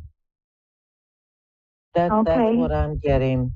I'm getting that there's somewhere else that will pay you more and appreciate you, and it's not very far from you where you are now. I feel like it's more. There may be city or county stuff, finances, but it feels like a more of a different people running it or owning it. Mm-hmm. But you think I'll stay in HR? I do. I think it's doing you a favor if you find yourself somewhere else doing it, though. Excuse me. I really think you're gonna go. I would almost bet the farm that it would be probably June or July that you really just go. You go. There's a private, I guess what you call it is a private company that does the same thing. Okay. That's what I see. I work for a private company now, yes. Okay. So I feel like there's another one that will appreciate you. I don't feel like where you're working now, you're appreciated. And I feel like that, and I feel like you need to be appreciated. And I feel like you feel that way. So I think by June and July, there will be another place that will accept you and you will do better. Will I be without work? Like, will I lose my job? No, I feel like you're going to take off. Okay. Do you feel like you're being sabotaged? I am working with a difficult person, yes. I feel like some of what you're going through is sabotage. And I feel like you would be healthier and happier and wealthier to just let go of that where you are now. Because there's no way to go forward. And you're doing so, maybe that's why Spirit said you're doing so well with your emotions. Because you really do know how to handle some difficult emotions. But I feel like that's not healthy in the long run if you have to keep on dealing with that. So I know you haven't made a decision, but I do see in June and July you will make a decision to move on, that there will be another place that will appreciate you and pay you more. I don't know. I just feel like you're not doing your full potential there. And then they don't even appreciate you is what I get. So I hope. Yeah, I feel pretty reserved. You need an award on how to deal with difficult people, is what Spirit said. Because it's really day in and day out. It just feels like you have to hold on to common sense. Because it feels like it's crazy. So I hope. Yeah, there's a lot of. You're really good at what you do. You're really good at what you do, and you need to be appreciated, and you need to be held, as someone that's doing really good things. That's what I think, and that's what I get. And I do believe that that's right around the corner. When you get that instinct, appreciate it. Yes, absolutely. Just keep on being as good as you are with your feelings, because you are very balanced with your emotions, and even though they're doing this personally, you don't seem to take it personally on the way home, which is really says a lot about you. Is there and one more quick question? I've got a little time. Yeah. Go ahead. Just I don't have any other quick questions, really. Okay. My ex has popped up into the picture, and I'm wondering if that will continue. Yeah, he does feel repentant. There's a repentance. Yeah, that will continue as long as you let it continue. I feel like if you continue with a friendship, I think he's going in the right direction, and things inside him have changed. I think it seems like he took a fall, and I mean emotionally. And he needed to pick himself up and figure himself out. But I do believe that he's a benefit in your life. I don't know right now where it's going, but I feel like he benefits you. And he seems to be a good listener. Okay. So there's potential there. Yes. Awesome. Yes. Please take care. And thank you so much for calling. I really appreciate it. Thank you so much. You were right on with so much stuff. Thank you. Thank you. Bye-bye. Bye. Okay, everyone. Have a wonderful week. I'll be here next week. Bye-bye.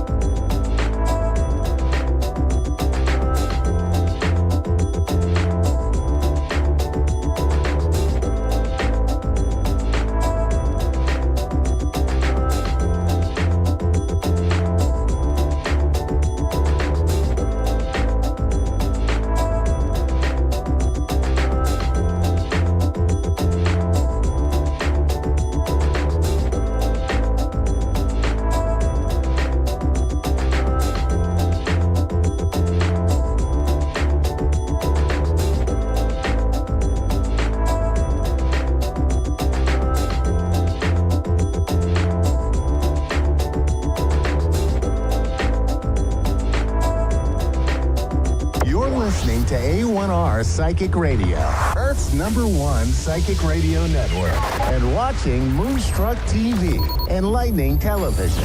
Welcome. Time for Sacred Insight with Andrea Baker.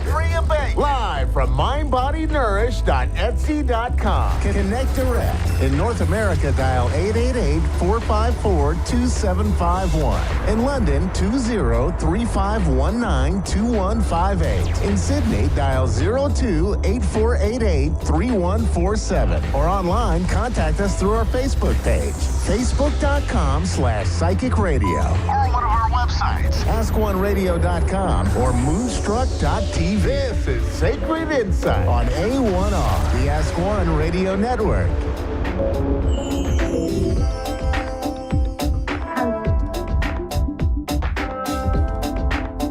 Hi, everybody. Welcome to Sacred Insights. I'm your host, Andrea Bacon, and I hope you're all having a good day or evening, whenever you're listening, and I hope you're having a good week so far, because this week was looking pretty good energetically. I was tuning into the energy, seeing about what messages wanted to come through for us today, and it's pretty overall positive. I've been picking up on this collective energy about this high vibrational, love is in the air right now type of vibe.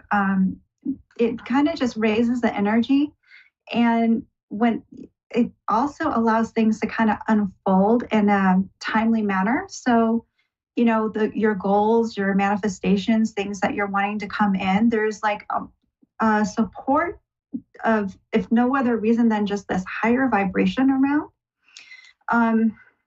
Not to say that I know that there's a lot going on in the world, but just, you know, astrologically and everything, there's a lot of support for us. So it's good to be focusing on peace, inner peace, restoration, you know, restoring your energy, as well as making time to connect in with your guides and angels to have that connection and being able to tune into your, you know, your next steps and any messages they want to bring through.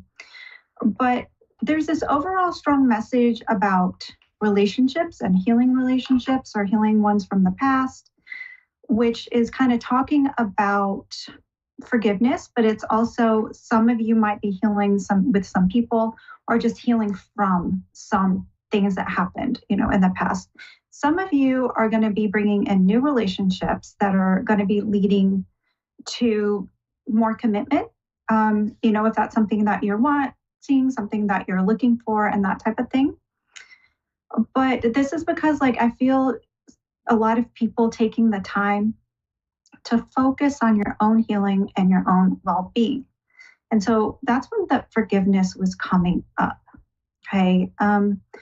And it's talking about releasing the burdens from pain, releasing, you know, maybe hurt and resentment that you may have experienced or been carrying from that past stuff that was, you know, could be harder, could be some traumatic stuff or just difficulties that you went through in a young age as well. But it's about you, not about the other person who hurt you, or not necessarily letting them back into your life as either, unless that is right for you. But really what it's about is letting go and kind of seeing things from a perspective, a higher perspective of healing and a lot of releasing. You know, it's simply about putting burdens down from the past, letting that go, letting go of the past. And what it's doing is actually freeing up your energy, freeing up your time, your mental energy, so that you can bring in that commitment, if that's, you know, what you're wanting, or it does open the door for healing if that's what you're wanting. It's freeing up that energy. And there might be a few slight little things just to continue to work on when, you know, as far as this type of energy goes.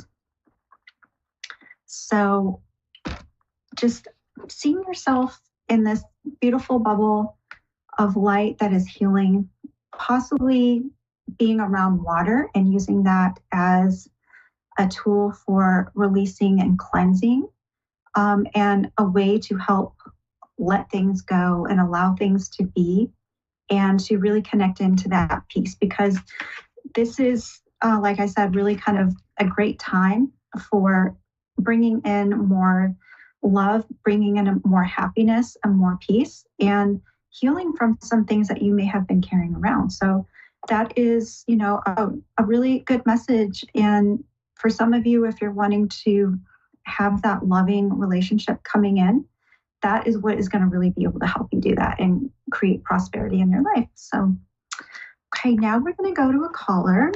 Tiffany? Hello. Hi, how are you? I'm good. How are you? I'm good. So, what would you like to talk about today? Kind of anything, career, health, relationship, family, anything. Okay, let's see what's coming through here.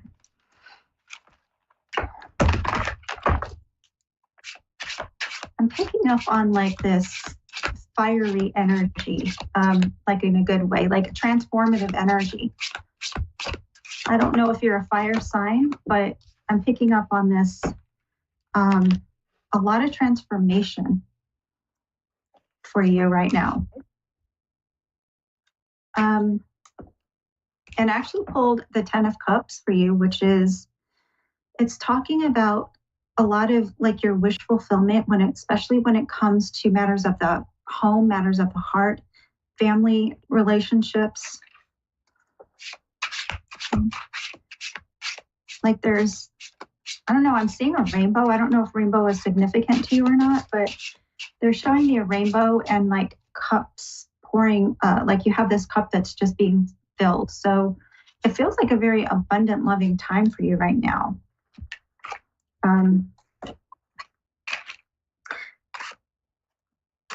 There's some things that you may not be seeing, or in the past you weren't seeing them with relationships that were maybe less than desirable.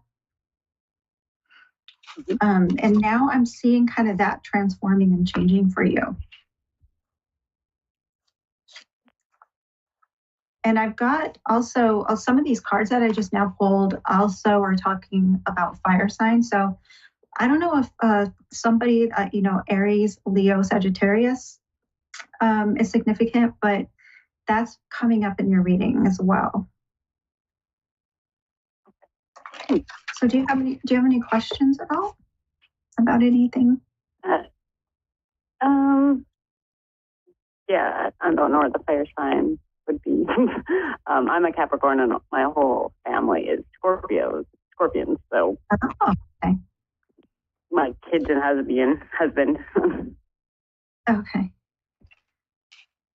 So like creativity and passion is also, goes along with all that as well. So there was some disruption at some point. Like there was something that didn't get started or didn't get off the ground at some point for you. And I'm just seeing like things were stalled. Things were like not really formed, like they were newly developed and not really had grown into, this full blooming, allowing it to flourish.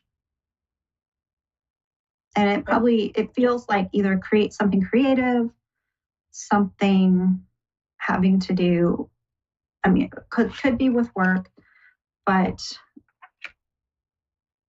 it is, it feels like that is coming something transforming for you.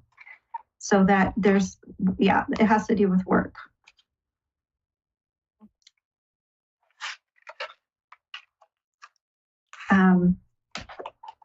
And so there's this energy of like cutting out some things that weren't really, that you weren't really desirable, you weren't really preferring to continue going on, and focusing more on the things that were going to bring you joy. Does that resonate at all for you? Yeah, somewhat. And there's nothing about like health or anything. Oh, did you? Okay, look, did you want to know about health? Okay, let me see if I can see.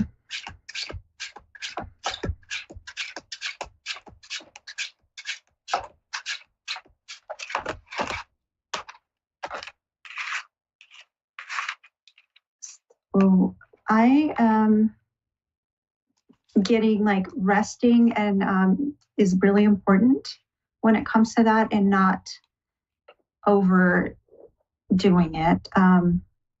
Knowing your limits as far as needing to incorporate more rest. Okay.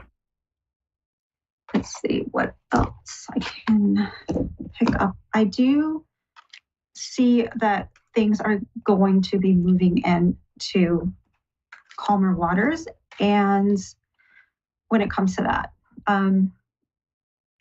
the energy of like sorrow is coming through, from the past, that kind of may have set off a little bit of stress and, contributed to any concerns that you had about health. But I'm seeing things moving when it comes to that area. I'm seeing things moving in the right direction when it comes to that area. Let's see.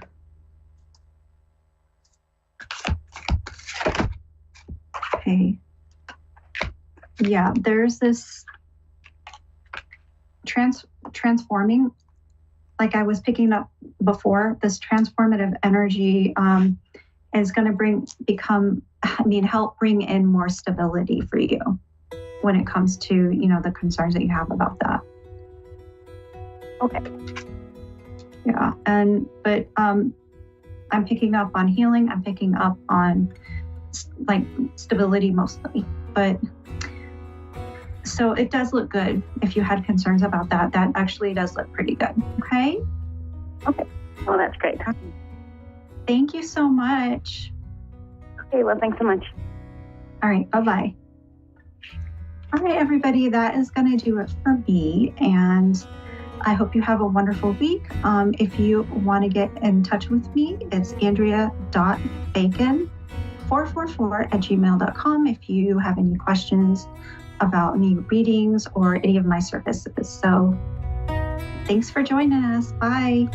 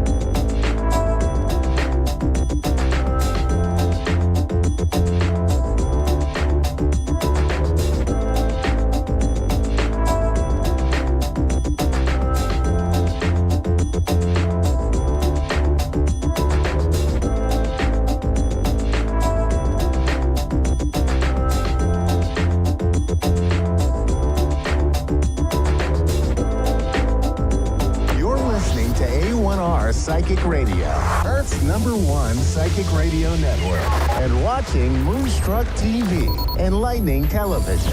Welcome. Time for Maria Leggett's Medium Show with Maria Leggett. Maria Leggett. Live from MariaLeggett.com. Connect direct. In North America, dial 888-454-2751. In London, 20-3519-2158. In Sydney, dial 02-8488-3147. Or online, contact us through our Facebook page, facebook.com/psychic radio. Or one of our websites, askoneradio.com or moonstruck.tv. This is Maria Leggett's Medium Show on A1R, the Ask One Radio Network.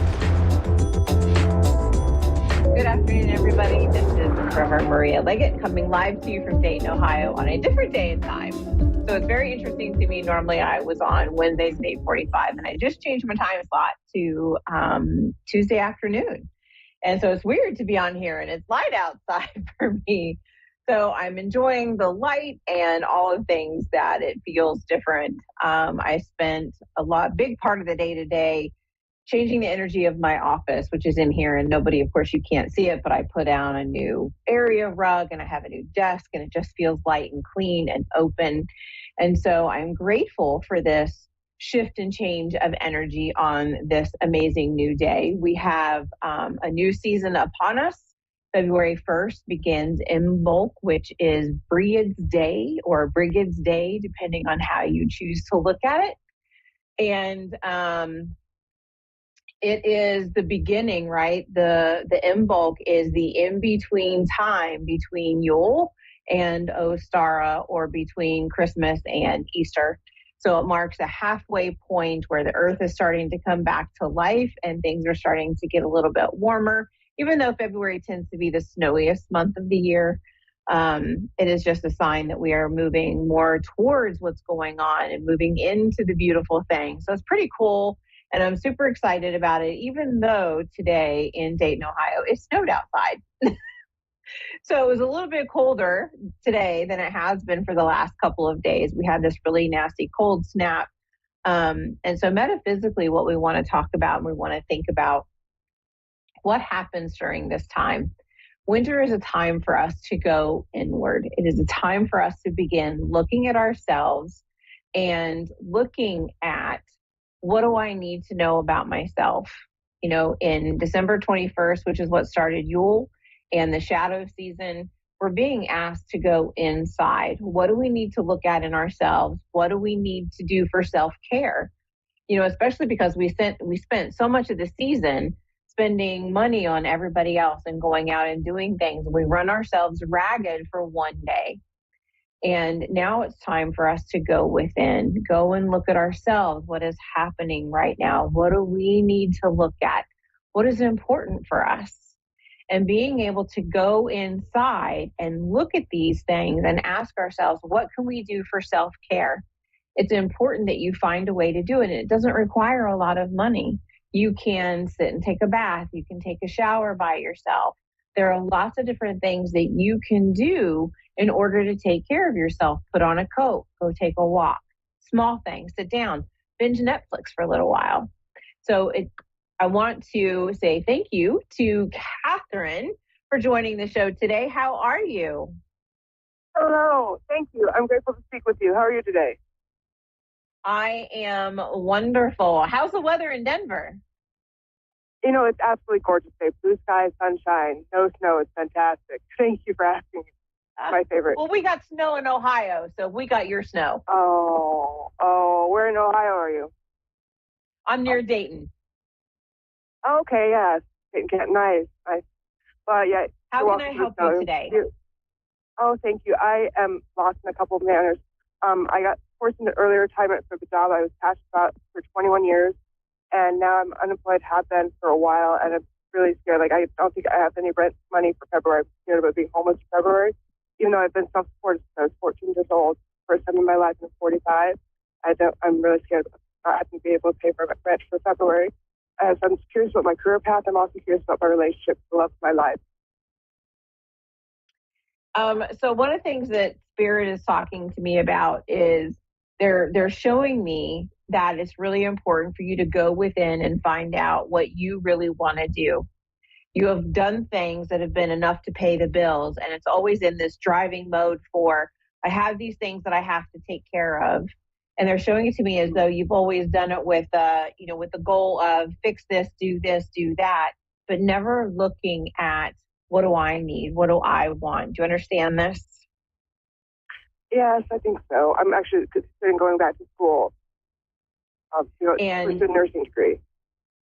Absolutely, because it's a way for you to find something that's going to make your heart happy. Because the very minute you said nursing school, I felt like this light popped up inside of my chest, and it was something that was different, allowing me to be of service to people and helping people with my, I want to say both with my hands and with my energy, being able to tell people, you know, how are you today? And just being able to speak nicely to them and sharing love and energy with them in a time when they may not be feeling so well. Does that make sense? Right. Oh, absolutely. I love that idea, like the spread of the vibration, the energy. Like I always think like we're light carriers. So if I can shine my light on somebody else, they have light too. You know? Yeah, I don't disagree with that. They show it to me as though what you were doing before would have been more behind the desk or behind the scenes, because I see you like behind something. And your energy, this might seem kind of weird to say, but it was as though your energy, your vibration was wasted behind the scenes. And so Spirit did something to purposely kick you forward and go, okay, go figure out what you want to do. And they show it to me as though you've kind of been wandering lost, trying to figure out, where do I go? What do I do? I don't know.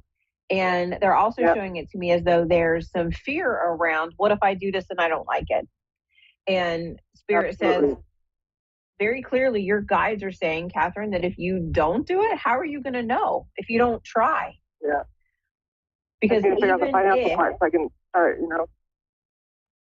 Yeah, but here's the thing, right? So the financial part, you can apply for loans and you can ask for grants, especially when you're out of a job. There are ways that you can get through all of this, that we have sources that may be able to help you, but it's asking for the help. So being able to say, okay, I need help. I can't do this on my own, and asking for what can the state subsidize? What can the government subsidize? What am I eligible for? And allowing yourself to receive the support instead of always just putting your head down and going and doing, allowing yourself to be open for what comes next. Does that make sense? Absolutely. I like that. Just the open heart to embrace it, for sure. It makes a lot of sense. Yeah, absolutely. Because they're showing it to me as though, you know, you've always just kind of kept your head down and done your thing to keep going because it was what was expected. But you've never given yourself an opportunity to sit and think, what do I want? Because it's always been survival. Does that make sense? It's always been about survival. It does.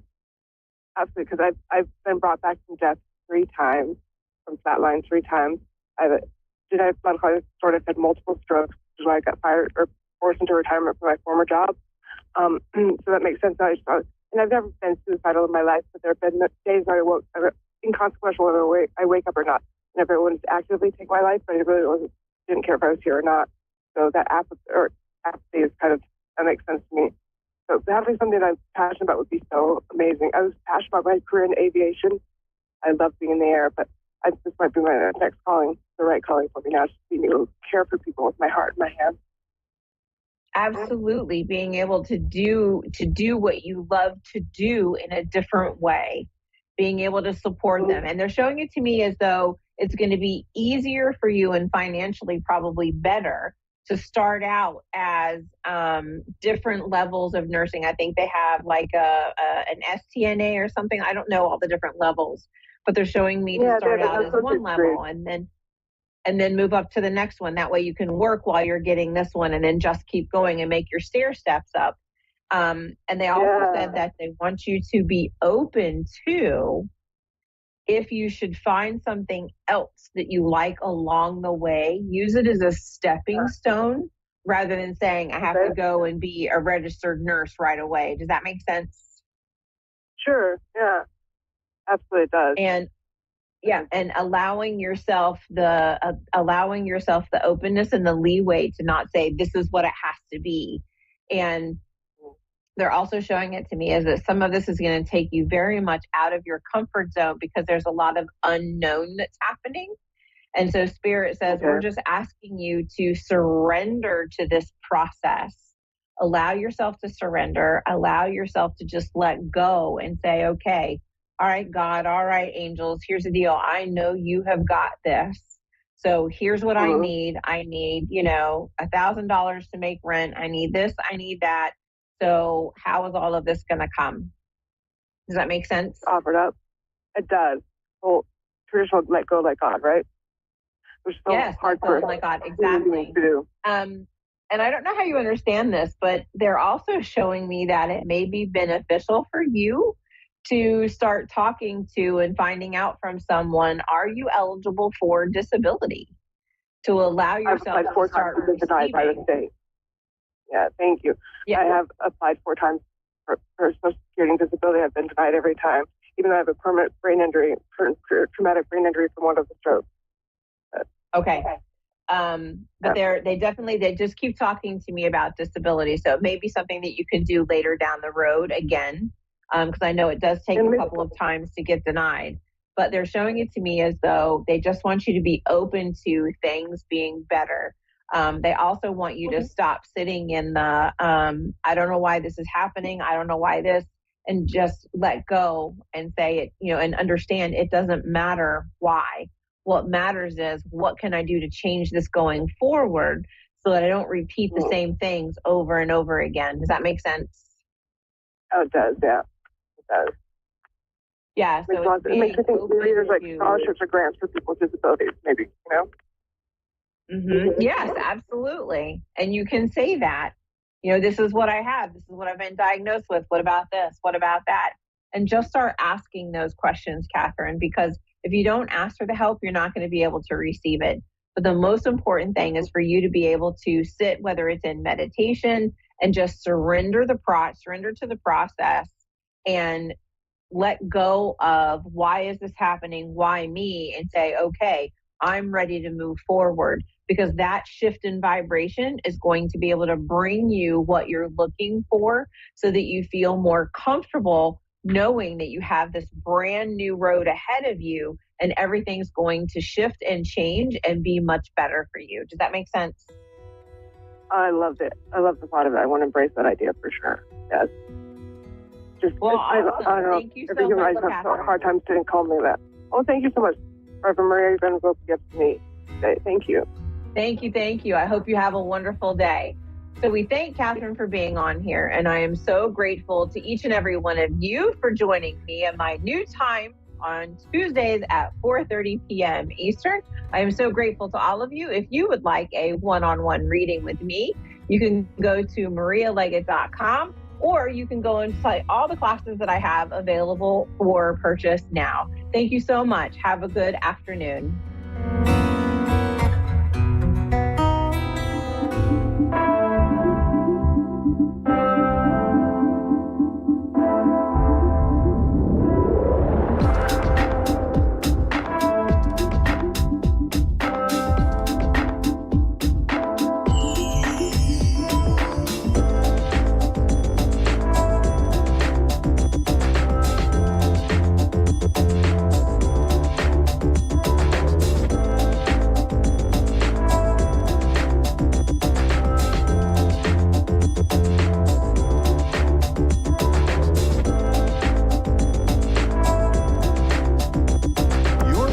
A1R Psychic Radio, Earth's #1 psychic radio network, and watching Moonstruck TV, Enlightening Television.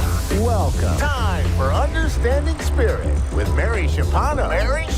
Live from MaryVCircles.com. Connect direct. In North America, dial 888-454-2751. In London, 20-3519-2158. In Sydney, dial 02-8488-3147. Or online, contact us through our Facebook page, facebook.com/psychic radio. Or one of our websites, ask1radio.com or moonstruck.tv. This is Understanding Spirit on A1R, the Ask One Radio Network. Hello, everybody, and welcome to another week of Understanding Spirit. I'm your host, Mary. I hope you're all doing really well. You've had a great week so far. Just before the show, I've done a 3-card pull for everybody. So just take a moment to just see which card you gravitate to, whether it's the first, second, or third. And I will just start reading them out. I do this for anyone that isn't able to get through, so that you do get a message for the day. So if you have tuned in to the first card, this is your first card. All right, it's the builder.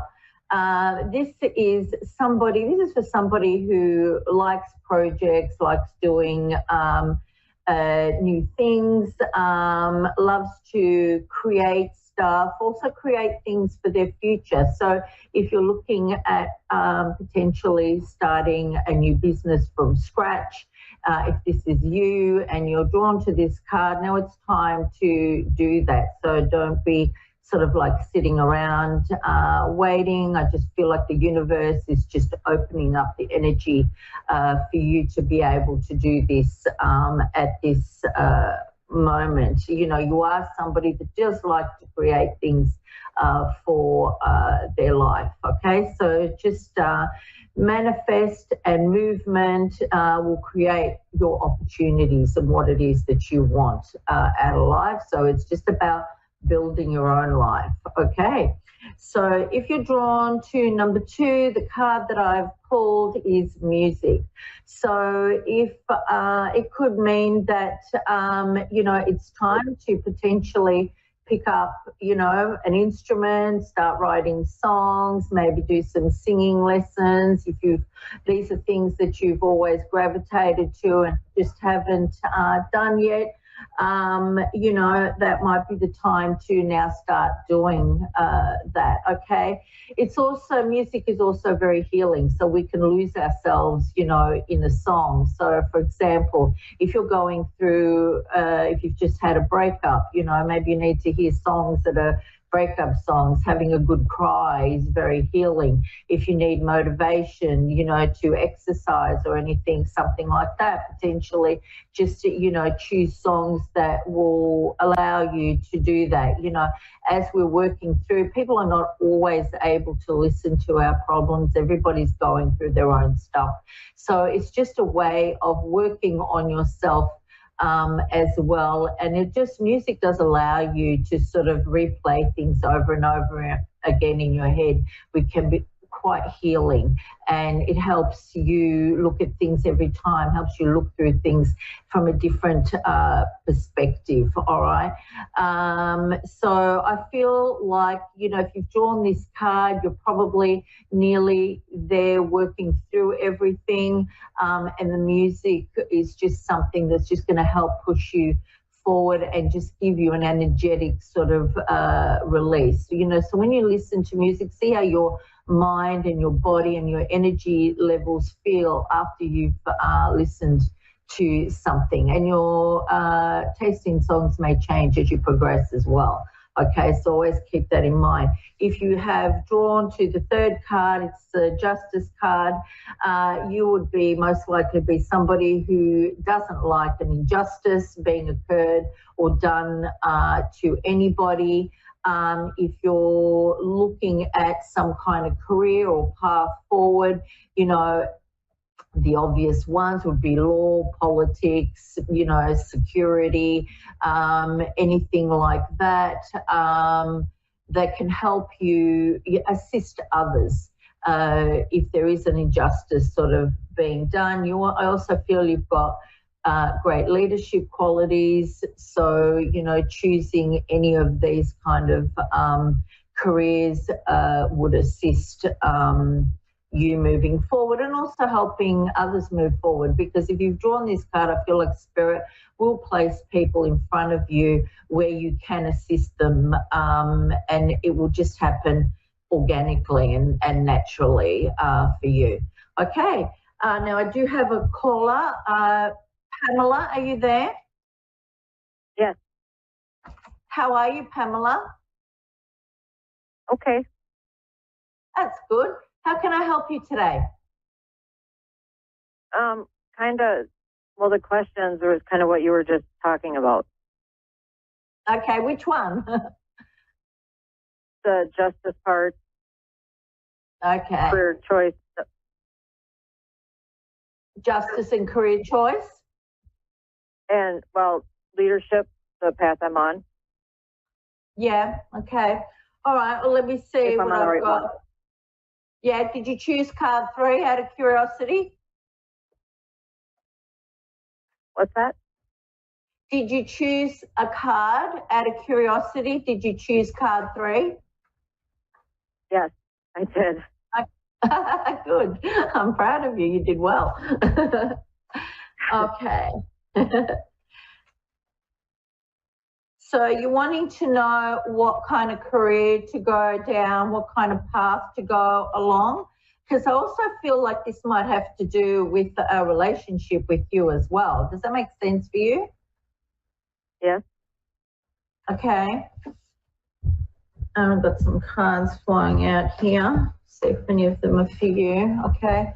Do you feel like you've had some injustice through this relationship? I feel like there could be potentially some half-truths, a bit of sneaking around. Does that make sense to you? Yes. Okay. Are you still in this relationship, or has this just ended for you? I'm unsure. Yeah, I am being told this person is not your soulmate, and this is a relationship that you should consider leaving behind. It's not going to serve you well. I feel like there is going to be some karma coming around for this person as well, because I just keep hearing, yeah, my guide will always give me like the karma bus is coming. When I'm taking on some powerful people. Sorry, what was that? I'm wondering if I said I'm going against some powerful people. Yes, because you will have arguments. Yeah, you will have arguments if you haven't already, if that hasn't already started.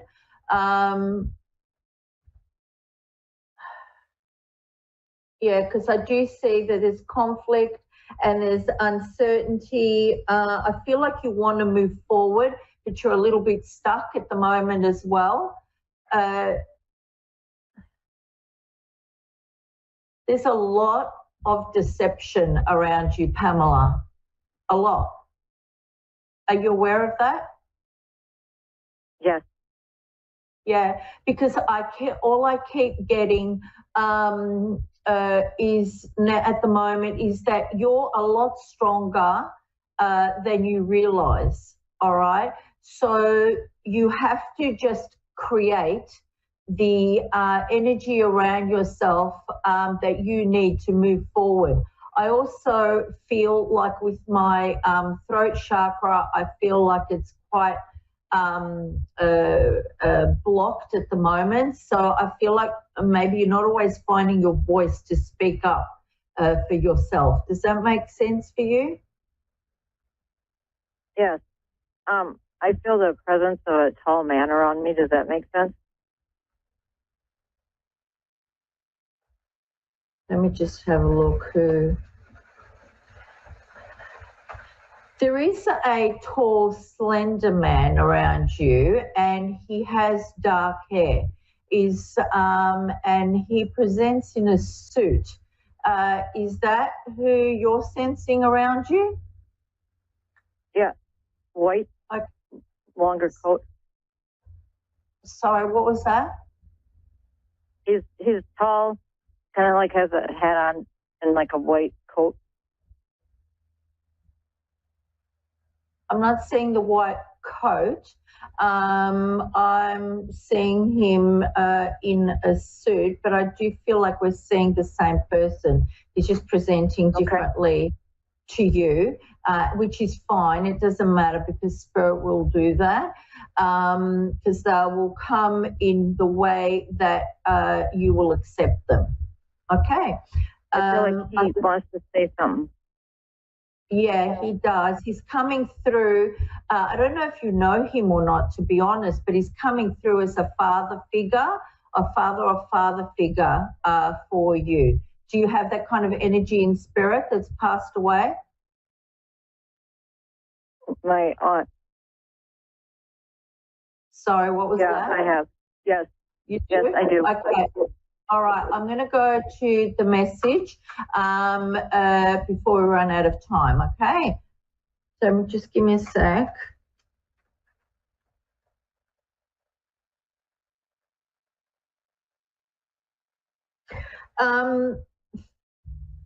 Have you been, he's showing me that you need to look around for stuff, like evidence for stuff. Have you got a partner that's cheating or something? Does that make sense to you? Yes. Yeah, because he's telling me to look around for the evidence. All right? And he's like, it's almost like pulling the place apart kind of thing. And there is evidence around to prove what he's been doing. Let me see what else he has to say to you.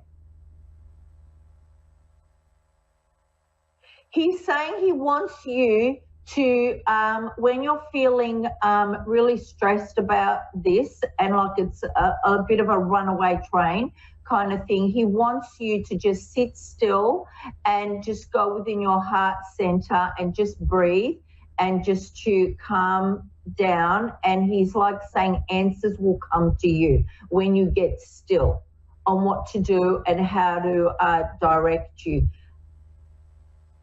He is pushing you along. He's pushing you along, and I feel like he's pushing you out of the house, out of this relationship, out of everything. I feel like he's standing behind me, hitting me on the back of the head. Sorry, what was that? I feel like he's standing behind me, hitting me on the back of the head, like, wake up.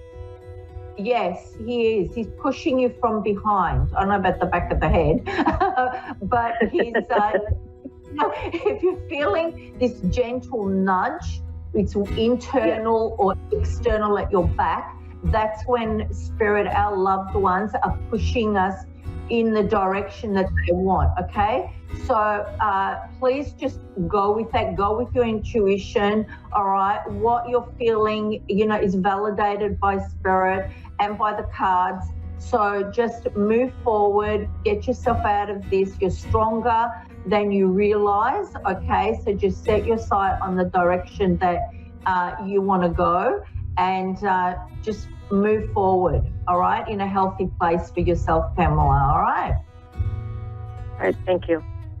All right, take care. Bye-bye.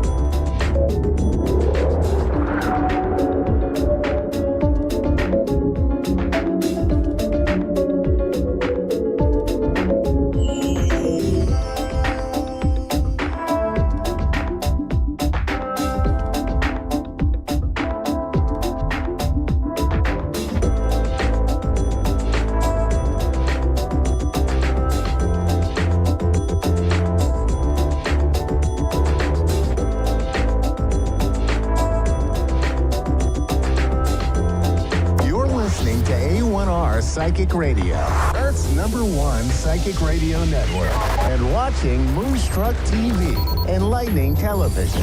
Welcome. Time for the Psychic Side with John Capello. John Capello. Live from JohnCapello.com. Connect direct. In North America, dial 888-454-2751. In London, 20-3519-2158. In Sydney, dial 02-8488-3147. Or online, contact us through our Facebook page, facebook.com/psychic radio. Or one of our websites, askoneradio.com or moonstruck.tv. This is the Psychic Side on A1R, the Ask One Radio Network. Hello and welcome to the Psychic Side here on the A1R Psychic Radio Network, Moonstruck TV, and Enlightening Television. Thank you so much for joining us today on the #1 Psychic Radio Network on Earth.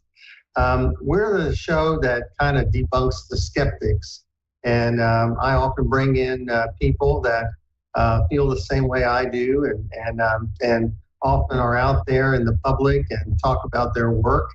And this month, the end of January of 2024, we've been bringing in psychics from many different places and people that I've known for many years. And I wanted to bring in one of my favorites, and that is Tom T. Moore.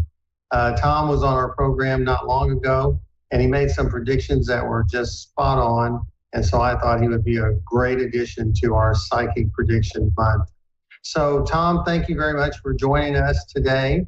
I'm going to go ahead and just kind of turn things over to you. We got about 22 minutes for you to just tell us the highlights. Now, I may interrupt a little bit, but I want to focus on you and the things that you have to say.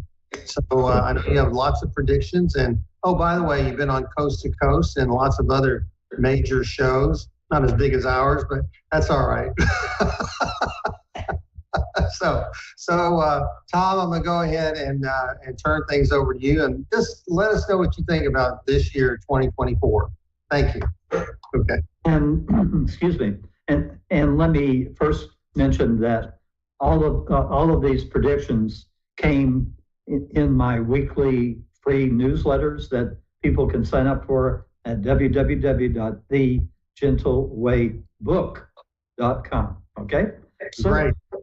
Starting off with probably maybe the biggest benevolent event of 2024 will be the total solar eclipse on April 8th. It's going to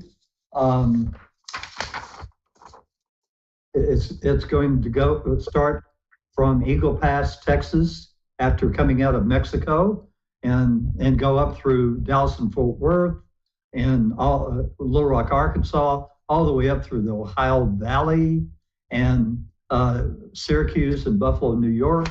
So that's pretty major. Yeah.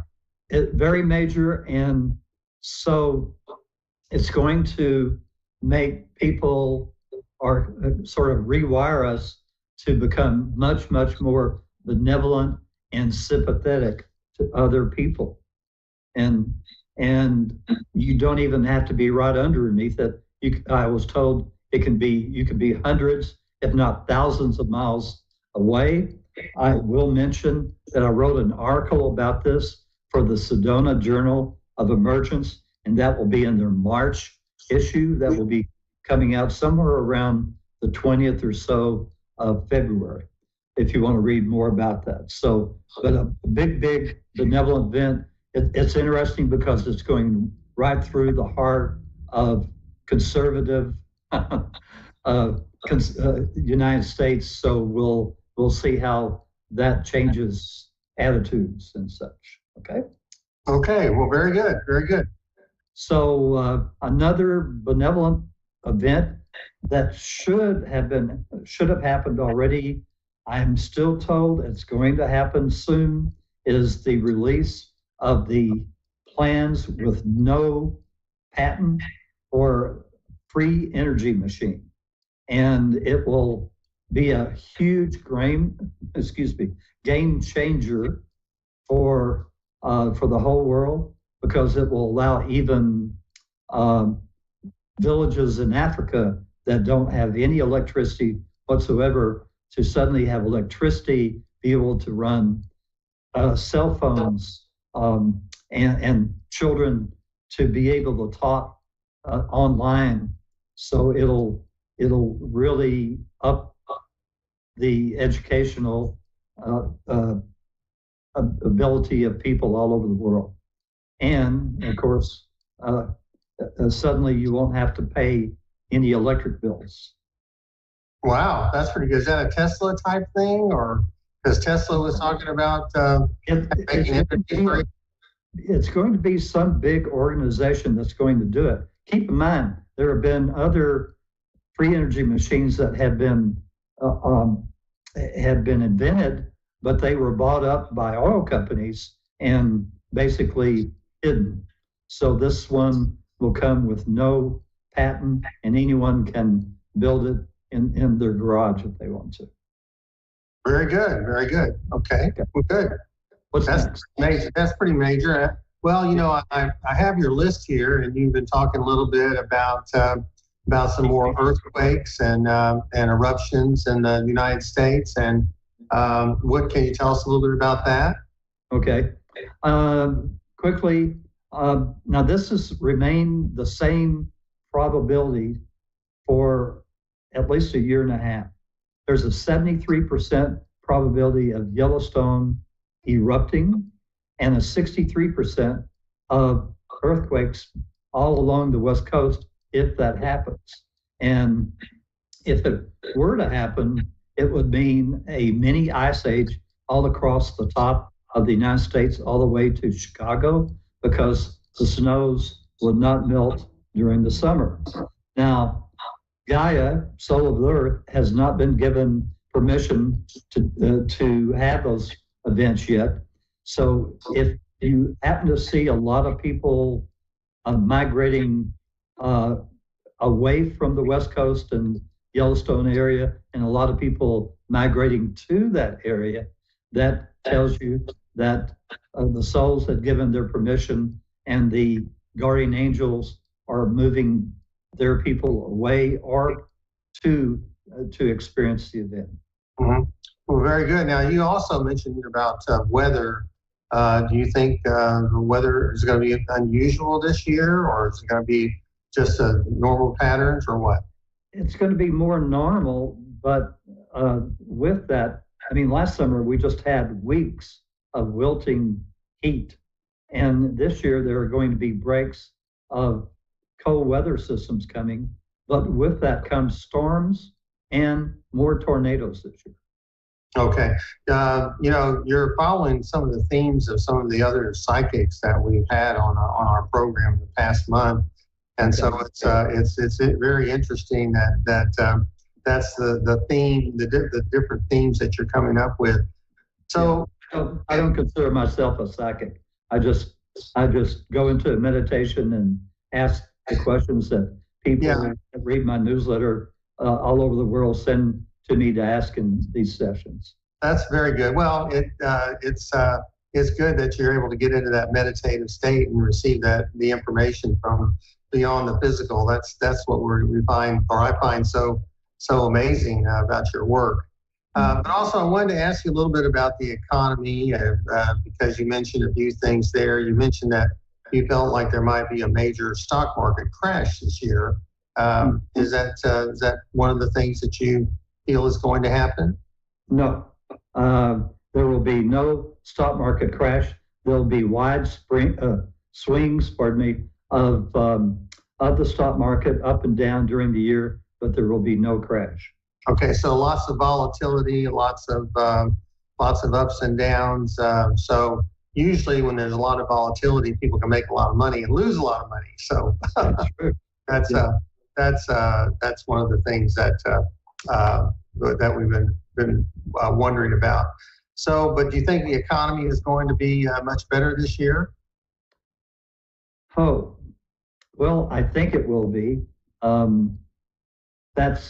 I really haven't asked enough questions on that to really nail that down, but it sounds like, from what I understand, that with these wide swings, right now there are only 7 technical stocks that are driving the whole market. So as long as they stay up, I guess the market will continue to be up and down the way it is. Yeah. Well, very good. Well, another thing is I noticed that you had some information about China and Taiwan, and then you spoke a little bit about Australia, that part of the world. Let's start with that, if you don't mind. What do you believe is going to happen in that area of the world? Well, I was told, and this was just before the earthquake in Japan. So Japan could be considered part of Asia, okay? And I was told that because that's such a massive continent, there would be some strong earthquakes during the year. And of course, right after that, I bet it was within a week or so, Japan had that strong 7.3 or whatever it was earthquake. So they're supposedly, because it is such a large continent, they will have more earthquakes. Okay. And China and Taiwan, do you see conflict there, or is it going to be just a status quo? More of a status quo. China does not want to have the United States suddenly get involved, and so there will be lots of saber rattling, but there will be no invasion, I'm told. Okay, China's in for the long game. They think even if it takes another 5 years or 10 or whatever, they think eventually they will get back Taiwan. We'll see. Okay, well, very good.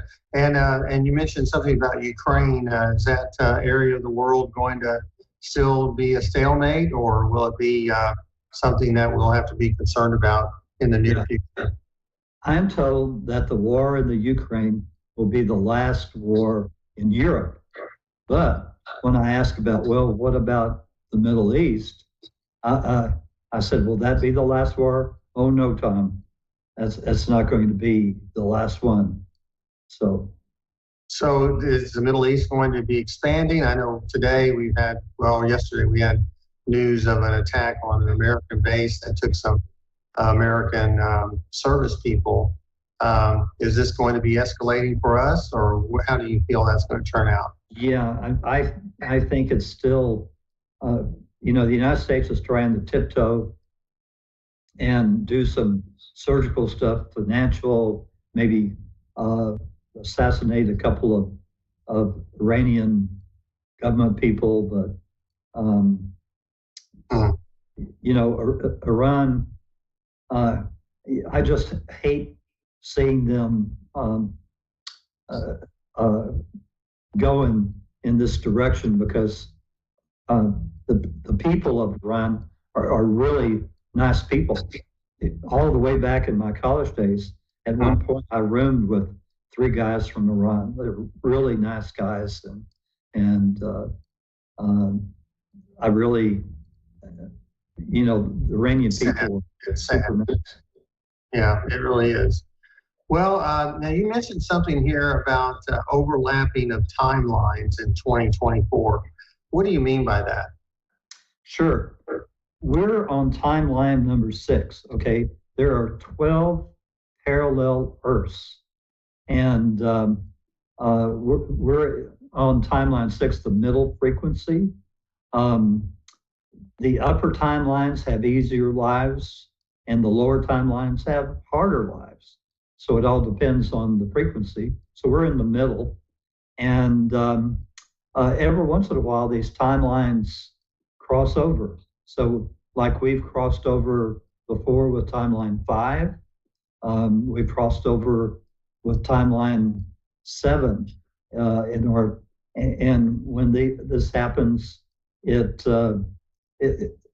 are things that go on that affect everyone at the same time, but then after the timelines diverge, then the different decisions are taken as to how to handle the events that happened.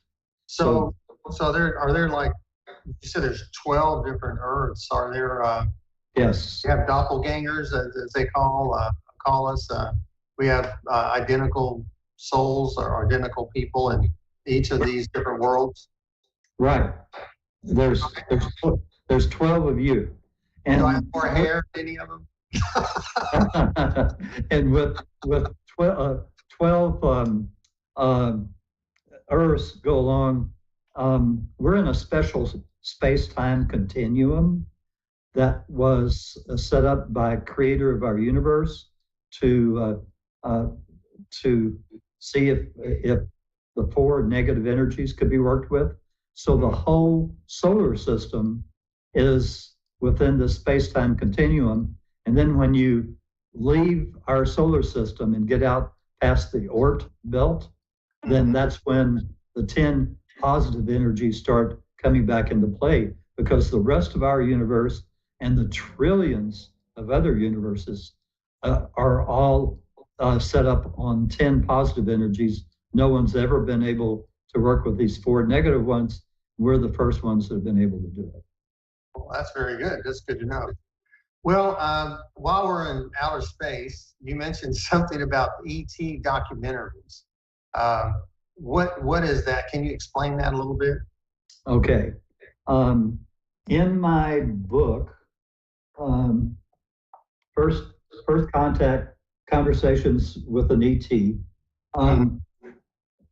I was about to send in my manuscript to my publisher in 2013.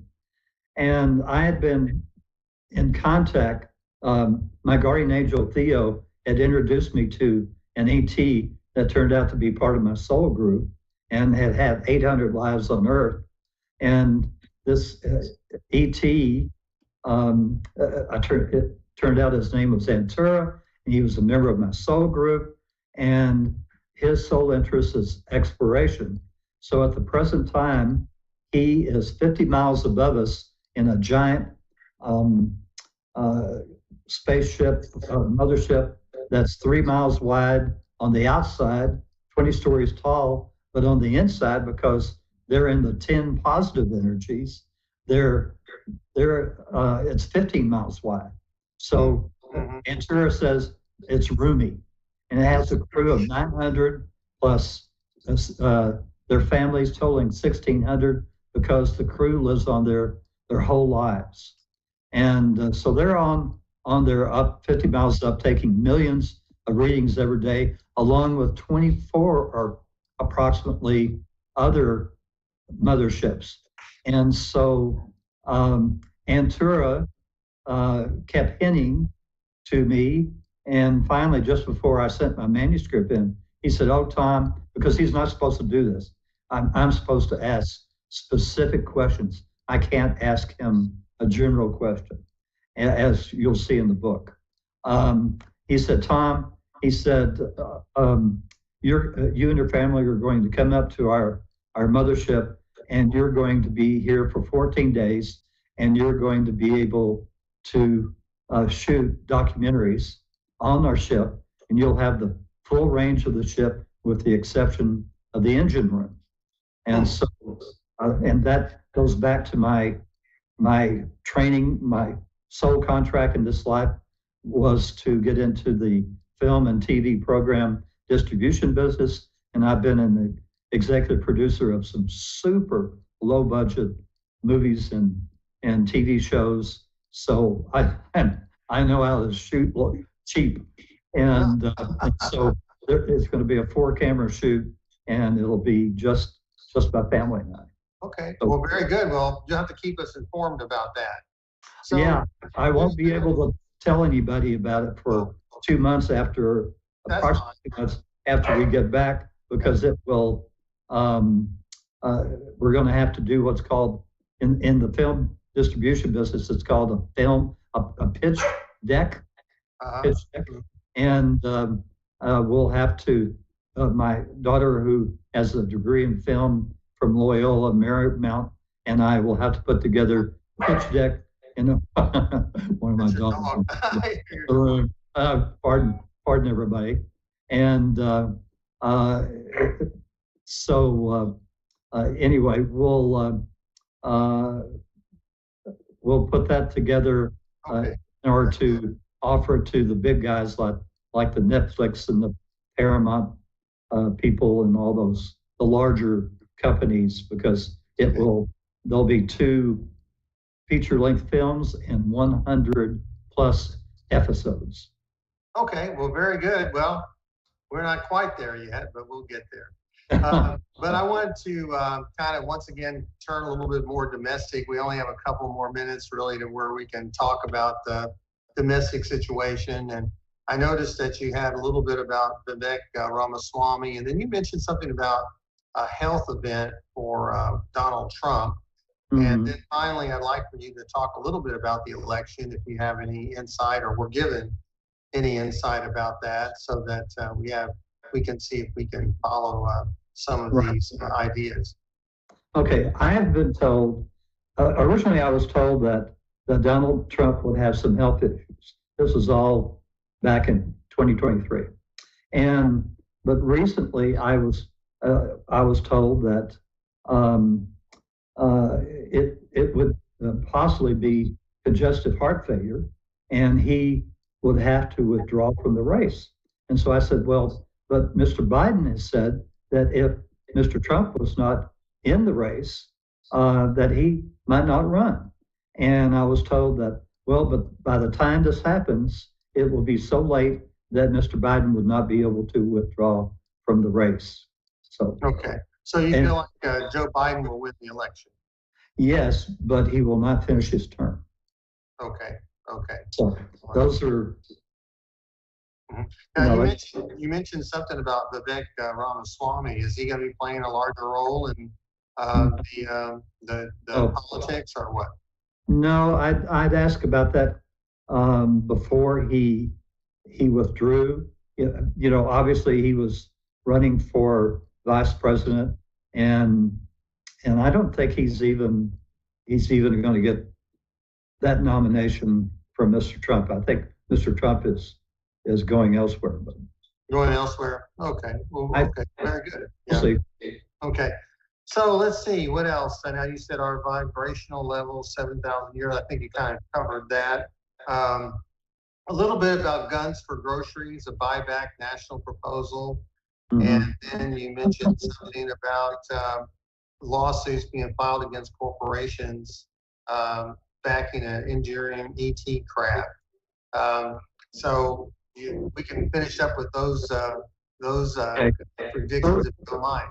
Sure. First, on the suits against corporations, that's coming. I think Daniel Sheehan and a group of attorneys that are going to go pro bono are going to file suits against these large companies like Lockheed and all that have these black sites, back engineering, these downed ET craft, and those should be coming in the first quarter of this year. So we can look at that. I just saw an interview with Sheehan where he was claiming they had 40 whistleblowers that they're going to come out one after another, giving their experiences at these black sites. But there are also going to be these suits. So that's one thing that's coming along. Let's see. And you mentioned what else? One of the other things about, let's see, we talked about guns for groceries. Sure.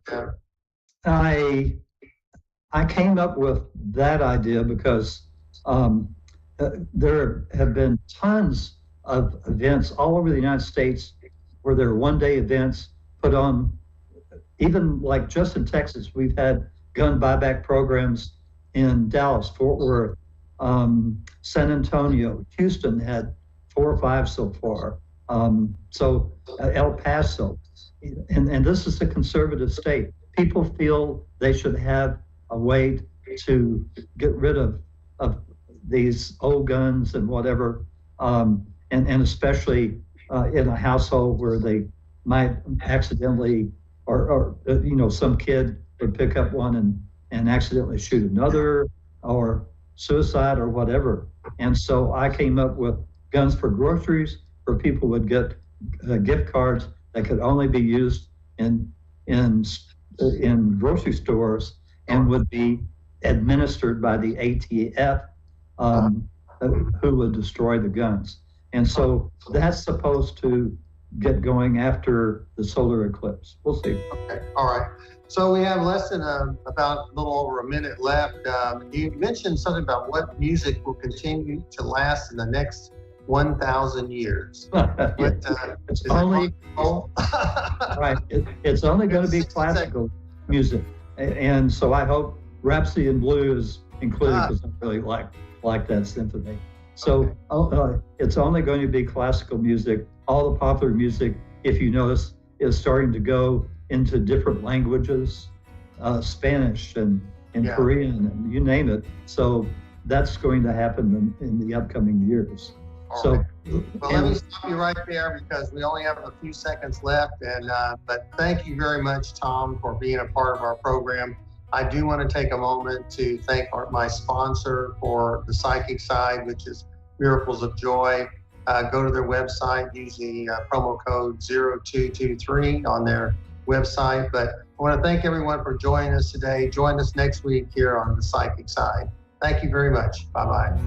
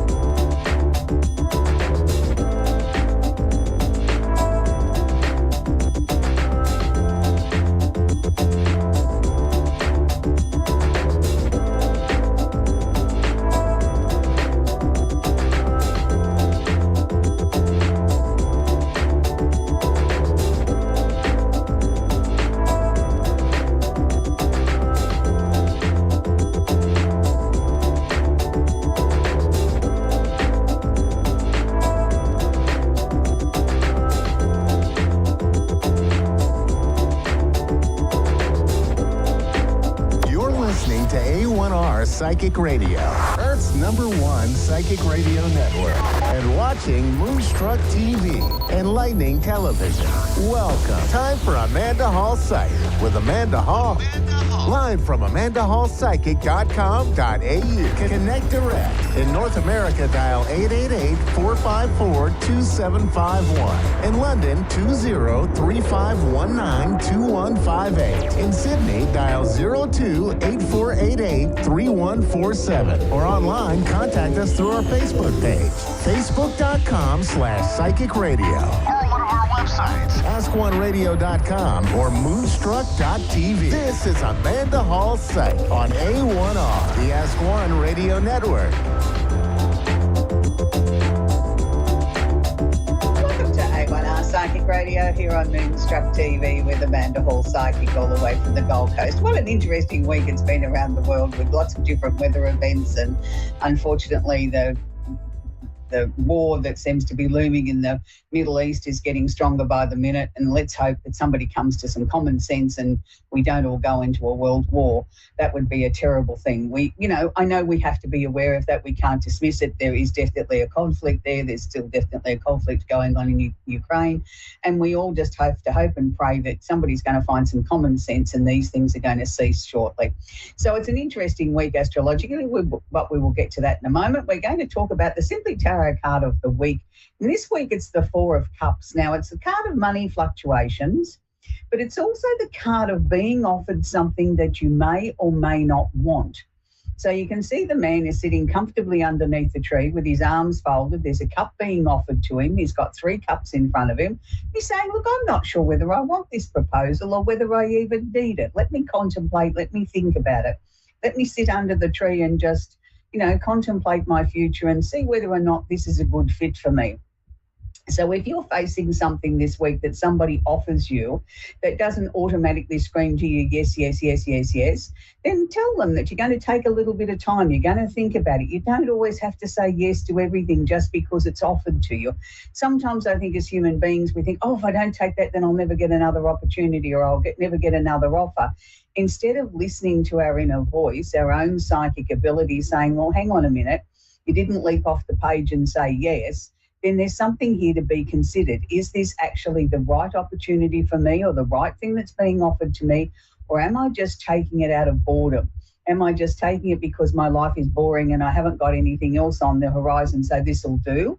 Sometimes I think we're our own worst enemy when we settle for second best or something that's not necessarily good for our higher self. We tend to take it on board anyway because we tend to think we're not going to have anything else. So astrologically, yes, it's a very, very busy week. Look, I know Pluto's just gone into Aquarius and we're going to have the next so many years to talk about it, so I'm not going to talk about it today. I'm going to focus more on the sun in Aquarius at the moment, so happy birthday to all the Aquarians. I know that you're going to be feeling as if it's your time to shine, and it is your time to shine. It's your time to think outside the box, do the typical Aquarian thing. And the typical Aquarian thing to me was I first got into astrology many, many moons ago. I had a number of Aquarian girlfriends and we were all young mums and things like that. And the one thing that I really remember about my Aquarian girlfriends was they always dared to be different. They didn't necessarily follow the fashion trends. They did what they felt comfortable in. They could wear a purple dress, a green hat, orange handbag and yellow shoes, and they didn't necessarily coordinate everything, but yet it looked fabulous. And they didn't need to conform to everybody else's rules. They were their own person. And I think that's the one thing that always stuck with me about Aquarians, and I've had plenty of friends over my lifetime, that they do stand out in the crowd. They like to be different. A lot of people equate them to not being very emotional. That's not true. They just don't wear their heart on their sleeve. They get the same sort of turmoil in the tummy as the rest of us do when things aren't going right, but they don't show it on the outside. They always look as cool as a cucumber, always look as if they're in control, and they always seem to feel as if they know everything. Even if they don't know it, they come across in this very confident sort of way that I know anyway, I know everything. If you just want to know something, ask me and I'll tell you. And it's always mystified me that how that they could be so confident on a subject that they know little or nothing about, but it's their way. It's sort of in a way their way of covering up the fact that they don't know, because if they do know a subject, they'll certainly bash your ear off about it. So they never want to be seen in a bad light of not knowing the answer or not having a solution. So that's the reasons why they are what they are. So we're going to move on now for the rest of us. There's lots of planetary configurations going on at the moment. Now, for the earth signs, which is Capricorn, Taurus and Virgo, and the opposite sign of Cancer, this next prediction that I'm going to talk about, or this next transit I'm going to talk about, affects you more than it does the rest of the signs. So we've got Mars, the planet of action, is sitting in Capricorn at the moment. Now he's conjunct or holding hands Mercury, the planet of communication. Mars is the planet of drive. It's the planet that gets us out of bed of a morning, that makes us really look at what it is that we need to be doing. It's the one that motivates us, that says, okay, you can get out of bed now, you can get this going. It's time for you to sort of start looking at things and looking at things very clearly and make sure that you're ready for action.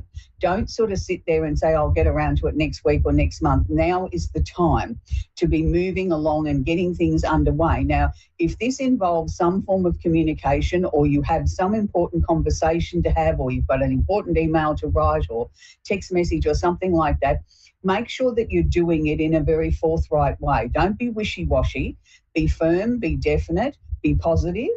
And if it's something that's negative, still put it in a palatable sort of way that you're getting your message across, but with determination and force, and saying, this is not acceptable because of these reasons. I've given you 3 weeks. We're now into the 4th week. Let's get a move on. Something along those lines, so that you're putting it in a forthright way, but you're not being bombastic or bossy. but you're being firm. And I think that's the answer here. So it's for the earth signs that they seem to have more to do with communication in this next week than the rest of the other 8 signs. I'm not saying it doesn't affect us as well, but what it does, it's a much more watered down effect than it is for the earth signs. So we have Saturn currently sitting in Pisces. Now, Saturn's the planet of discipline, of structure, of making sure that our lives are going in the direction that we need it to. It's also the planet that I think gives us our stickability, gives us that determination to sort of see something through to the end, because Saturn sort of says, okay, now how are we going to approach this? Let's get a plan, let's get a structure, let's do the best that we can absolutely do. Now, with Saturn sitting in Pisces here, it covers everything that's creative, whether it's music, painting, designing a web sign, just being creative in your own business. People sort of tend to think as creative, I can't paint. But we're all creative in our own way. It's just a matter of how we see or how we apply that creativity. Even doing this show takes a certain amount of creativity and planning. So that's where sort of Pisces sort of comes into it, that it's sort of tapping into that creative, nice, pleasant sort of side of things. Now, Saturn's the planet, as I said, of discipline and structure. Now, this is going to affect water signs as well as earth signs. So we're talking about Pisces, Cancer, and Scorpio, the opposite sign of Virgo. We're also talking about Taurus, Virgo, Capricorn, and the opposite sign of Cancer. Now, the reasons why I'm picking out these signs is because Saturn is sitting in a water sign. It's making a really nice aspect known as a sextile, which is a nice flowing aspect to Jupiter sitting in Taurus. So Taurus is an earth sign. For the other 8 signs, yes, we will have a slight flow-on effect of this, but we won't have as much as those signs that I've mentioned. It'll be more watered down. So with Jupiter in Taurus, Jupiter is asking us to expand our horizons. It's also asking us to look out for opportunities that can increase our personal finances, help us bring our lives more into balance, to look at things that are really, really important to us, look at the things that we stand for, the things that we live by, our rule book, the things that we live our lives by that is our structure, the things that are important to us. So it's sort of like we can find some creative ways to blend the both. It may be time to find a creative new endeavour that enables you to sort of bring in sort of more personal finances, that enables you to sort of get on the track more with that. And that's good. It's really important that we start looking at these things.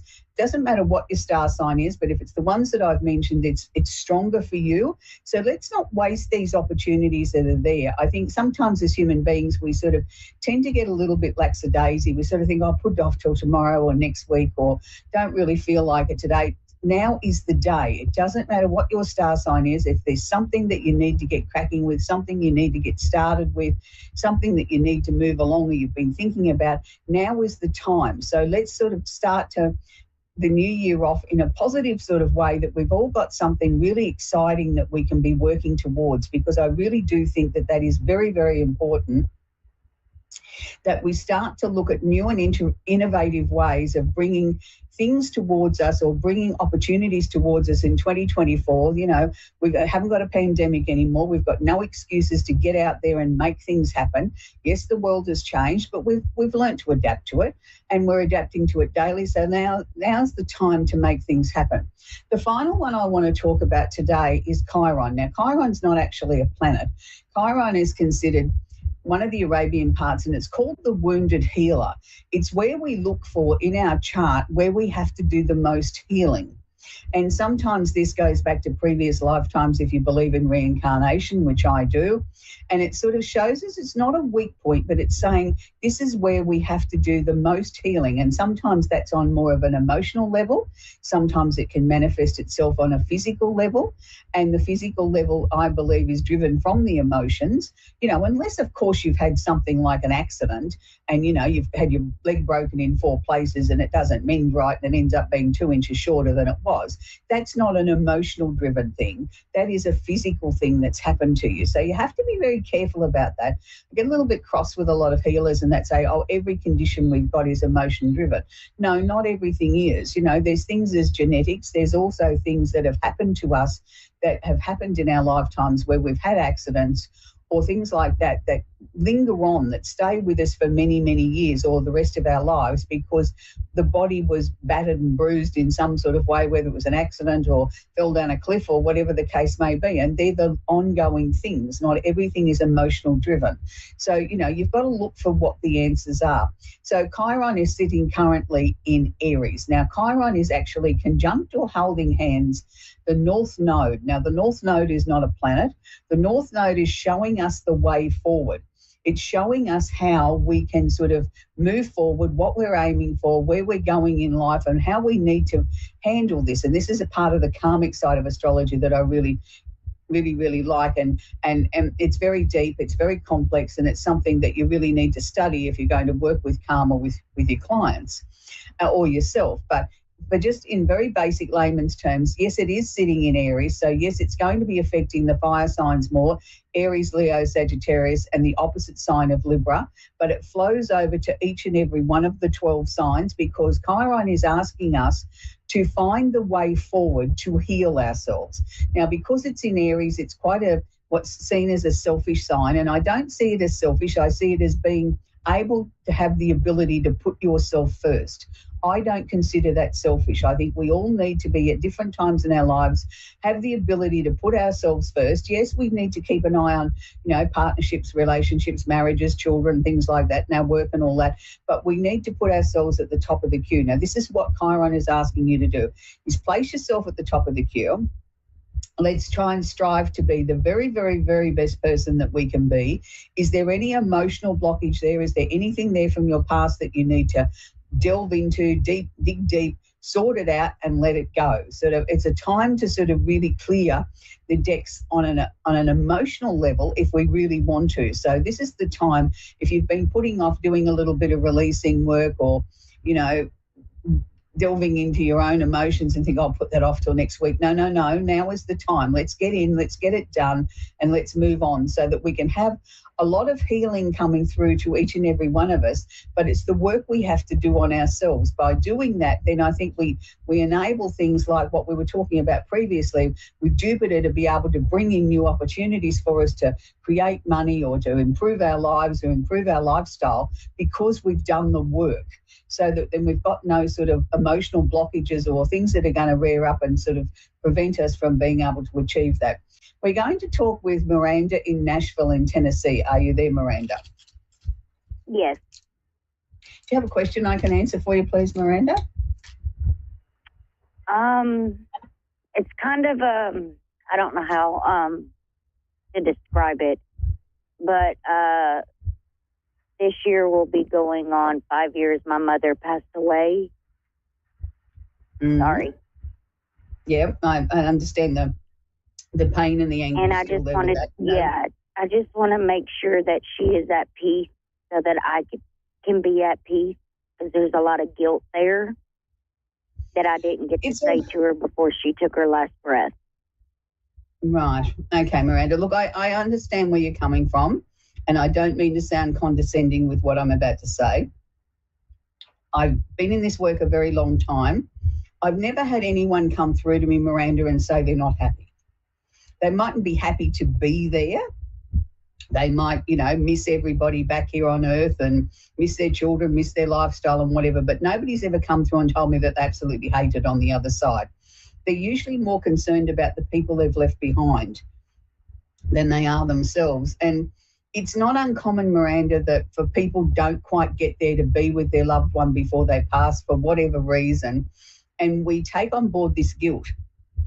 And I think the guilt actually prevents us from actually grieving properly, because we're still so caught up or pent up in that we don't allow ourselves to grieve in the way that we need to do. And everybody grieves differently. Everybody has a different process, a different timetable.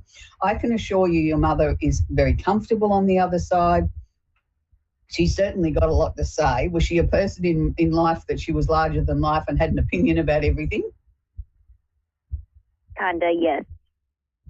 Because that's the woman I'm picking up, it's like, to me, she's sort of, not so much running the show, but she's got an opinion, whether you want it or not, she's going to share it with you. And she's sort of saying to me, if you don't hurry up and get on with your life, I'm going to have to come down there and give you a swift kick up the pants. She wants you to get on with living again. So she doesn't want to see you, not so much waste your life, I don't want to use that word, but, be stuck in this area of grief that you have been for a long time and feeling guilty because you weren't there at the end. She knows you weren't there at the end, and she's not unhappy with you about that. She's saying to you she's happy that you weren't there because she didn't want you to see her that way. She felt embarrassed she's saying I didn't have a great departure. Well, I don't know what a great departure is, but in her opinion, she didn't do it in some sort of grand style. She wasn't looking her best at the time when she departed the planet. But look, whether she did or she didn't, that's her choice to describe it to me that way. But she knows how upset you've been, and she doesn't want to see you upset anymore. She's saying to me, enough is enough. She wants you to get out there and start living your life again by March this year. Can you do that? Yes. Good. Because she's showing me March 1, that's it. New year, new day, new life, let's get moving. So why would March be so important to her? That I do not know. No, I just wondered why she said to me, the first March 1, that's it, new year. She was sort of saying to me it's time to get moving again. Gotcha. Maybe she's just giving you a little bit of time to get warmed up to the idea. All right. But she's saying she's fine. Don't worry about everything, because everything from her point of view is fine. She's happy. She's settled. So I want you to just move forward and let her get on with what she needs to do. So while you're so caught up in this grief, you're not allowing her to move on the other side to help you, to be able to come through to you, because you're so upset. And that's one of the reasons why she wants to see you move forward now, please. Can you do that for her? Yes. Okay, wonderful. She's just giving me a beautiful big pink heart, which is her way of saying I love you and I miss you. So that's where we're going to leave Miranda. I appreciate that grief and death and dying is a very complex subject, and not all of us handle it in a way that we are comfortable with, but we do our very best. And I think that's where we're going to leave that. So we're going to talk with Lisa in San Jose in California. Are you there, Lisa? Yes, I am. Do you have a question I can answer for you, please, Lisa? Where do you see my career going? Okay, that's a really nice question, Lisa. The first thing that they're showing me is this. I said that's a really nice question. The first thing that they're showing me, Lisa, is a symbol of change. Now, I know you asked about your career, but is there other things that are happening in your life that come back to around or circle back around to your career? Is there other changes currently going on in your life? Not anything out of the ordinary. No, but I mean things like, are you making changes to where you're living, or have you been planning on moving, or have you just started a new course in something, some sort of learning? So they're just showing me that there's been a number of endings, changes and transformations around you, and particularly in this last 3 or 4 months. But I didn't feel that that was indicating a change of job.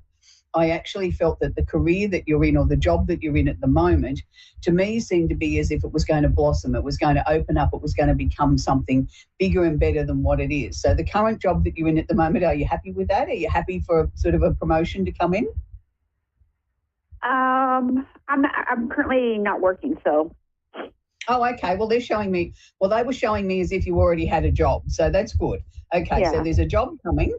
And with that job, I feel that there's going to be a lot of opportunity there for promotions and advancements and things like that, and new learning and things like that. So that's good. It's interesting, though, because they're saying to me that it's something that maybe it's going to be different to what you imagined. It's sort of like they never show me a career, but let's use hairdressing for argument's sake. Yes, I'm a hairdresser. Well, okay, you go in, you apply for a job with hair, but all of a sudden you get in there and they've got you training people, or they've got you doing beauty work, or got you doing something else, and you think, but hang on a minute, I applied to be a hairdresser.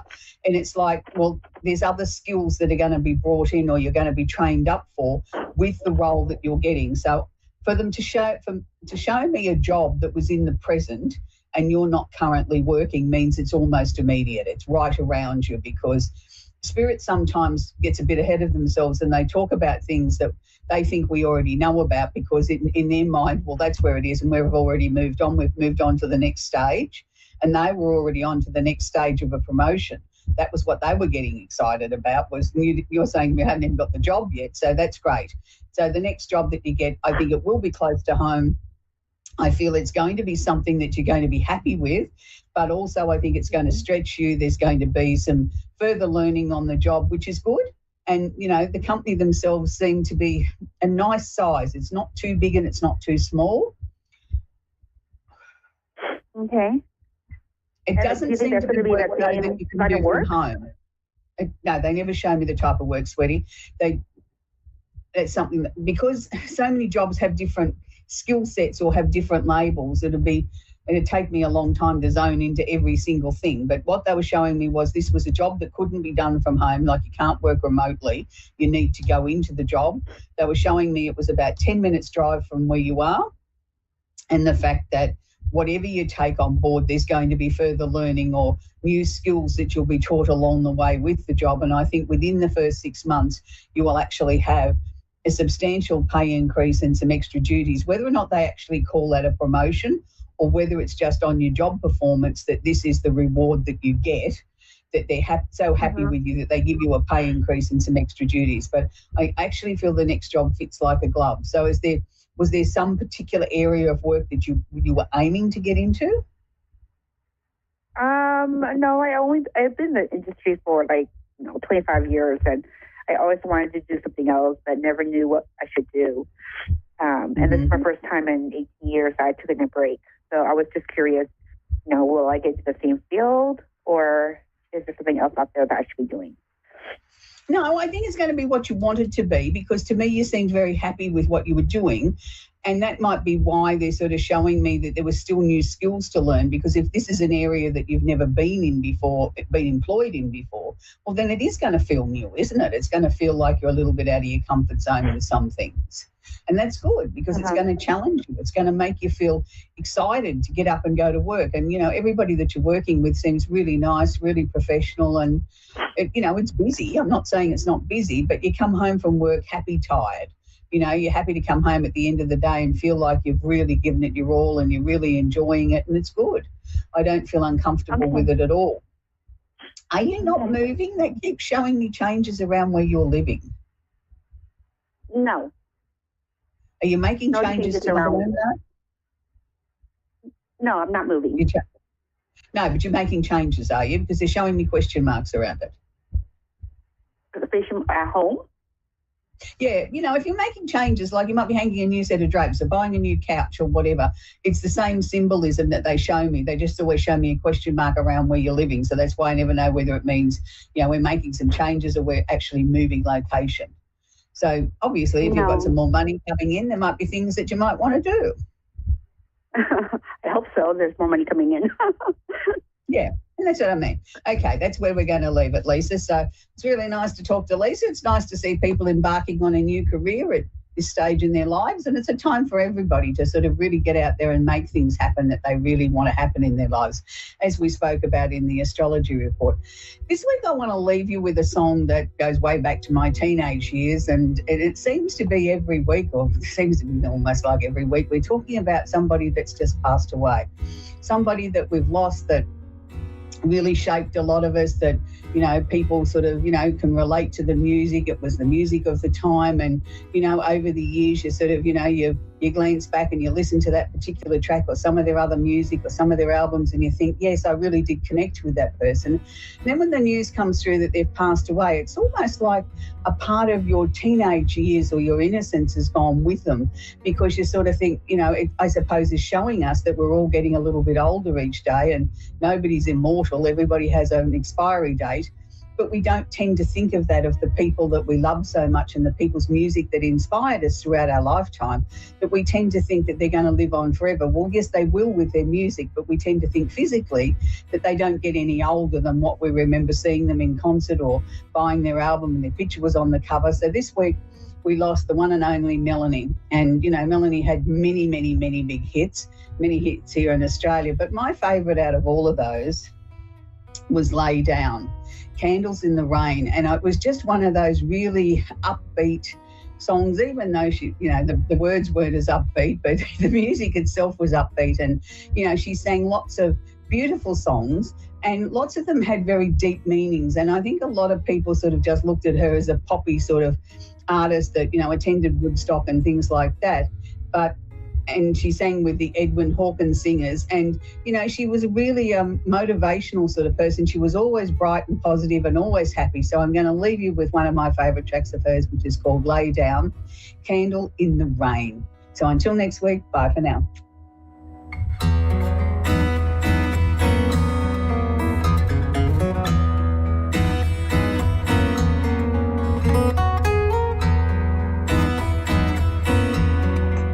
And now back to A1R on the air.